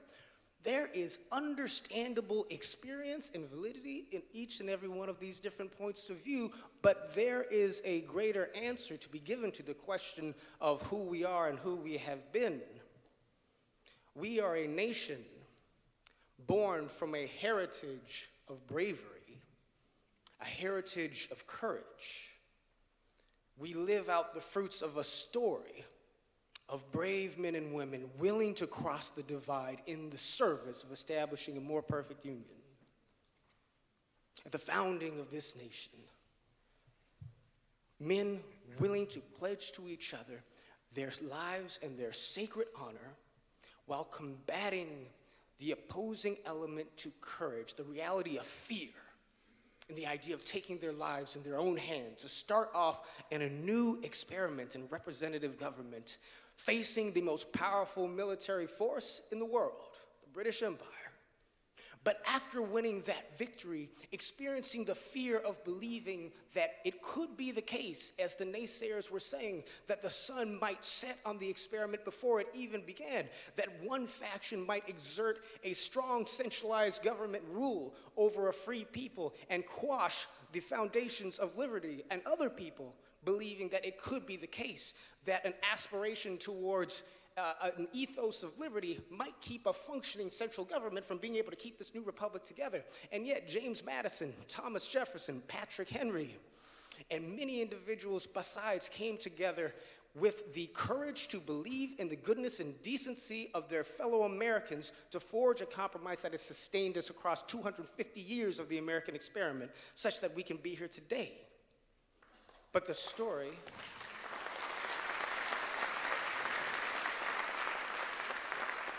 story of courage does not end with that. It only begins there. 7 years later, a nation on the brink of dissolution, and a statesman by the name of Abraham Lincoln, with the courage to say to the American people that slavery is an abomination and an evil, and yet most people who believe in slavery are still good people who are misguided in their point of view. To run for office and to seek to lead a nation towards peace on the basis of the idea that even those of us who are most in the grips of error are still human beings and fellow Americans to be redeemed. Now that political project failed to ensure peace, and we saw the catastrophe that comes when we break our bonds of affection with one another and give way to coercion and violence instead of love, grace, and community. And yet Lincoln was justified when he said that the chorus of the Union would again swell when touched as surely as it will be by the better angels of our nature. For 100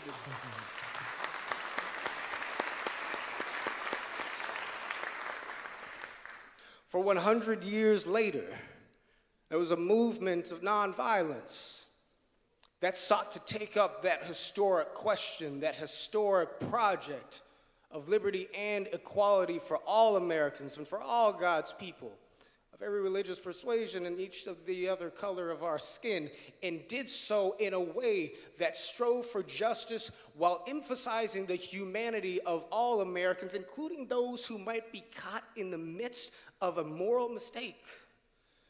Because Martin Luther King Jr. believed that even in the hearts of the most unrepentant racists in America, there's the possibility that love can touch a person in a way that can transform their spirit and their soul, in ushering forth a vision of the beloved community that calls upon us to realize the fact that each and every one of us is prone to the possibility of error, but where we have the courage to love one another, we have the capacity to be redeemed, to preserve a union that looks forward to the full realization of the spirit of the American community. And now, a mere few decades later, after this history, we stand today at a pivotal moment in the newly manifest heritage of our own country, history that we are making now, by being willing to stand in a story, to tell a story by our own example, of the courage of a generation of Americans who are willing to see the best in one another,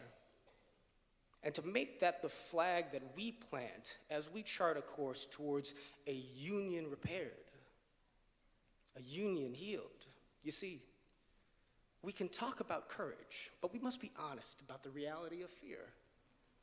Our neighbors are afraid of many possibilities, just as was the generation of the founders, just as was the generation of Lincoln, just as was the generation of the Civil Rights Movement. You have many people who are fearful of the possibility that in their point of view, a governing status quo in America that seeks to instantiate an authoritarian regime might persist for years and years to come. And you have other people who believe that the present government in power is the only thing manning the battlements and defending the ramparts that prevent our society from being overrun by forces of collectivism that might obliterate our knowledge of ourselves and eliminate our prosperity.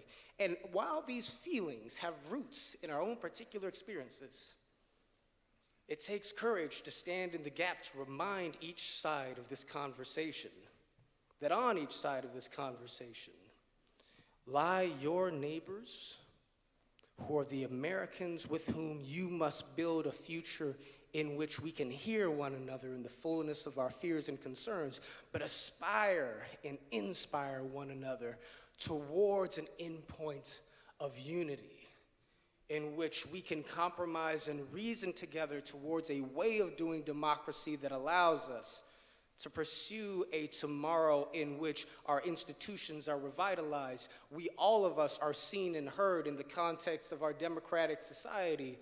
Our systems of government serve the interests of the people, all as a reflection of the fact that the American people are willing to work together and believe in one another as people with the courage to face down the cynicism of hopelessness and believe in the promise of America. Because the promise of America is not just freedom, it is not just justice, and it is not just equality. It is the idea that very different people can share community with one another, that we can see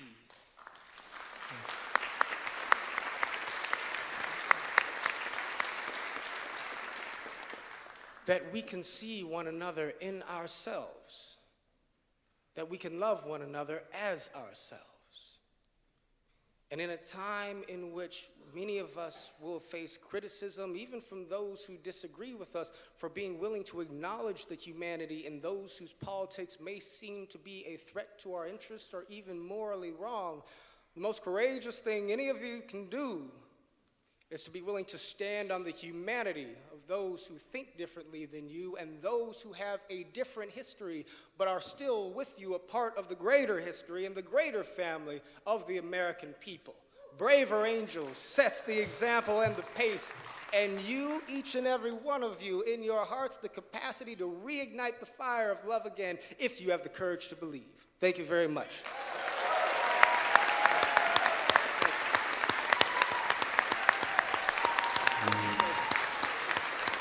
Thank you. Thank you. Thank you.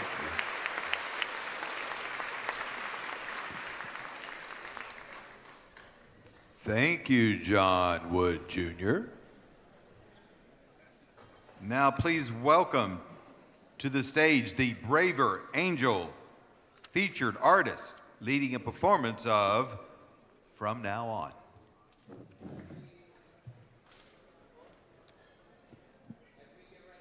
Stage number 4, thank you. As we're getting set up on stage here, I want to introduce the people that you're about to sing with, as well as tell you what we're all going to sing together. So first, I want to welcome to the stage and ask you to welcome with me an incredible quartet of musicians from Philadelphia, some of the most talented people in the city. We have Rodrigo on bass, we have Connor on guitar, we have Joy on keys, and we have Izzy on drums. Please help me welcome them to the stage. These incredible artists, a little more of this in the monitors, please. These incredible artists have joined us today to not only be able to accompany us for this moment, but they're also going to accompany us tonight for the closing concert, so we hope you come to that. I also want to introduce to you the featured artists for our convention. You met them, 2 of them earlier at one of the plenaries, Derek Richard Thomas and Lizzie Locke. And we're also so glad to have with us Carrie Montelakis, who is joining us as well. And then lastly, I want to share that the rest of the folks that you see on stage are delegates. They are just like you and me, all of us together. They participated in this convention. They have been here with us in all of the sessions. We actually last night got together to create a convention choir. So we rehearsed this song last night together, as well as we have folks who are from our Braver Angels music team. Please raise your hand if you volunteer with Braver Angels music. Yes, round of applause. Yes, these are the amazing people who work all year round to bring music to all the work that Braver Angels does. So all together, we are going to join with you in singing a song. Josh, can you pull up the slides for the lyrics? So these lyrics are from a song called From Now On. How many people have seen the movie The Greatest Showman? Raise your hands. Okay, so some of you are familiar with this song. When we were considering which song to do for the closing of this, we wanted a song that actually actively had a pledge in it. We wanted something that involved all of us together making a pledge to one another. So we rewrote the lyrics a little bit to be more appropriate for the convention. But this is a song in which we all can sing and actually bring to life those personal commitments that Mari had us do, bring them to life through singing with one another. Are you up for singing with us? Great. Okay, so I'm going to ask actually all of the choir and the soloists to sing along on the chorus in unison with me so that you can hear it. So you all will sing from now on, let this promise in us start like an anthem in our hearts, from now on, from now on. Those are the lyrics, and we're going to respond back to you after from now on. So here's what it sounds like. Can we get the key or the chord? So 3, 4, 1, 2. From now on, we won't be divided by the fight. From now on, what What's waited till tomorrow starts tonight. It starts tonight. Let this promise in us start like an anthem in our hearts from now on. From now on. Great. And then this is the second part of it. So let's sing this together. 3, 4. And we will come back home. And we will come back home. Home again. Sing it with us. And we will come back home. And we will come back home. Home again. Beautiful. You ready to sing it together? Let's do it. All right. Here we go from the top.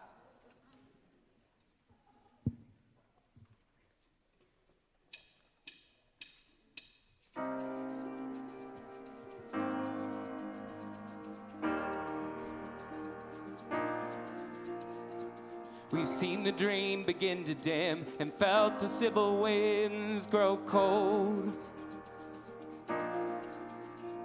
What generations fought to win, we wonder, will it even hold? Yet from the rubble, what remains is what was always true. Trust we've lost can be regained. 'Cause I'm building it with you. From now on, we won't be divided by the fight. From now on, what's waiting till tomorrow starts tonight. It starts tonight. Let this promise in us start like an anthem in our hearts. From now on. From now on.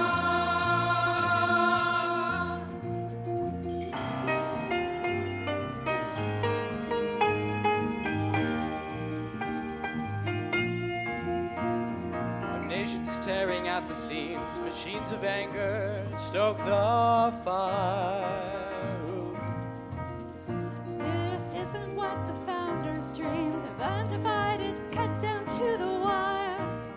Oh, Their lives, their fortunes, they once pledged their sacred honor to. to one another at the edge, I'm pledging here to you. From now on, we won't be divided by the fight. From now on, what's waited till tomorrow starts tonight. It starts tonight.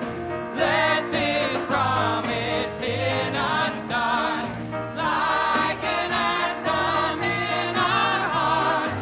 From now on. From now on. From now on. And we will come back home. And we will come back home. Home again.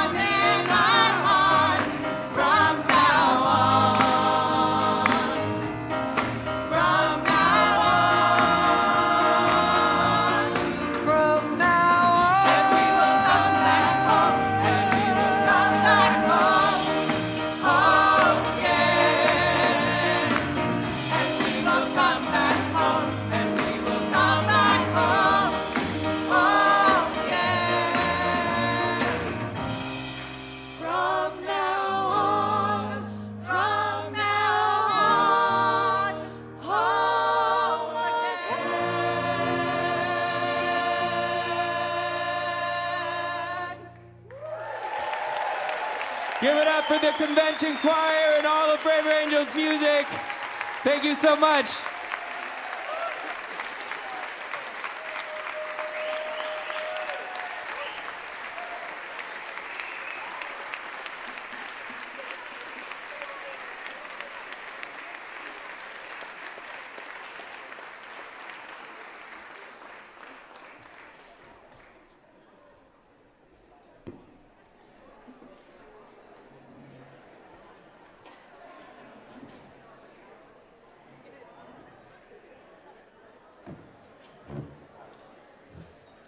Wow. Can we give them one more hand?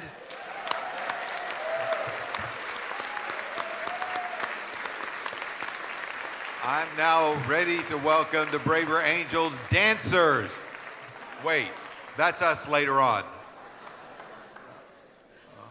As we close this plenary, I want to return to the theme, the pledge renewed. This convention has given us moments of hope, connection, challenge, and renewal. But the real test begins, as Maury said, when we leave this room.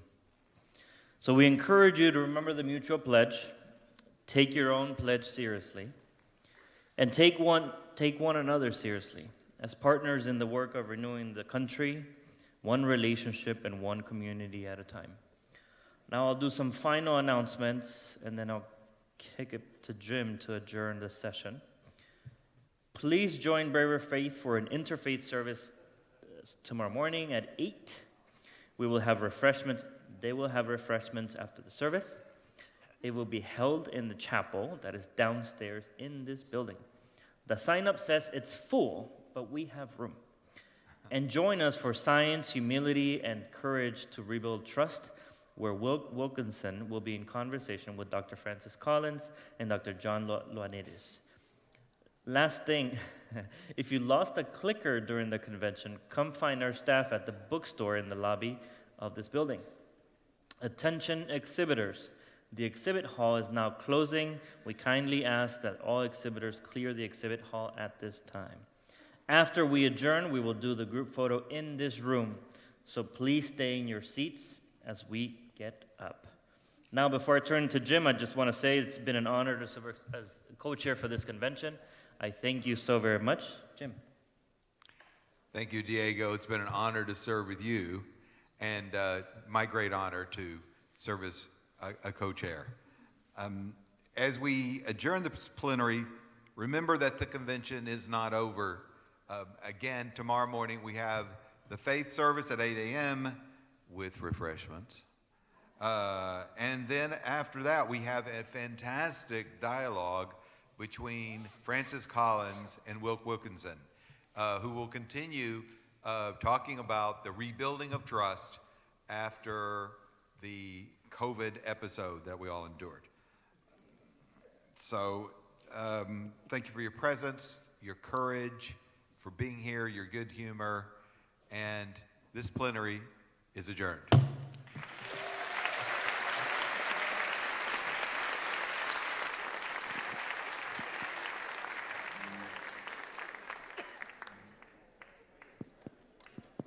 Check, check, check.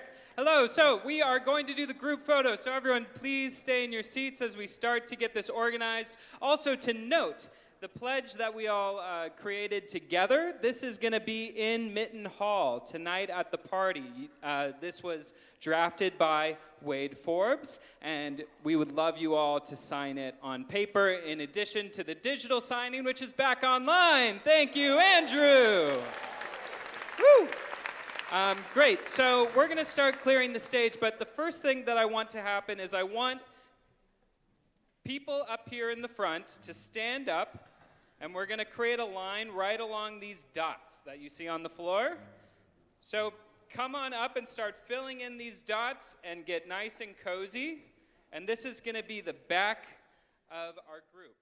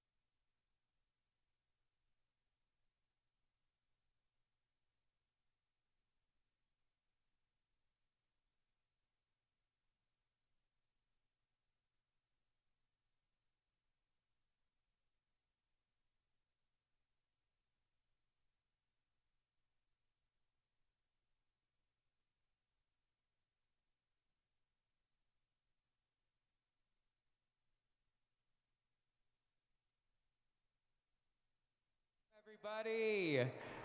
Thank you. You know, I looked out here and I thought it was kind of funny because if you were to look at this audience right now, you would think that Braver Angels was full of very shy people. But I know from having attended this conference that that is just not at all the case. So I want to ask if folks are willing to, we want to feel you, we want to see you, we want to hear you. So if everybody can fill up this section, that'll help to not have sort of like a giant gulf between us and you. So if you can fill up the front, that would be so much appreciated. I want to invite the band to the stage as well. If the band can hear me, thank you so much, y'all.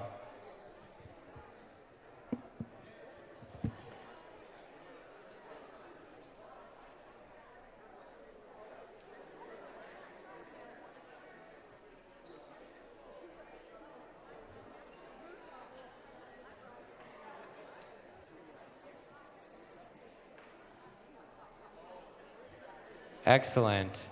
We're almost there. It's really starting to come together. There's still this whole pocket right here that I feel like could be filled up. Don't be shy, don't be scared. Maybe some of y'all who are sitting in the back, come be with us. Let's have a shared experience together, shall we?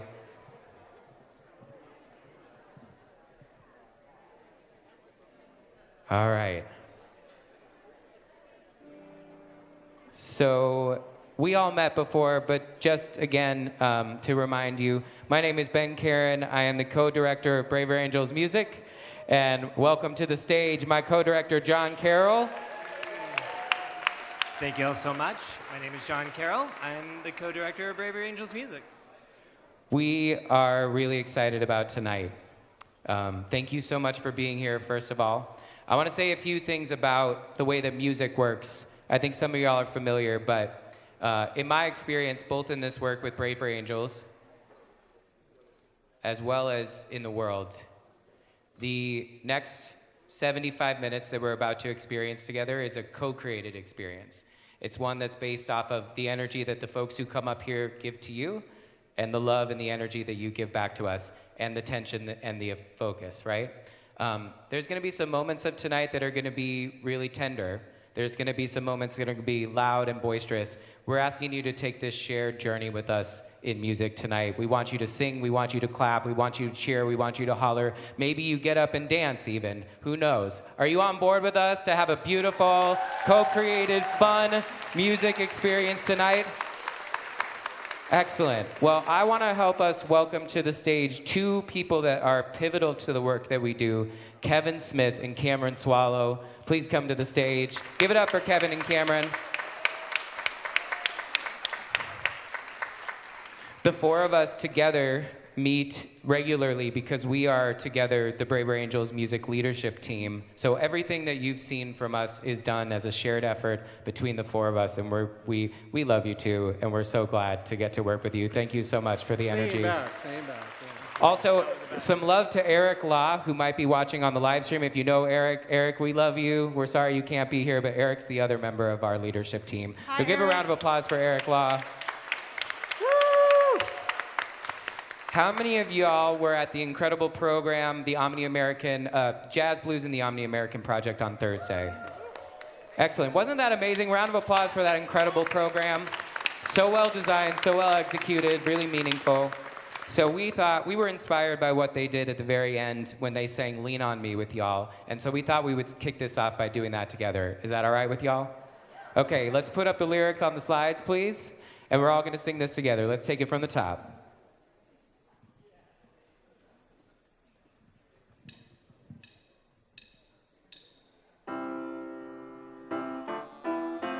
Oh, yeah. Can you all snap with us?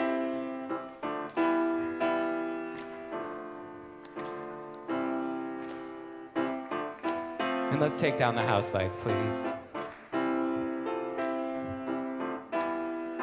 Here we go.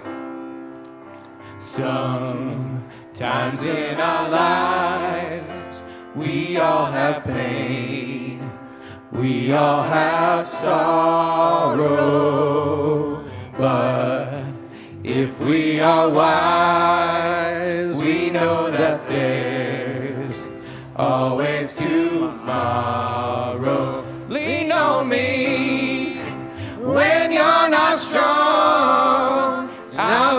your friend.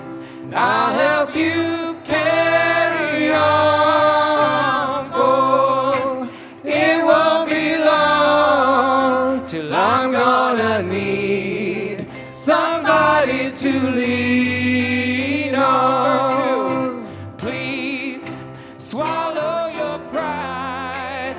If I have things you need to borrow, for no one can fill those of your needs that you won't let show. You just call on me, brother, when you need a hand. We all need somebody to lean on. I just might have a problem that you'll understand. We all need somebody to lean on. Lean on me when you're not strong, and I'll be your friend. I'll help you carry on, for it won't be long till I'm gonna need somebody to lean on. Sing it like you mean it. Just call on me, brother, when you need a hand. We all need somebody to lean on. I just might have a problem that you'll understand. We all need somebody to lean on. If there is a load you have to bear that you can't carry, I'm right up the road. I'll share your load if you just call me. call me. If you need a friend, call me.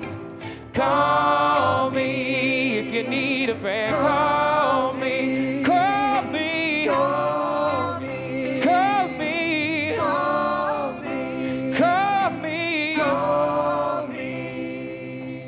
Call me.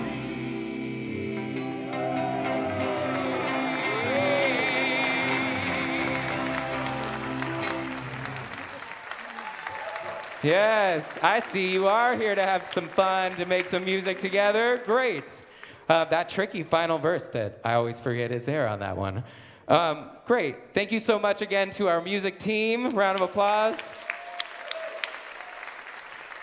Okay, so we actually have a very special surprise. It was a while ago that, first of all, Mari Giles, thank you so much for the ways that you support music in this movement. We really appreciate you. Every time that I have a conversation with Mari, I am delighted and surprised by how much music Mari knows and how much he loves music. He knows music, he knows musical theater. And at one point, Mari referenced that for his holiday meals, in order to bring everybody together, he plays a very special song by Idina Menzel called At This Table. And so in honor of our new CEO, we've prepared that song. And to follow it up, we chose a song, we're gonna do a little mashup, and we chose these songs because there are 4 pillars of the work that we're doing, and those 4 pillars together, Mari once told me, act like a table. They create structure, they create sturdiness, and so there is a theme that you'll notice between these 2 songs. And the second song is gonna be by the Highwomen, and it's called Crowded Table. And I'm gonna invite to the stage Cynthia, Heather, Cameron, and Ronnie. Make some noise.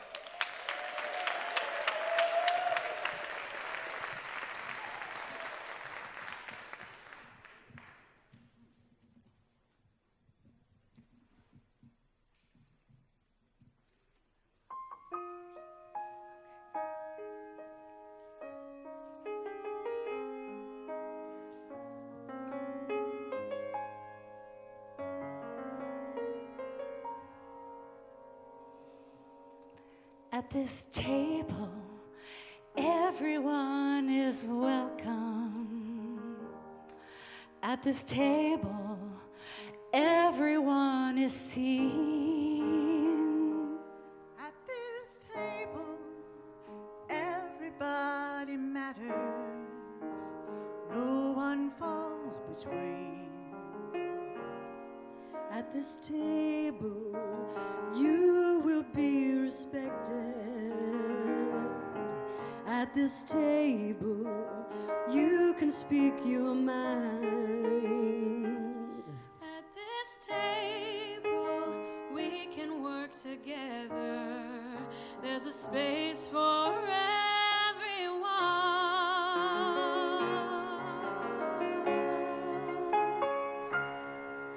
So come as you are. Remember that the door is always open. Yes, come as you are. The perfect gift that you can bring is your heart. So come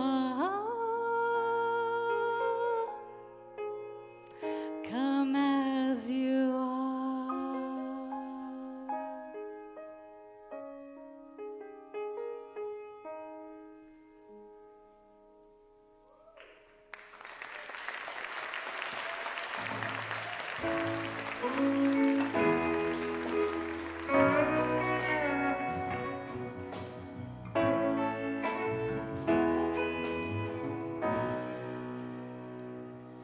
You can hold my hand when you need to let go.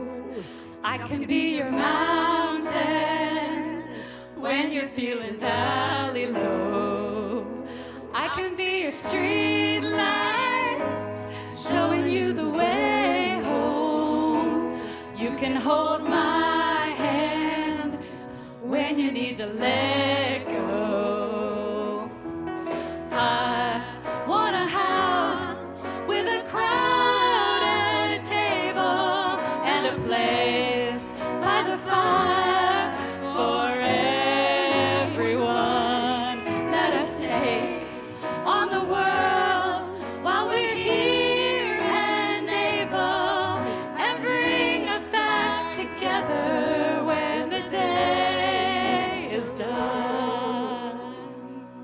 If we want a garden, we're gonna have to sow the seed, plant a little happiness, let the roots run deep. If it's love that we give, then it's love that we reap. If we want a garden, we're gonna have to sow the seeds. Yeah, I want a house with a crowded table and a place by the fire for everyone. Let us take on the world while we're here and able, and bring us back together when the day is done. The door is always open, your picture's on my wall. Everyone's a little broken, and everyone belongs. Everyone belongs. I want a house with a crowded table and a place by the fire for everyone.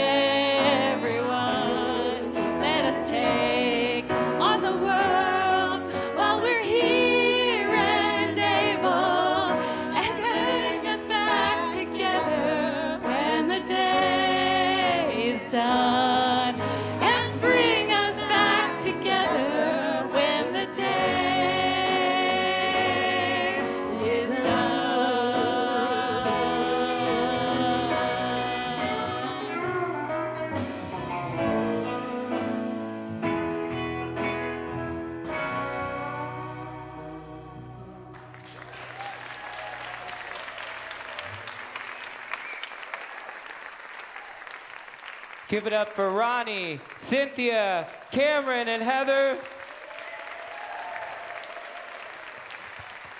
And this sounds like actually a beautiful time before they leave the stage to introduce the house band. This is Rodrigo on bass, Connor on guitar, Joy on keys, and Izzy on drums. We're gonna excuse them for a song for a second. We have a very special treat for y'all. Now, you probably know because you probably heard it, but our very own John Wood Jr. is an incredible vocalist. You probably heard him on Thursday night. And it's a grand tradition for these closing concerts to get to hear John sing. And so we're gonna welcome John Wood Jr. to the stage.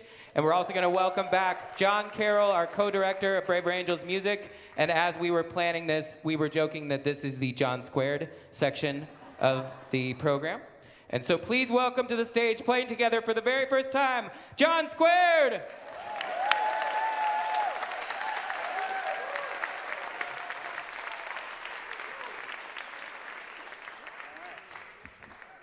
Now, truth be told, is it good? Truth be told, I lost most of my voice last night, and I got just enough of it back to give that speech earlier, and hopefully I've got just enough of it back now to sing this song. So, we got a little bit of Bob Marley for you, does John Squared, and for an era in which we sometimes feel like we are unable to forgive ourselves and others, the theme of redemption sounds apropos for a nation in need of a healing. And so, without further ado, we give you Redemption Song.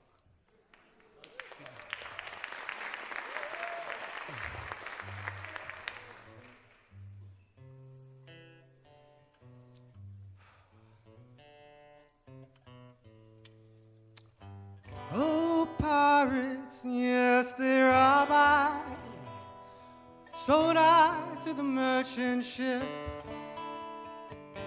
Minutes after they took I from the bottomless pit, but my hands were made strong by the hands of the Almighty.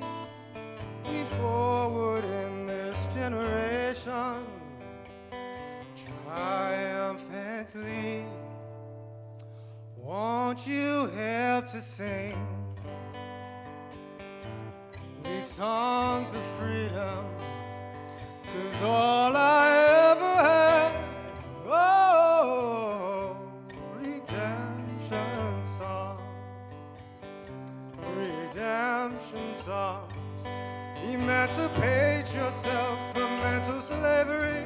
None but ourselves can free our minds. Ooh, have no fear for atomic energy, 'cause none of that will stop the time. How long shall they kill our prophets while we stand aside and look? Some say it's just a part of it. We've got to fulfill the book. So won't you help to sing these songs of freedom? 'Cause all I ever had, redemption songs, redemption songs, redemption songs, redemption songs. Thank you very much.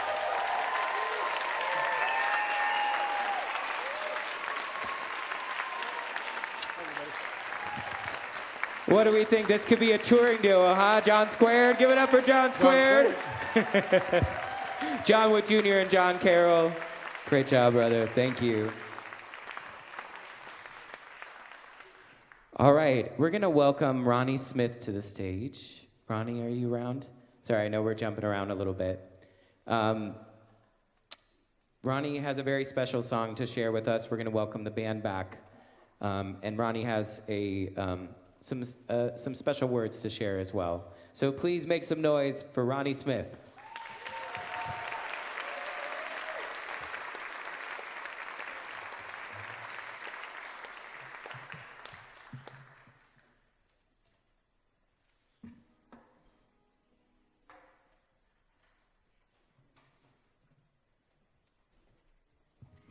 right.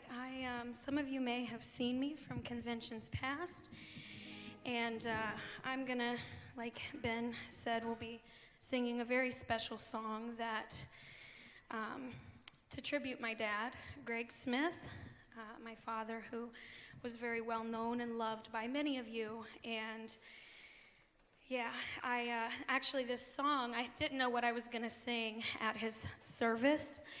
And the night before, at 1 a.m., and I am just digging and searching and looking, and I found this song. He loved Alison Krauss. And she's got some big shoes to fill. I'd like to read this. This is a little bit of what I read at his service, and I wanted to share it with you. It is the unseen and very personal internal richness of the spirit within that can only be understood by the expressions of your life. What I know from what I saw was that my dad was by no means close to perfect, though he would joke, but he strived to always do better, somehow with an ease and lack of pressure. My dad would say to me, "Be you, nobody else can." He was the kind of person to bring anyone into this very space, that warm, comforting confidence in self without judgments. What a presence, what a personality, what a real example of miracles and the very light we all wish to have. Self-compromise cannot exist in a world where we are not in control of anything but our very own selves. How frightening, how beautiful. Choose to hug your child. Choose to smile even at someone you might not agree with, and without passive iniquity. Choose to love yourself first so that you have no fear of running out when you give it to others. Choose life and everything that multiplies love in a way that can only heal and not harm. Find your gift and nurture it. Find yourself and share it. Reflect thoughtfully with nothing but the intent and action to make this world a better place. What a beautiful and magnificent place it is. Choose to see the good and focus on that, as not to deter you from the eternal gold we all deserve, if so sought out.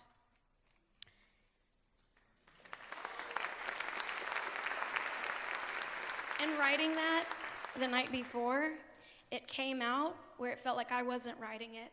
And so I feel that maybe my dad was reminding me things that he had taught me in my life. And this song, My Love Follows You Where You Go by Alison Krauss, does just that same thing and reflecting that as well. So I do hope that you take this time to think of your own loved ones and join me in honoring and giving tribute to my dad. Thank you.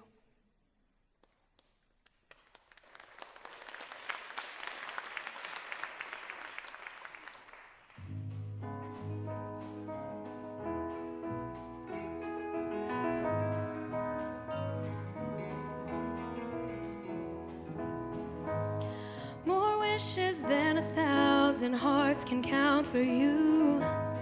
More smiles than a merry-go-round. The sweetest ending to a bedtime story told. My love follows you where you go. More laughter than a kindergarten out to play. One Sunday morning song that says it all. More summer than the California beach can hold. My love follows you where you go.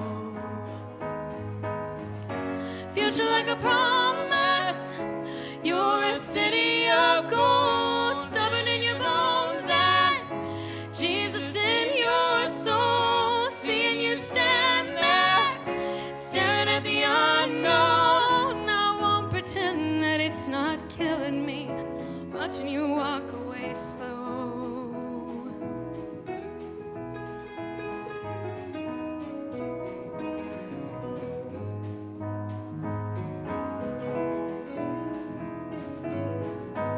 Take forgiveness, take a prayer, take the deepest breath, and take the answers in your heart.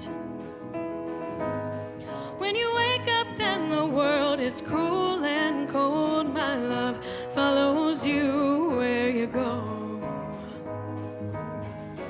Future like a promise, you're a city of gold, stubborn in your bones and Jesus in your soul. Seeing you stand there, staring at the unknown. I won't pretend that it's not killing me, watching you walk away slow.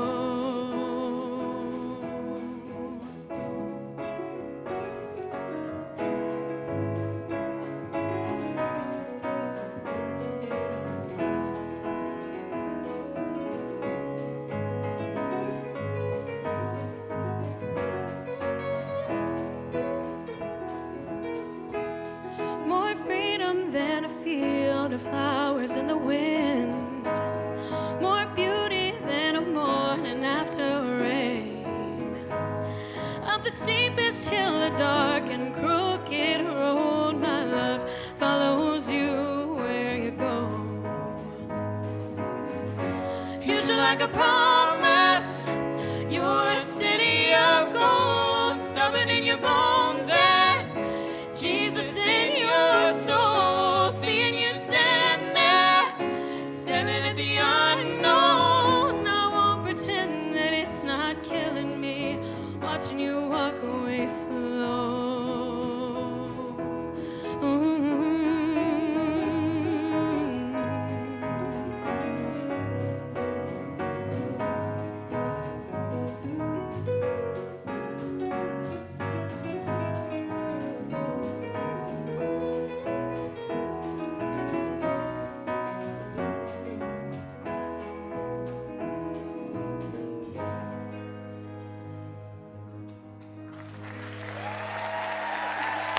Ronnie Smith, everybody, and Greg Smith. Thank you, Ronnie.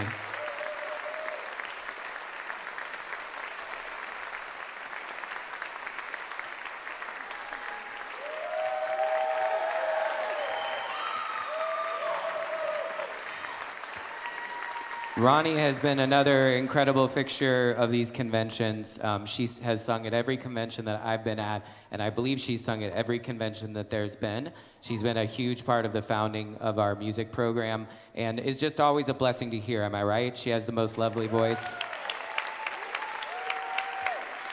We have such amazing talent in this community.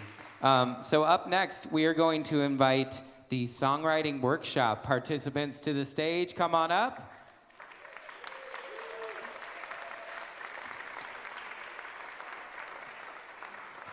And I'm going to leave it to my co-director, my friend, my colleague, John, to share with you a little bit about that process that they just went through and how they arrived at this song that they are about to sing. Thanks, Ben.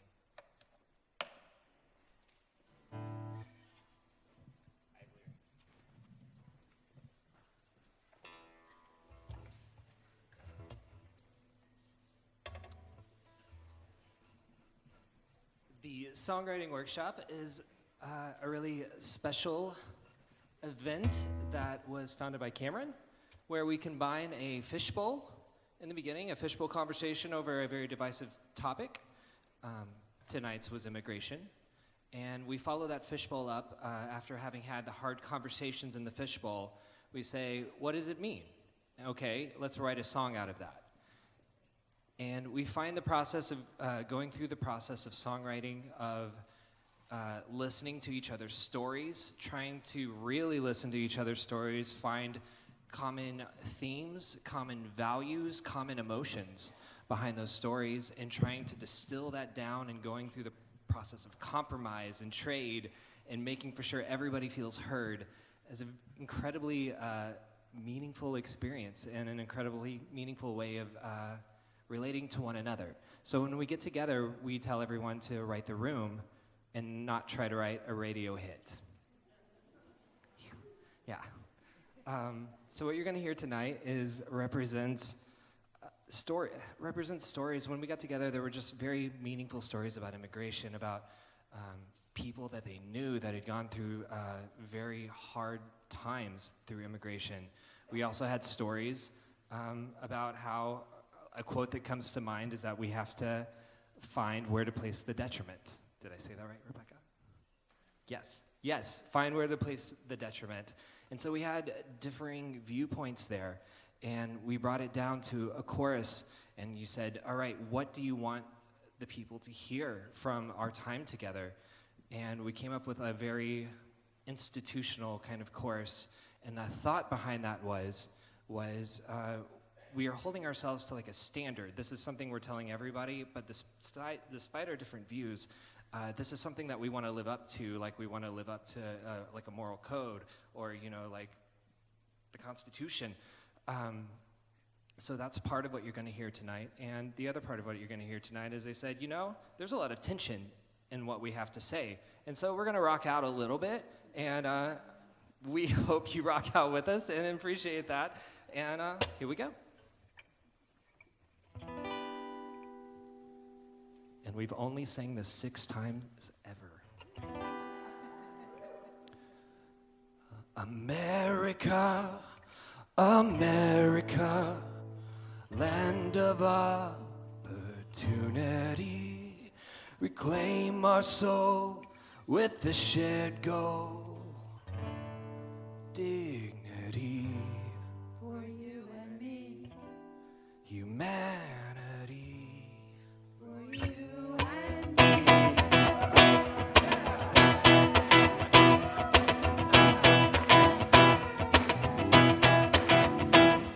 We worked together 13 years. You gave your all and paid your tax, then paid the rate you'd always fear. We used you up and sent you back. Take it from your son and wife, led away by men in masks with no regard for family life. With America, America, land of opportunity. Reclaim our soul with the shared goal. Dignity For you and me. Humanity. for you and me. Different hearts, one shared table. Is this dream just a fable? We believe it alone. That makes us proud.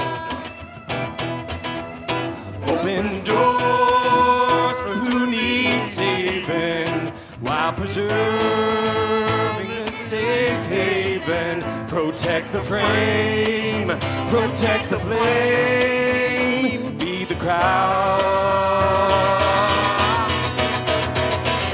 America, America, land of opportunity.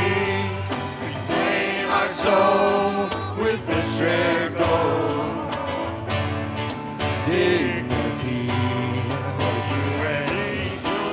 Humanity. One more time. For you and America, America, land of opportunity. Reclaim our soul with the shared goal. Dignity for you and me. Humanity for you and me.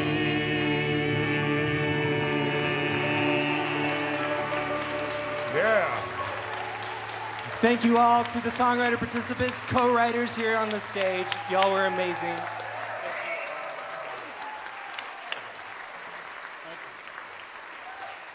Give it up one more time for those incredible songwriting workshop participants. I just want to say too that hand plug? Here we go. I would just want to say too that just like the immigration workshops that have been happening all around the country, we in Braver Angels Music we took to heart the theme that we all voted on together. And so last year we toured around the country to over 8 different cities, worked with alliances all around the country. We did an event at the Sacred Grounds of Woodstock Festival, and we brought Reds and Blues together all around the country to write songs about immigration. And as you can tell by that song, it's an incredible process that includes tension, it includes compromise, it includes co-creation, and just like in the other immigration workshops, it represents the sort of the consensus in the conversation that happened between that group of people in the room. And so just wanted to give you a little idea of the backstory of the work that we've been doing, and also give you an invitation that if you are an alliance leader here, we want to continue to tour this workshop around the country. We think this is a beautiful way to get people involved who maybe would not be a part of a normal workshop because they're creatively inclined, or they just want something that feels lighter, more fun, easier to access. And so if you're interested in that, please reach out to us, because we would love to continue to bring this workshop all around the country. Thank you. So it's such a great pleasure to introduce this next group of musicians. So what I want to say about them is that they are people that I have known for a while, and as we were looking to try and bring in featured artists for this convention, it felt really important to us that we bring in people who had different political perspectives, different genres, different ways of approaching the work. And Derek and Lizzie, who are about to come out, are incredibly soulful people, are incredibly present and giving and generous people. And they do work in soil regeneration as well as work with music. And so we're going to play a little bit of a video for you all to share a little bit about the soil regeneration work they do, the work they do with youth as they come out here and get set up. Please help me welcome to the stage Derek Richard Thomas and Lizzie Locke.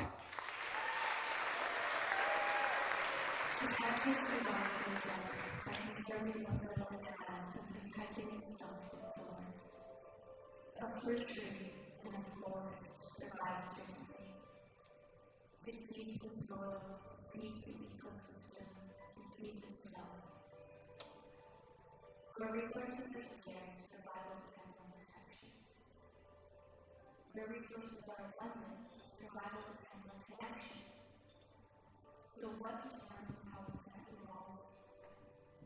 The environment it grows in, the soil. Now consider the emotional landscape of middle school. If the culture feels like an emotional desert, students adapt. They were born into dancing, thrown out dancing, strong dancing. But when the culture feels like a rich soil where safety and trust are cultivated, students will do it. They will inner strength, they collaborate. The question is simple.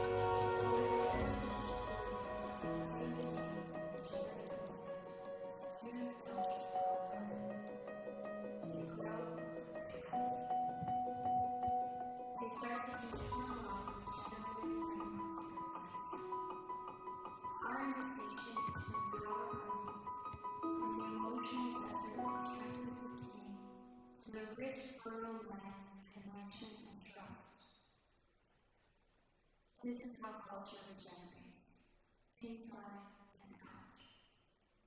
Join us. Welcome to the stage, Derek and Lizzie. Hello. Hello, everyone. So we start in middle school. It's a great place to start, but the truth is that alchemy is for everyone. And as we see in our political landscape, many of our leaders are stuck in middle school emotionally.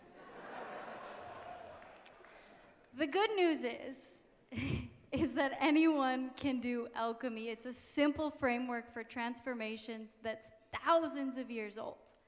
And the first step of an alchemical process is death. It's the letting go. We like to think of it as compost to regenerate the soil, to regenerate the garden. But the only way to make it through the compost round in alchemy is to surrender. So here's surrender.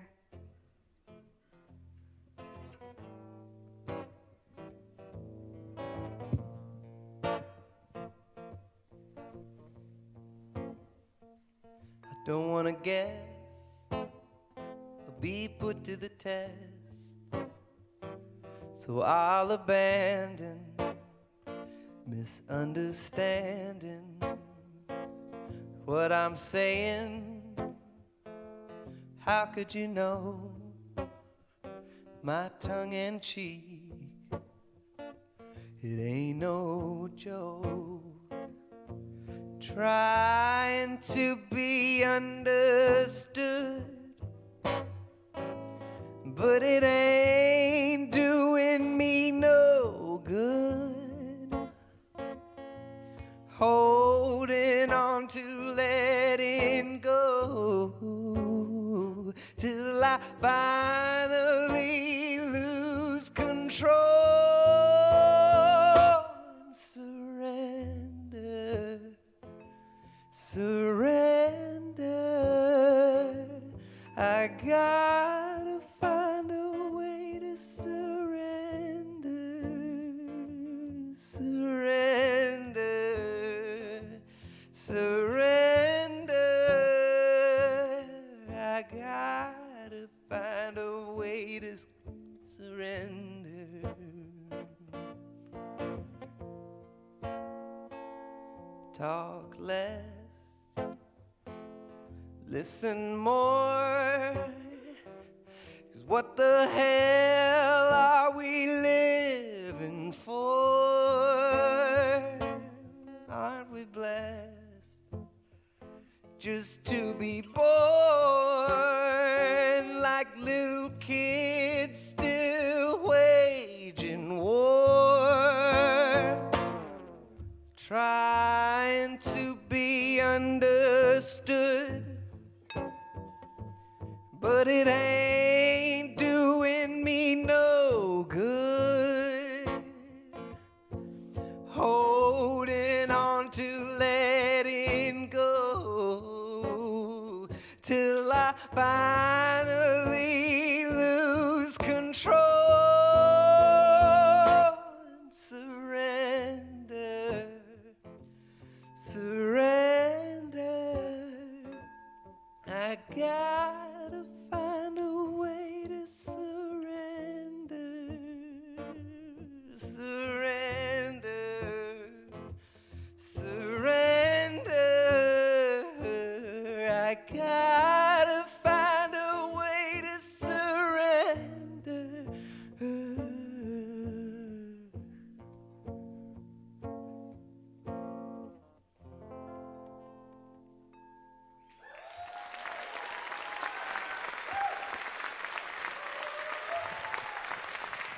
Thank you. All right. That's step one.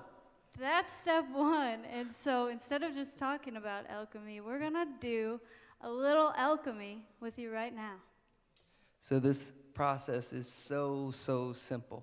We're going to ask you 3 questions. Are you ready? Okay, first question. And just shout it out popcorn style. If we do this properly, this should take less than 3 minutes, okay? And be honest. The more honest you are, the better. Yeah. So the first question is, what are you letting go of? Go ahead. Yeah. Fear, control, ego. Judgment, let it all out. Yep. You can let go of anything. Let it go right now. Labels, yeah. All right, one final thing. Let it go. Fear, shame. All right. Beautiful. Beautiful. Now just everyone take a breath. And the second round of alchemy, the second step is when the light comes in. It's the gratitude. So, popcorn style again, what are you grateful for? Feel it from your heart. Community, Braver Angels. Connections, mom and dad. Donuts.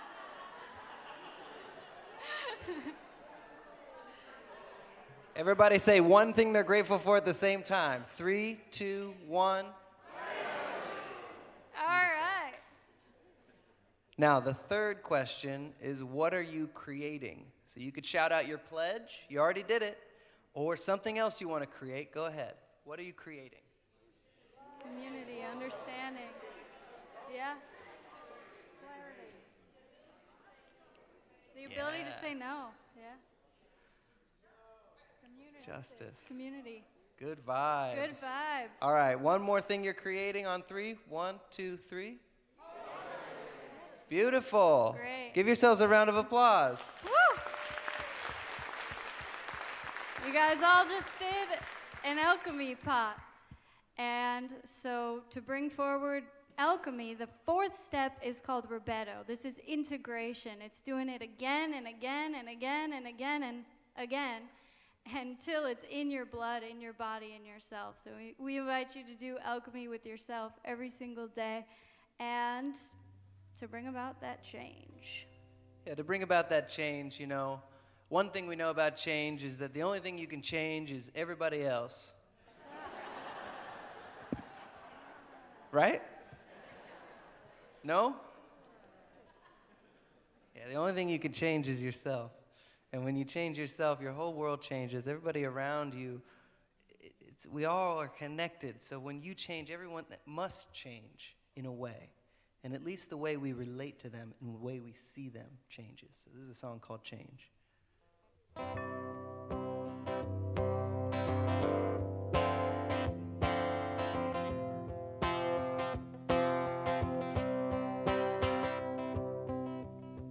Ground yourself, find connection, back to basics, true nature, unlearn, get curious, go back to your roots,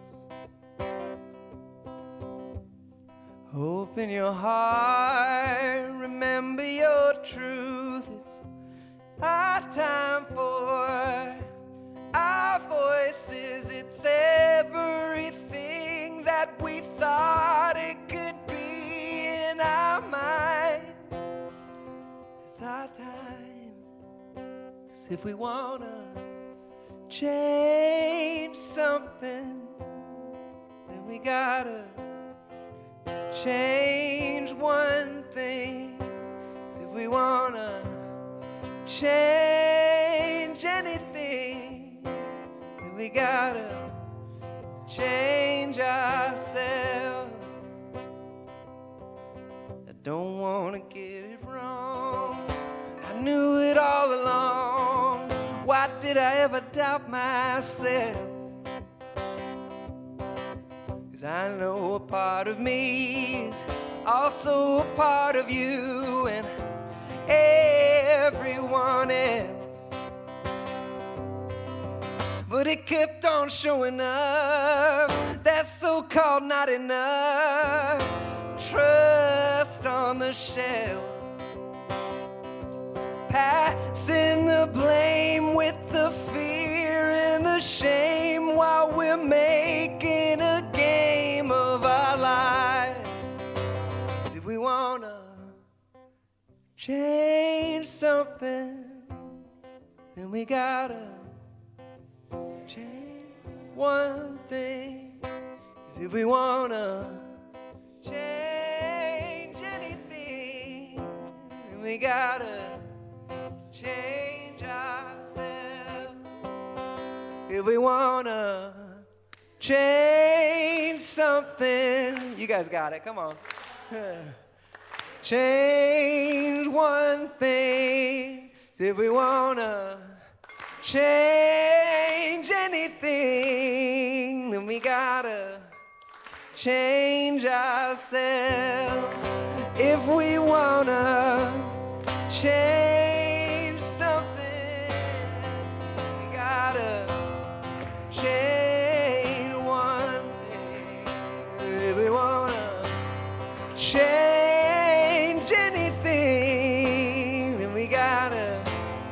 change ourselves.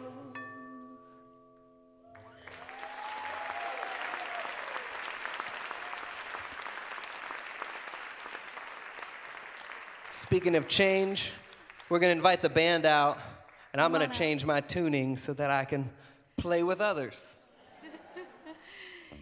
And you know, sometimes that's half of it. What I love about Braver Angels is we all come from different backgrounds, we all think differently, but at the core, we all want the same thing. There's those intrinsic values that we all have, that we all care about.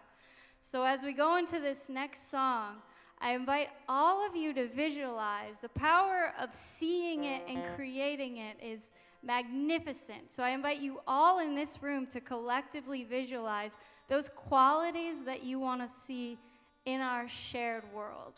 Feel them in your heart, sing them out loud, and from that place, we'll see how it happens, but it will happen. And to do that, we like to find common ground. Yeah.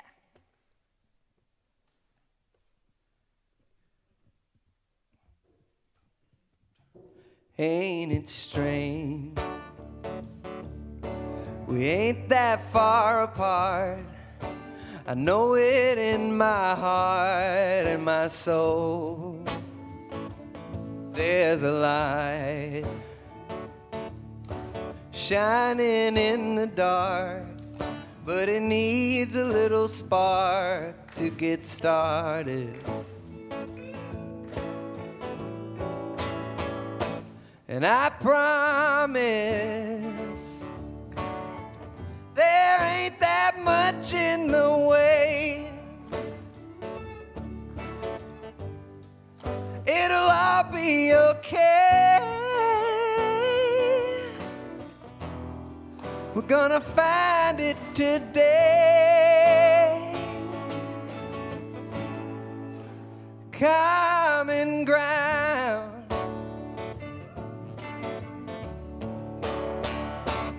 And I know no matter what we're told, how we're bought and how we're sold in our minds, there's a line connecting me to you. It's a universal truth in our eyes. And I promise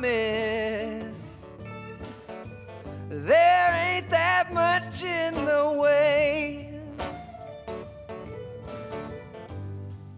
It'll all be okay. We're gonna find it today. Common ground.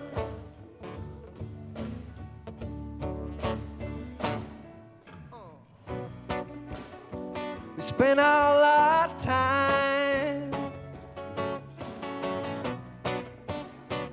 trapped in our mind, stuck in the same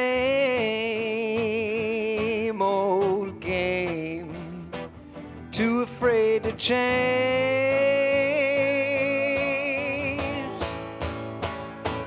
And I promise there ain't that much in the way,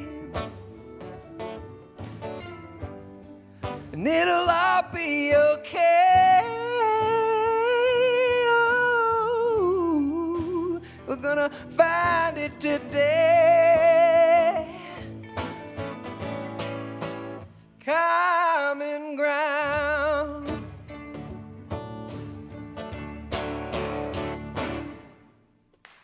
Thank you all very much.